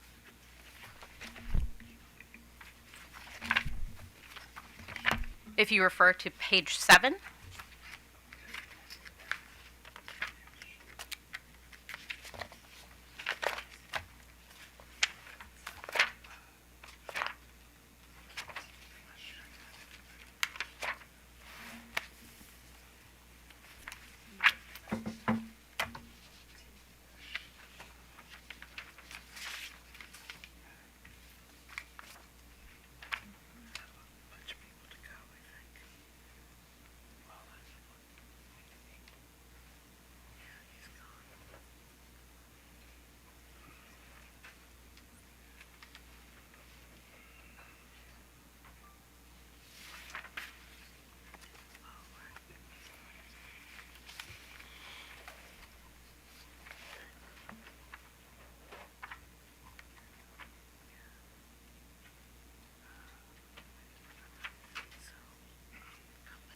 You look LNT-1, page 7. 7, okay? Okay. This is our rate-making adjustment that shows the calculation of cash working capital using our 2021 study and the necessary adjustment to our cash working capital allowance to change or to adjust our cash working capital from the currently approved study in 2017 to the proposed lead lag study using 2021 data. Okay, where does And- it say 2017 on here?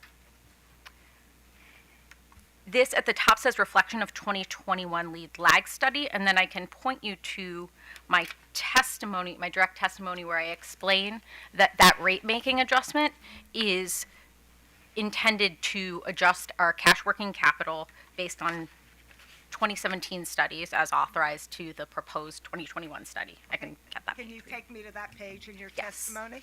Yes, give me just a moment.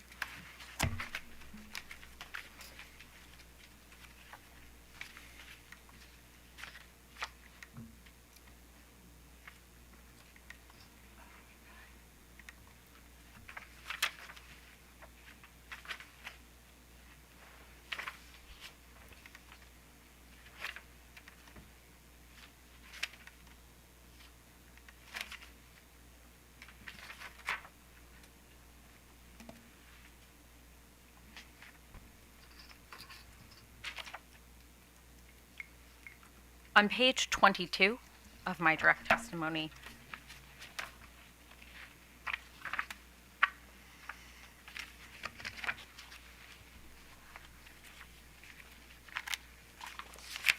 Okay. and I apologize, this does not reference 2017, but references, the last two questions reference the use of a lead lag study as authorized in our commission-approved case in 9602, as you see on line 12. Well, actually, what it says is the lead lag study uses the same methodology as the study the commission approved in 9602. So it doesn't say any place in your testimony that you compared your 2021 to 2020 and 2017 data. All you're saying is you used the same methodology. That's what your testimony says. In that page, Yeah, yes. show you another page. I don't think I have that explicitly stated that it was the 2017 study. Right. So it is nowhere in your testimony the comparison of terms of years that the company made to make your determination going forward, correct?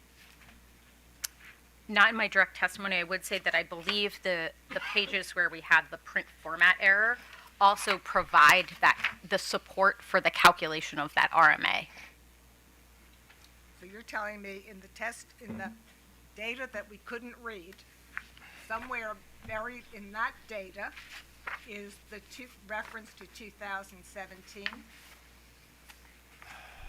Yes, I believe so, where there was the print format error. Okay, well, even though it's not in evidence yet, let me try to look at the reprinted data. And let's see if we can find that. Okay.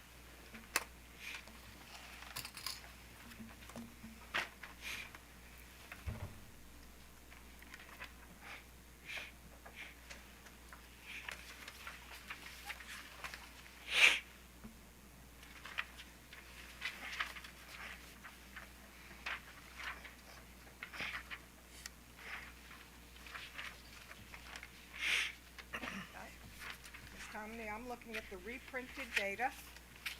And if you give me a minute, I can still get my magnifying glass.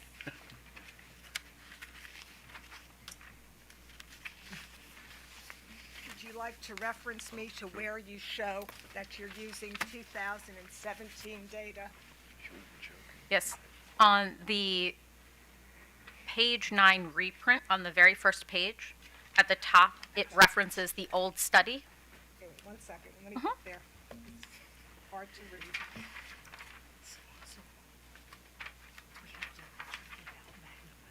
Yeah, I guess so, yeah. Let's see if we got one. We'll put that on the list of things utilities have to provide. Oh. That's right. Is there? Oh, is that an iPhone thing? Oh, wow. I'm looking at page, 2001.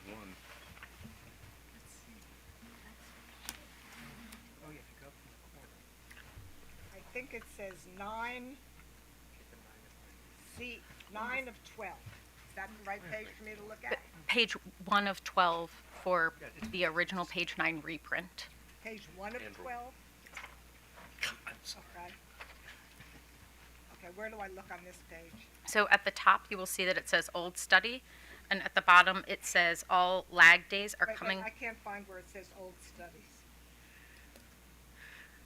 Where does it say that? Could you give me a line number? It is before the line numbers start, all the way at the top. It says adjustment 21, adjustments to cash working capital, old study. Yes. And then there is a note there that says that all lag days are coming from the 2017 lead lag study. Okay. Now, is that the only place where you reference that the data you're using is from 2017?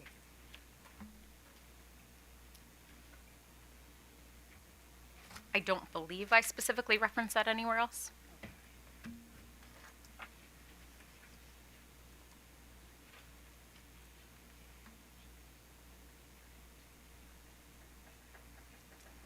Thank you, Your Honor. I have no more questions.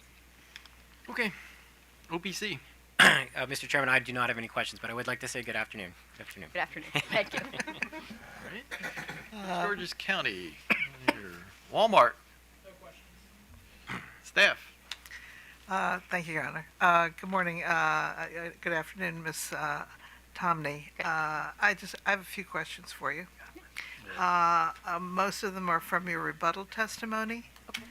So on page 3 of your rebuttal testimony, you state there are precedential RMAs included in all 3 years of the of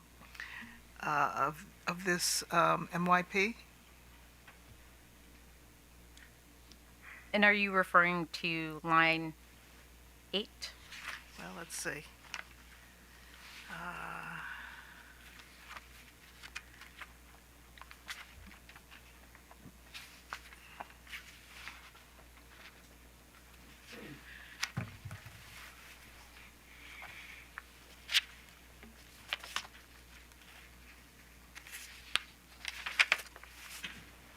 Well, maybe I miss.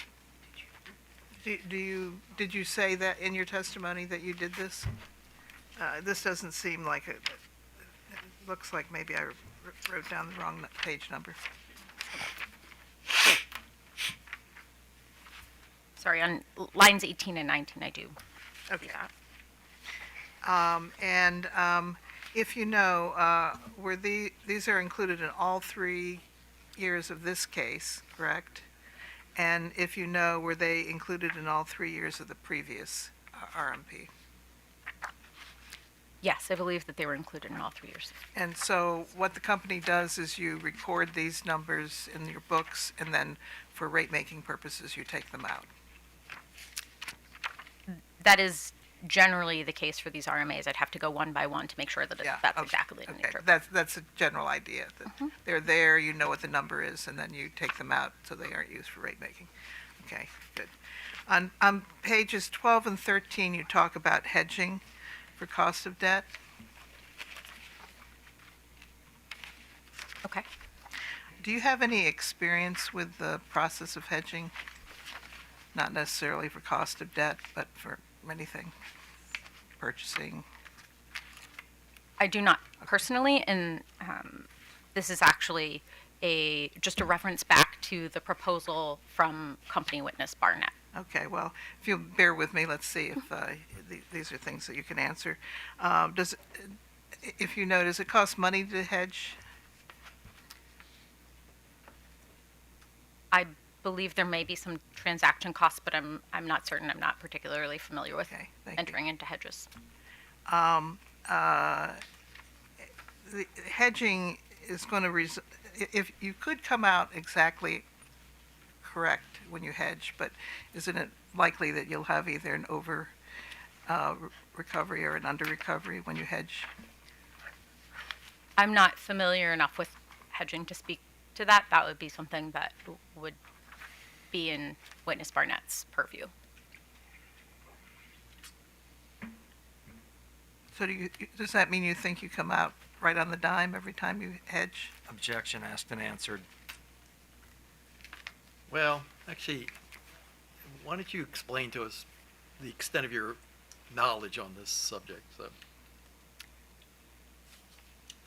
The extent of my knowledge is just that I understand that it is a risk mitigation tool to help us manage our interest rate risk as a company, but I can't speak to how this would operationally work. Okay. okay. So based on that, do you have another question? Let me just see if she Okay. can answer. So when you mitigate your risk, are you going to, is it likely you'll either over recover or under recover? I can't speak to how the hedging process will operate and the results of that.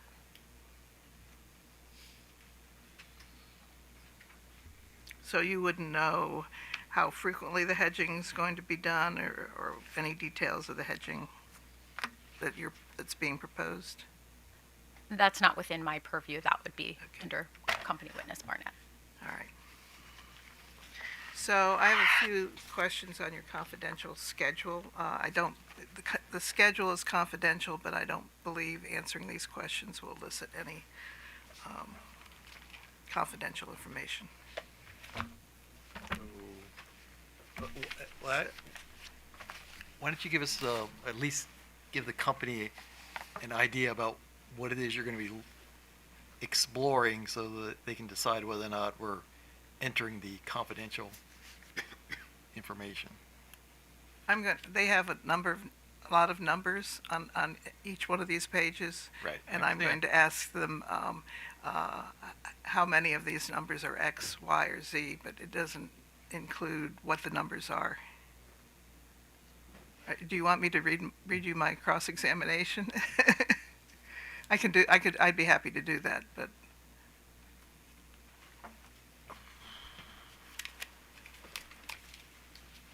Okay, well, we'll just start and we'll see where we go. Okay.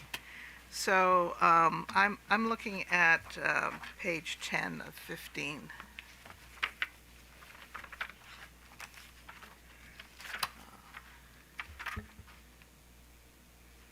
Okay.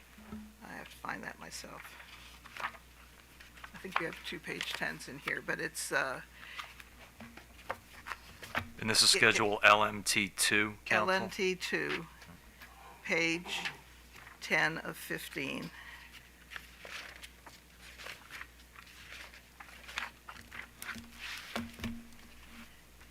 Do you have that? I do, yes. Okay. Are these actual debt issuances of Pepco, unless the issuance is marked as based on an estimate? Yes, these are all actuals Okay. down And- through the outside of the last 3. Right. Those are all issuances that have actually occurred.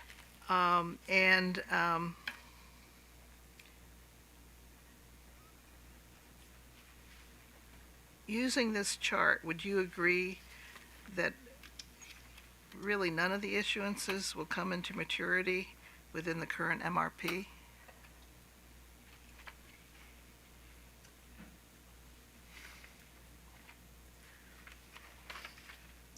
I believe that on a previous page, let me just check, there is an issuance that does come into maturity. So this is not the full list of your issuances? We've removed the ones that, as of the date on page 10, as of 2026, would have matured. There is an outstanding issuance that I believe matures in 2024.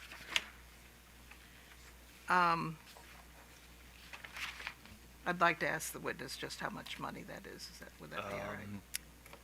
And I can point you to page 4 of the schedule. Okay, I'm there. And you can see there is the issuance at a 3.6% coupon rate that has an expiry of March of 2024.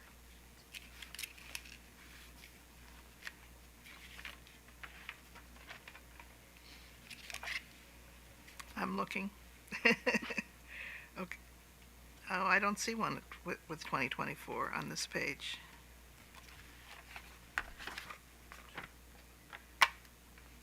Page 4, correct? That's correct. Oh, wait a minute. Date of think it's about maturity. eight, Date of yes. maturity is what I'm looking for. Okay. I think it's about the 8th one down. Okay, I see it. Okay. That's next week, right? I mean, soon. Yes. Okay. So, with the exception of one that will have gone away by the time these rates go into effect, there's only the one that we talked about earlier. Thank you. That's my understanding.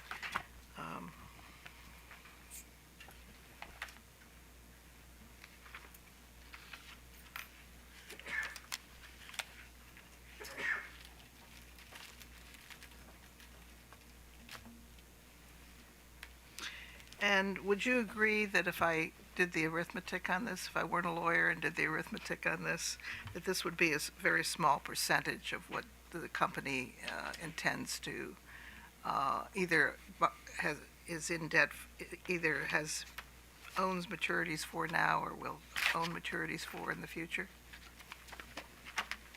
Can you just clarify if you're saying this specific outstanding bond is a small percentage? Well, this represents all the bonds which Pepco has outstanding On page 10? on page 10, correct? Yes. And so, given that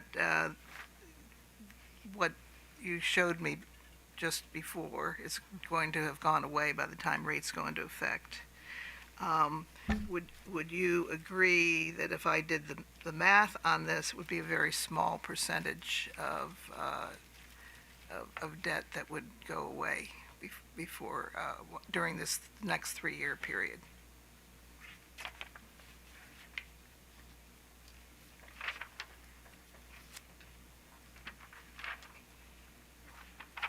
I could do the math, but you wouldn't want me to. It wouldn't be pretty. I would say that of the number of issuances we have, it's not a significant percentage. Thank you. And is this if you know, is this a typical size for your portfolio? I can't speak to that. I believe that the required issuance depends upon our financing needs, but I can't say if there's a typical size. Thank you. I have no further questions, Your Honor. So, any redirect? None, Your Honor. Your Honor, I neglected to move into evidence AOBA Exhibit 8. Any objection? Is No the commission objection, Your order Honor. from PC? All right. Yes, correct. So questions from the commissioners? Commissioner Barbe, Commissioner Richard, Commissioner Sussman? Okay, thank you very much. Thank you.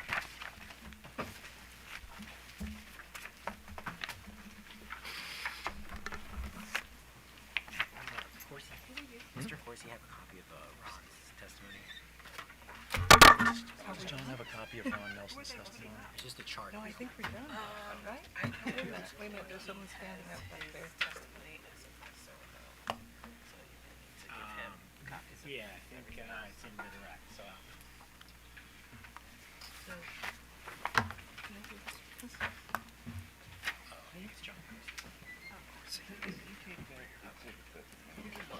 Oh, no problem.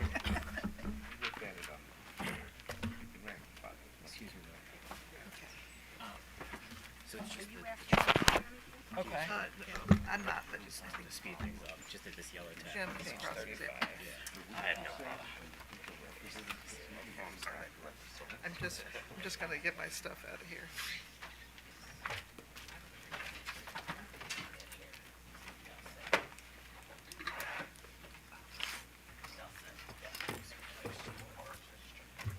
This page 35? Yeah, 35.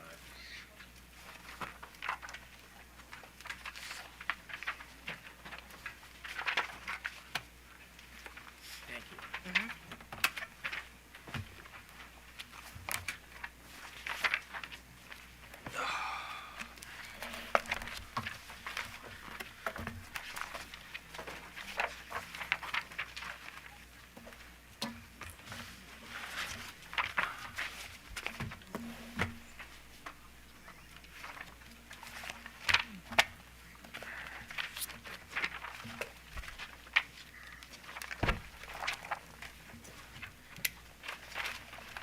Starting with 29. Thank you. Okay. The company would call witness John Corsi to the stand. Could the witness please be sworn in?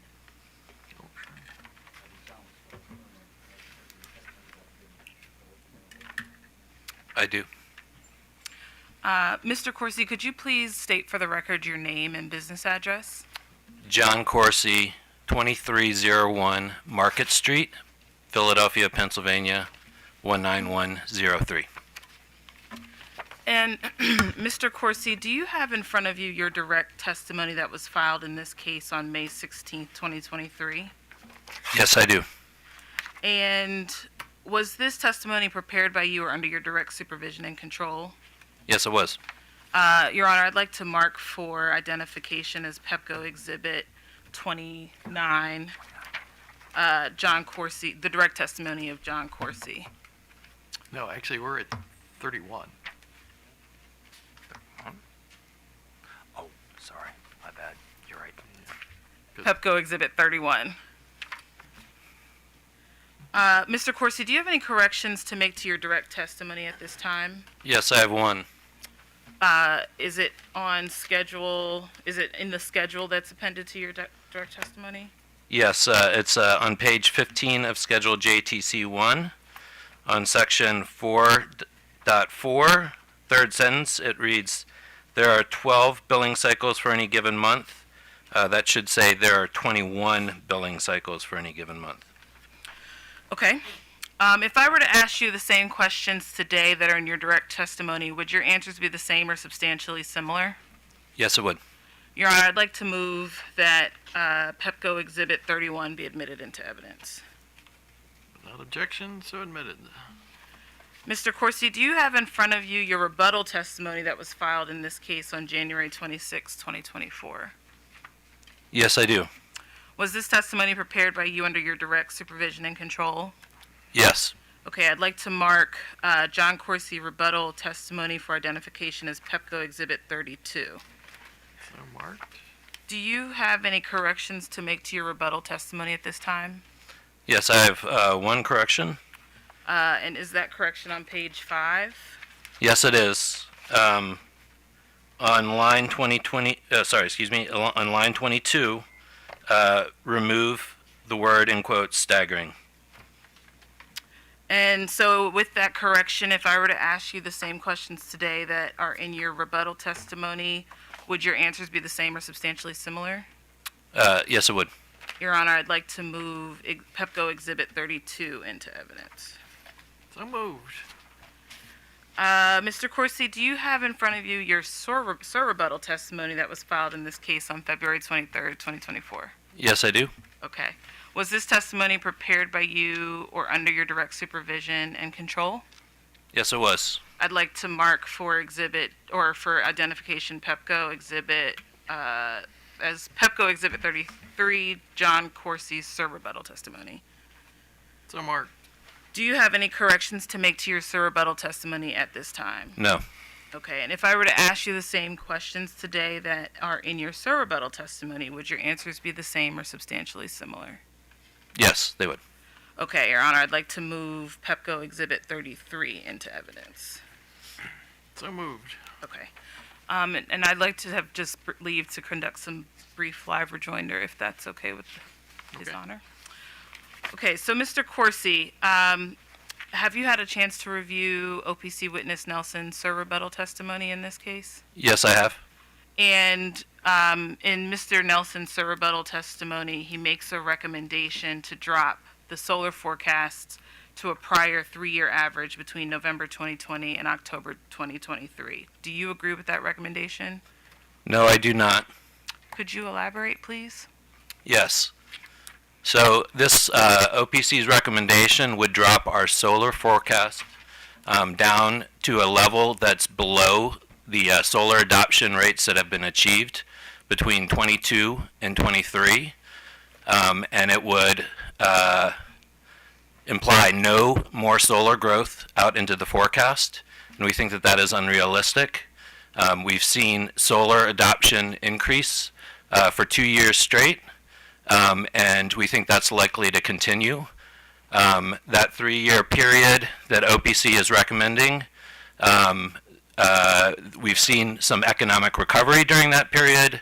Additionally, President Biden's Inflation Reduction Act has extended the solar investment tax credit out to 2032, which will bring additional stability to the solar industry, which will help to enable solar growth going forward. So we think it's reasonable to expect more solar, higher solar adoption rates into the forecast period.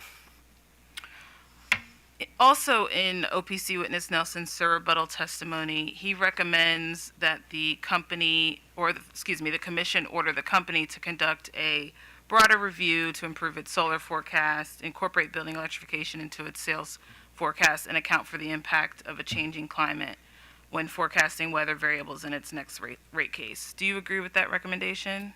No, I don't. Could you elaborate why you don't agree with that?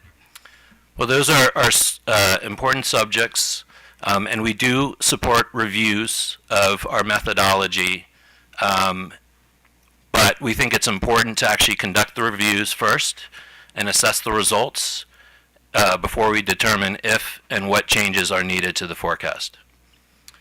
And, excuse me, has the company conducted an assessment of its forecasting methodologies before?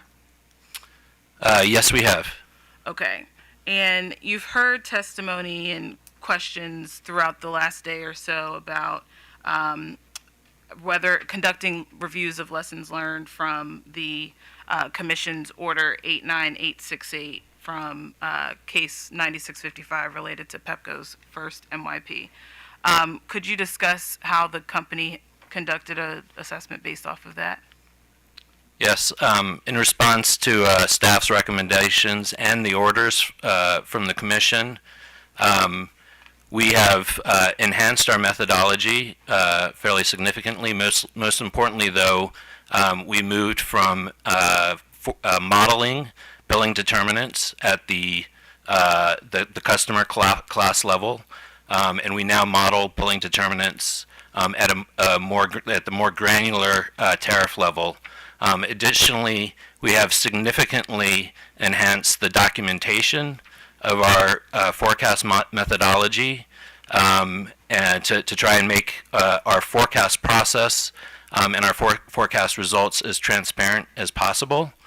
And in my testimony, in the executive summary, I have a bullet where I go into the enhancements that were made to the forecast and the documentation.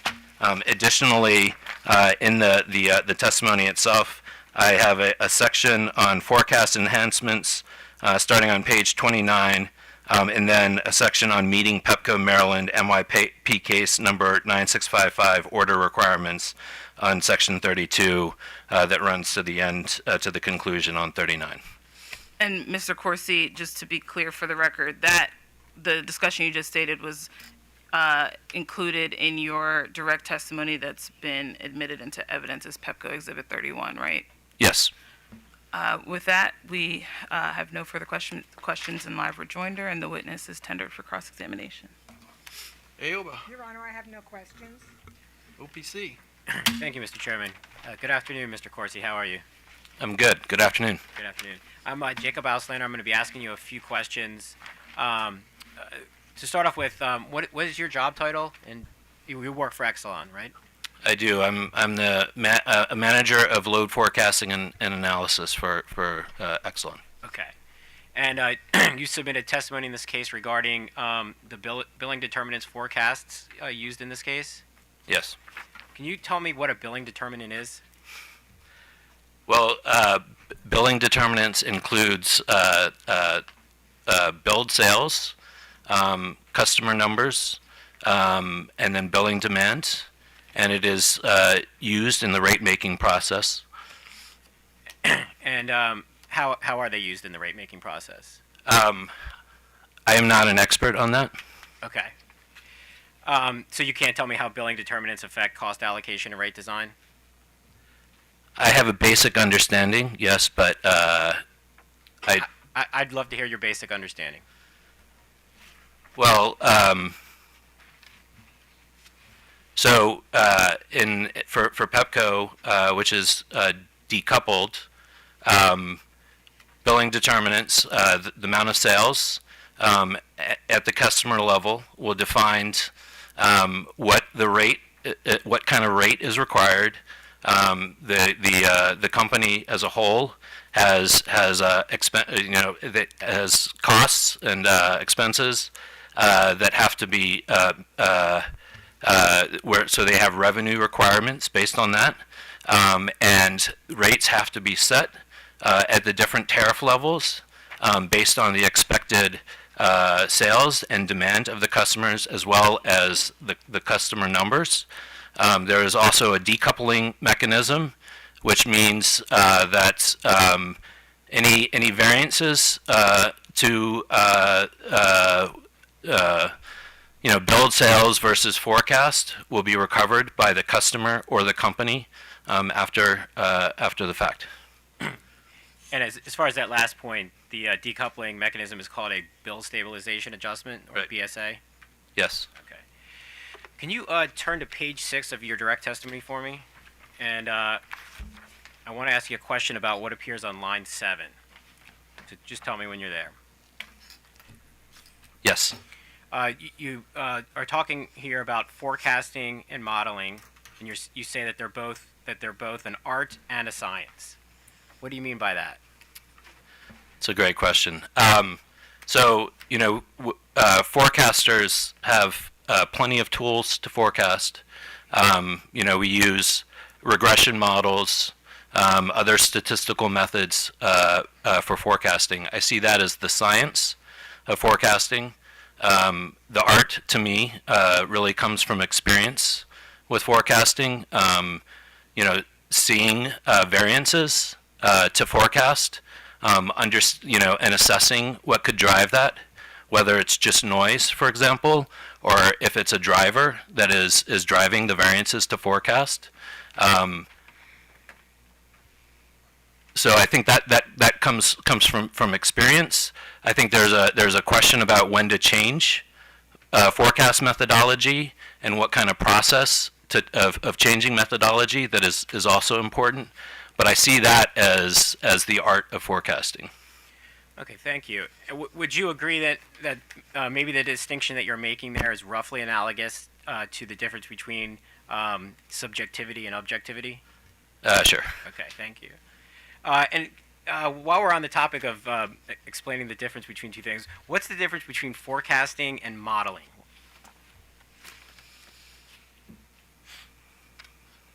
Is there a difference?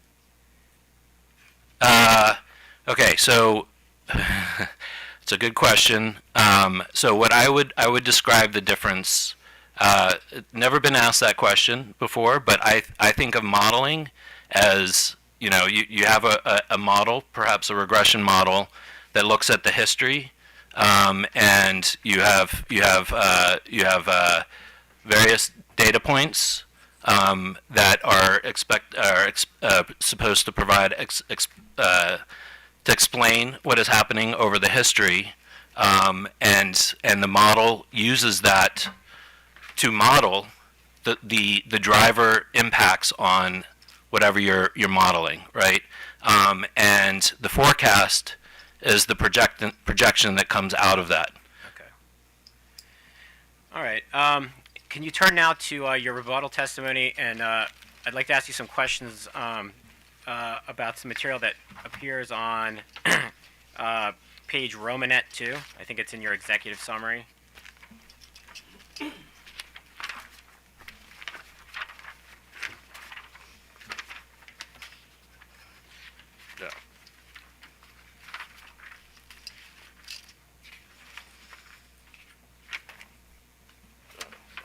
Getting the wrong side.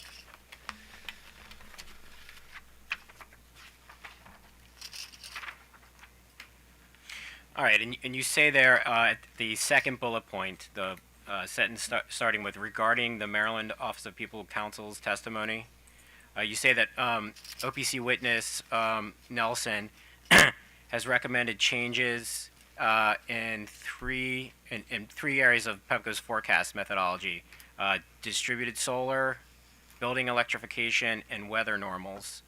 And that Mr. Nelson is arguing that the methodologies used by the company for these areas have led to under forecasting of residential sales and therefore have inflated residential rates. Is that right? That's how I interpreted his testimony, yes. Okay. And then you also say at the bottom bullet point that while OPC argues that the company's sales forecasts is too low and that they result in inflated residential rates, the incorporation of witness Nelson's changes would likely have a very small impact on the sales forecast overall, with little certainty of higher or lower forecasts as a result. And then you also state that given that the company's revenues are decoupled from sales, any of the small impacts from these changes would eventually be recovered by the customer or the company through the bill stabilization adjustment. Is that right? Yes. And I think you were mentioning that a little earlier. Right.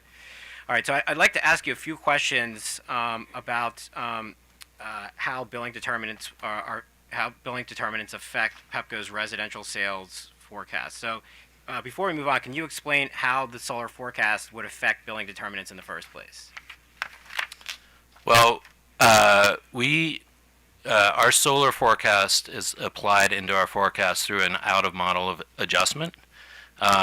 So with our drivers, we attempt to include them in our models, but in particular, those drivers that don't have as much history or maybe not quite as much of an impact over the estimation period that we use, thus that where the model is not able to pick up, see a statistical significance in the relationship between the driver, between the independent variable and the dependent variable. But it's a driver that we think is important. Therefore, we will include it as an out-of-model adjustment. And with solar, we have, with the other example is electric vehicles, but we look at cumulative solar, but we don't just add the whole cumulative solar over time. We're only adding the solar impacts or solar adoption that comes from the point of the forecast, at the end of the history out to the forecast period. All right, but how would the rising amount of solar affect the billing determinants? How would it? I mean, Mr. Nelson is saying that your solar forecasting may have led to an under forecasting of residential sales, and I'm not sure. Can you explain why that would be the case? Well, solar has a negative. It reduces the amount of billed sales that our customers have. So an increase in solar would reduce the amount of billed sales or consumption. And then that would lead, if that trend continues, then it leads to inflated customer rates? Yes, in that case, yes. Okay. Can you turn now to Figure 2 on page 35 and 36 of Witness Nelson's direct testimony? I think your council might have, yeah, figured taken you, a page yes. for you. All right.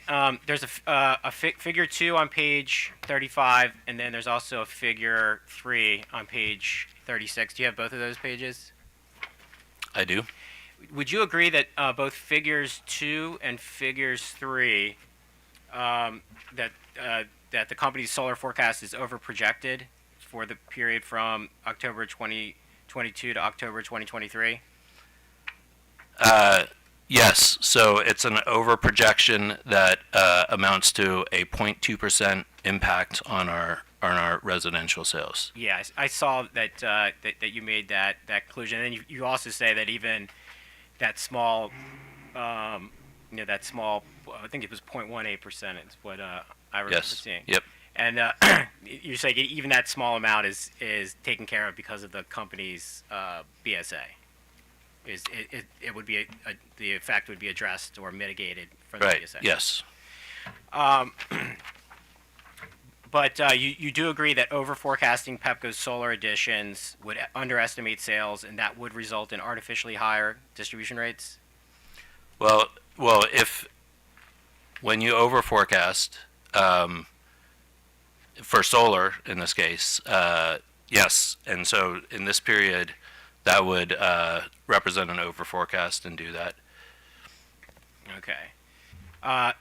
And I believe that staff witness David Hoppick has also agreed in this case that Pepco's solar forecast was inaccurate. Is that correct? Well- Objection, I wouldn't characterize it that way. I mean, Well, how would you characterize Mr. Hoppick's? Because I think you've submitted sir rebuttal on this point. Yes. Okay. well, I think staff witness Hoppick noted something that we all know is that there are discrepancies between forecasts and actuals for residential solar. That is always going to happen.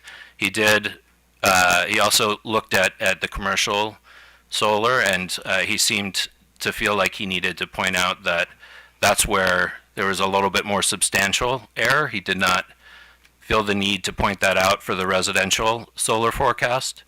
I will note for the commercial solar, it's a relatively an even smaller impact on sales, but I think it's noteworthy that staff witness Hoppick felt like he needed to call out commercial discrepancies as being more significant. Okay, and then if you could turn to your sir rebuttal testimony, on the bottom of page 1, you discuss this this recommendation that staff witness Hoppick had made, and I think you're quoting him here that he had recommended that the company submit as part of its next MYP rate case a review of its solar forecasting method used in its billing determinant forecasts, along with an explanation of any change in solar forecasting methodology employed in its next MYP rate case. Is that right? Yes. And then you agreed with that recommendation. Yes. Okay. And then you're saying that the company is demonstrating a willingness to evaluate and, if needed, modify its forecasting process between MYPs reflecting stakeholder engagement? Yes. Okay. And can you just explain to me what you meant by that sentence? Well, I think we want to listen to stakeholders. I think they have valuable perspectives, and we want to consider what their opinions are and what their needs are from MYP to MYP. And we also see our forecast process as being one of trying to pursue continuous improvement, and we want to be engaged with stakeholders on that. All right, and just so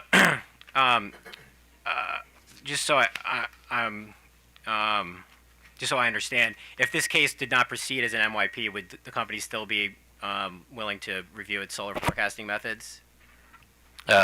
Yes. Okay. The last couple questions I want to ask you about are about that bill stabilization adjustments. I think you said that the error that Mr. Nelson had pointed out, and that I think you agree has occurred in this case, it would be addressed through the application of the bill stabilization adjustment. Can you explain how that would work? Well, I would defer to company witness Peter Blazinus, who is the subject matter expert on that question. Okay, you're saying that even though that it appears in your testimony? I mean, so I think he's going to give a better answer about how that works. Well, he goes on maybe Monday, so I could ask him then, but if you could just explain to me what you meant in your testimony. Okay, so my understanding is that the bill stabilization adjustment process occurs with a 2-month lag, and it addresses the differences in actual build sales versus forecasted build sales. It also addresses things like weather, but so this whatever difference that there is, say that the 0.118% difference between October 22 and October 23, that difference would be recovered by the customers with a 2-month lag of each bill month. Okay. Thank you. I have no more questions for this witness. Steph. Good afternoon, Mr. Corsi. I actually don't have any questions for you. Thank you. Thank you. Any redirect? No, Your Honor. Thank you. Questions from the commissioners? Commissioner Barbe. Yeah, just very quickly, how far into the future do you do your forecasts and modeling? Well, so for this MYP, it goes out to 2027. Okay. So as a general principle, if you're making a forecast for this year, it's probably more science than art. But if you're making a forecast 3 years into the 3 years into the future, could it then become more art than science because of improbabilities? No, well, I think of the art versus science as more being a question of how you assess and analyze forecast results or your modeling results. We do, every month we compare our actuals versus forecasts. And try to understand why there are differences. And through that process, we get a better understanding of load and its, and the various drivers' relationship to sales or whatever the billing determinant in question might be. But so I think that's most important. But it does impact how I think it actually impacts how we forecast things more in the near term and in the long term, actually. Well, I guess, from my feeling is, and I don't forecast anything, so what do I know? But seems to me that, I can tell you with great certainty what I'm going to weigh tomorrow morning, Yeah. but a year from now, I have no idea. Well, Right. plus or minus 10 pounds. Yeah, I totally understand. No, I mean, and I have a few years experience doing short-term hourly load forecasting, where we are forecasting hourly loads for the the day ahead or the current day, and yeah, that's it's much easier to predict what the loads are going to be, a couple hours from now than it is a few years from now. One final question. I obviously keep up a lot with the legislation in Annapolis. It's obviously because of my background, and depending upon how the law goes, we could either have an explosion in solar energy production, or it could flatten out if local governments succeed in vetoing all of this. There is no way for you to be able to know what the effect of these laws are going to be next year or the year after. I mean, I don't think there's any way for me to know. Right, that's true. I mean, as forecasters, I think we have to adapt as quickly as possible, but yeah. I guess it's all a part of my basic feeling that the further you go into the future, the more uncertain your predictions would become. Right, yes, that's true. That's That is true. Okay, thank you. Thank you, Mr. Chairman. Commissioner Richard. No questions, thank you. Commissioner Schlesman. No questions. Okay, so on page 8 of your direct testimony, you have a question there about most relevant drivers of billing determinants. Right. There's a whole list of items here. So, first item is weather. So, Right. so getting to it right now. page 8, question 14. Okay. And so the second paragraph, in terms of sales, most impactful drivers are weather, prices, blah, blah, blah. So, right. How does weather impact? I mean, are you talking about extreme weather, heat waves, polar vortexes, or? Well, no, I mean, so extreme weather, of course, can impact sales. So I think of extreme as something that can be, both extreme in the sense of very hot and or very cold, but it also can be, very moderate, right? And that can drive different levels of usage or consumption. But from a forecast, and it is important actually from a modeling standpoint, so that our models can pick up the different impacts of the different drivers, that we are able to input into our models weather variables that can accurately capture the weather impacts. But the reality from a forecast standpoint is that we're looking ahead, and what we do is we use weather normal assumptions about what the weather will be going out into the future, that drives our forecasts, and those weather assumptions are based on averages, 30-year averages from the past. So the next time is prices. Now, when you talk about prices, are you talking about the rate that Pepco charges? Yes. Okay. And so then there's a couple other things, solar adoption, which you discussed with Commissioner Barve, and EV adoption. But I was surprised that there wasn't any mention of electrification. Are you aware of the fact that this state has had a fairly extensive discussion about increasing electrification? Yes, I have. We do have. There's I don't recall exactly where it is, but I do address the question of building electrification. We don't have a explicit assumption about building electrification in our models. Our models will implicitly pick up building electrification in the history, and then it will pick up those trends and apply those out into the forecast. Now, I do know that Maryland, has passed, the Clean Solutions Now Act, and there are other policies that will push forward electrification. I do think, from what I have seen, Maryland already does have,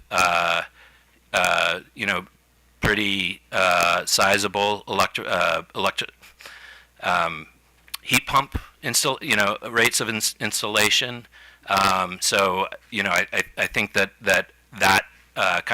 kind of history will get picked up in the model and apply that out into the forecast. But we do not currently have any assumptions about what will happen in the future. We put this forecast together at the end of 2022. And the specifics of that policy have the building energy performance standards was recently released, so we can start to look at that and analyze it and analyze what that will do, what that will mean for load going forward. But I think an important thing to note about these policies is they're not just about electrification. There are energy efficiency components to these policies. Heat pumps themselves can drive increases in usage in the wintertime, but they will bring more efficiencies in the summertime. So there are these offsetting natures to the electrification. I think they're going to have a substantial impact from a greenhouse gas emission standpoint. But I think there's still real question about what the impact on consumption will be, and this is something that certainly we will be looking at and be addressing in our forecasts in the future. But the MRP that Pepco is proposing in this case would go out to 2027, correct? Yes. Now, my understanding of the legislation and the requirements are that the standards of electrification and reduction of energy use intensity is expected to be met by 2031. So I think it remains. I think there's a limit to the impact that will have over the MYP period because of the offsetting nature that I was describing. I think when we get closer to 2031, say for the next MYP, then we can have a better sense of what the impacts will be. But I think we can still assume that the forecast is reasonable, even given the building electrification and just the decarbonization policy that have been implemented, which is more than just building electrification. And what's your assumption regarding EV adoption? So EV adoption, we have EV adoption in our forecast. EV incentives have been around for years, which has helped us, given us more of an opportunity to develop assumptions. We assume that there is going to be exponential growth in EV adoption. So we have very significant EV adoption in our forecast going out to 2027, and you see that it grows substantially with each year because of the exponential nature of the growth in the forecast.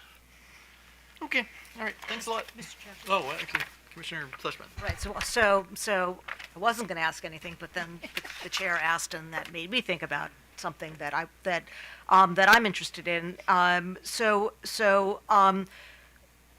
I understand the challenges of doing forecasting when policy is changing so rapidly and there are sort of new players in the marketplace. Right. But how much does your model incorporate demand side management programs, efficiency? So some of it sounds like some of what you're looking at is either for electrification or EV, it's sort of increasing load. Solar, assuming it's sort of net metering solar, is kind of decreasing load. And then some demand side management will be a wash because it's just sort of load shifting. But how much are you incorporating sort of these other policies into the model?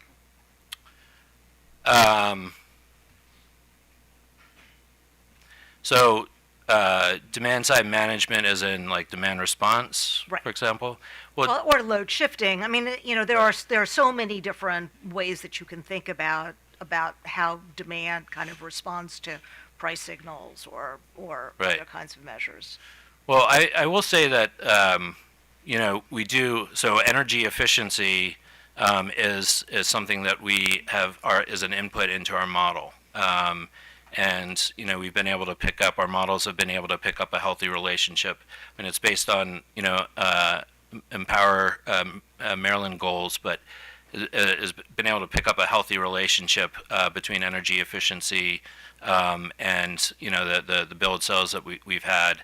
And then for rooftop solar, distributed solar, and electric vehicles, we use that as an out-of-model adjustment. But demand side management hasn't historically had a significant impact on build sales, and because it's when you think of sales over the course of a year, that's 8,760 hours. Demand side management is it's shifting, Right.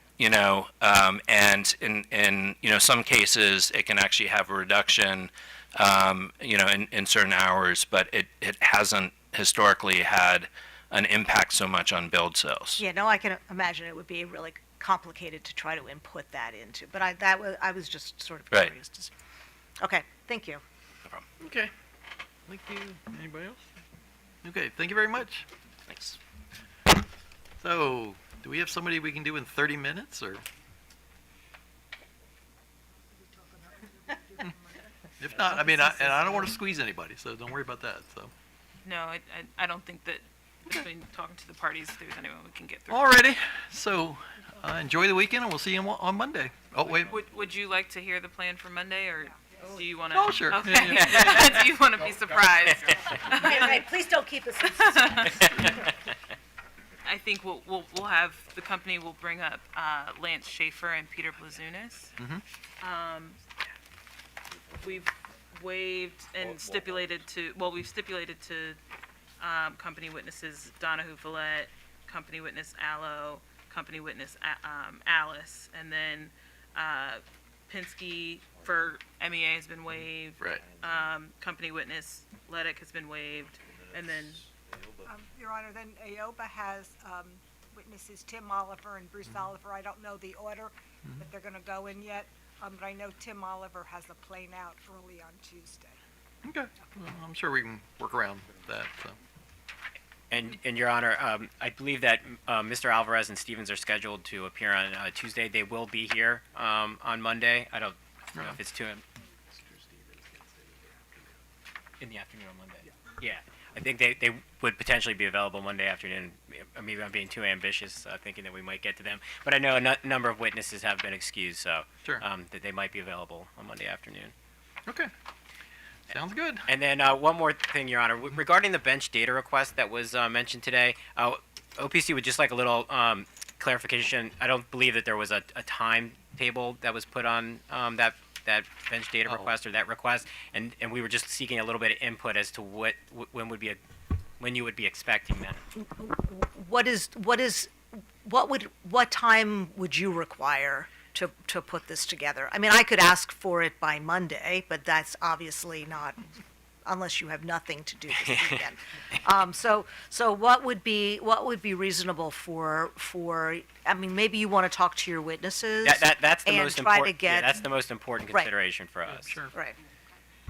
Your Honor, we had a 2-minute conversation with only one of my witnesses, and we are going to try to have it ready Oh, for Monday. I didn't, that's no promise. okay, so OPC, this puts a little bit of pressure really on does. you. No, I don't mean to do that to OPC, Yeah. primarily because Tim Oliver is available Monday, and he's supposed to be leaving early Tuesday. Yeah. So we're going to try to get it done by Monday through rejoinder testimony or an oral response.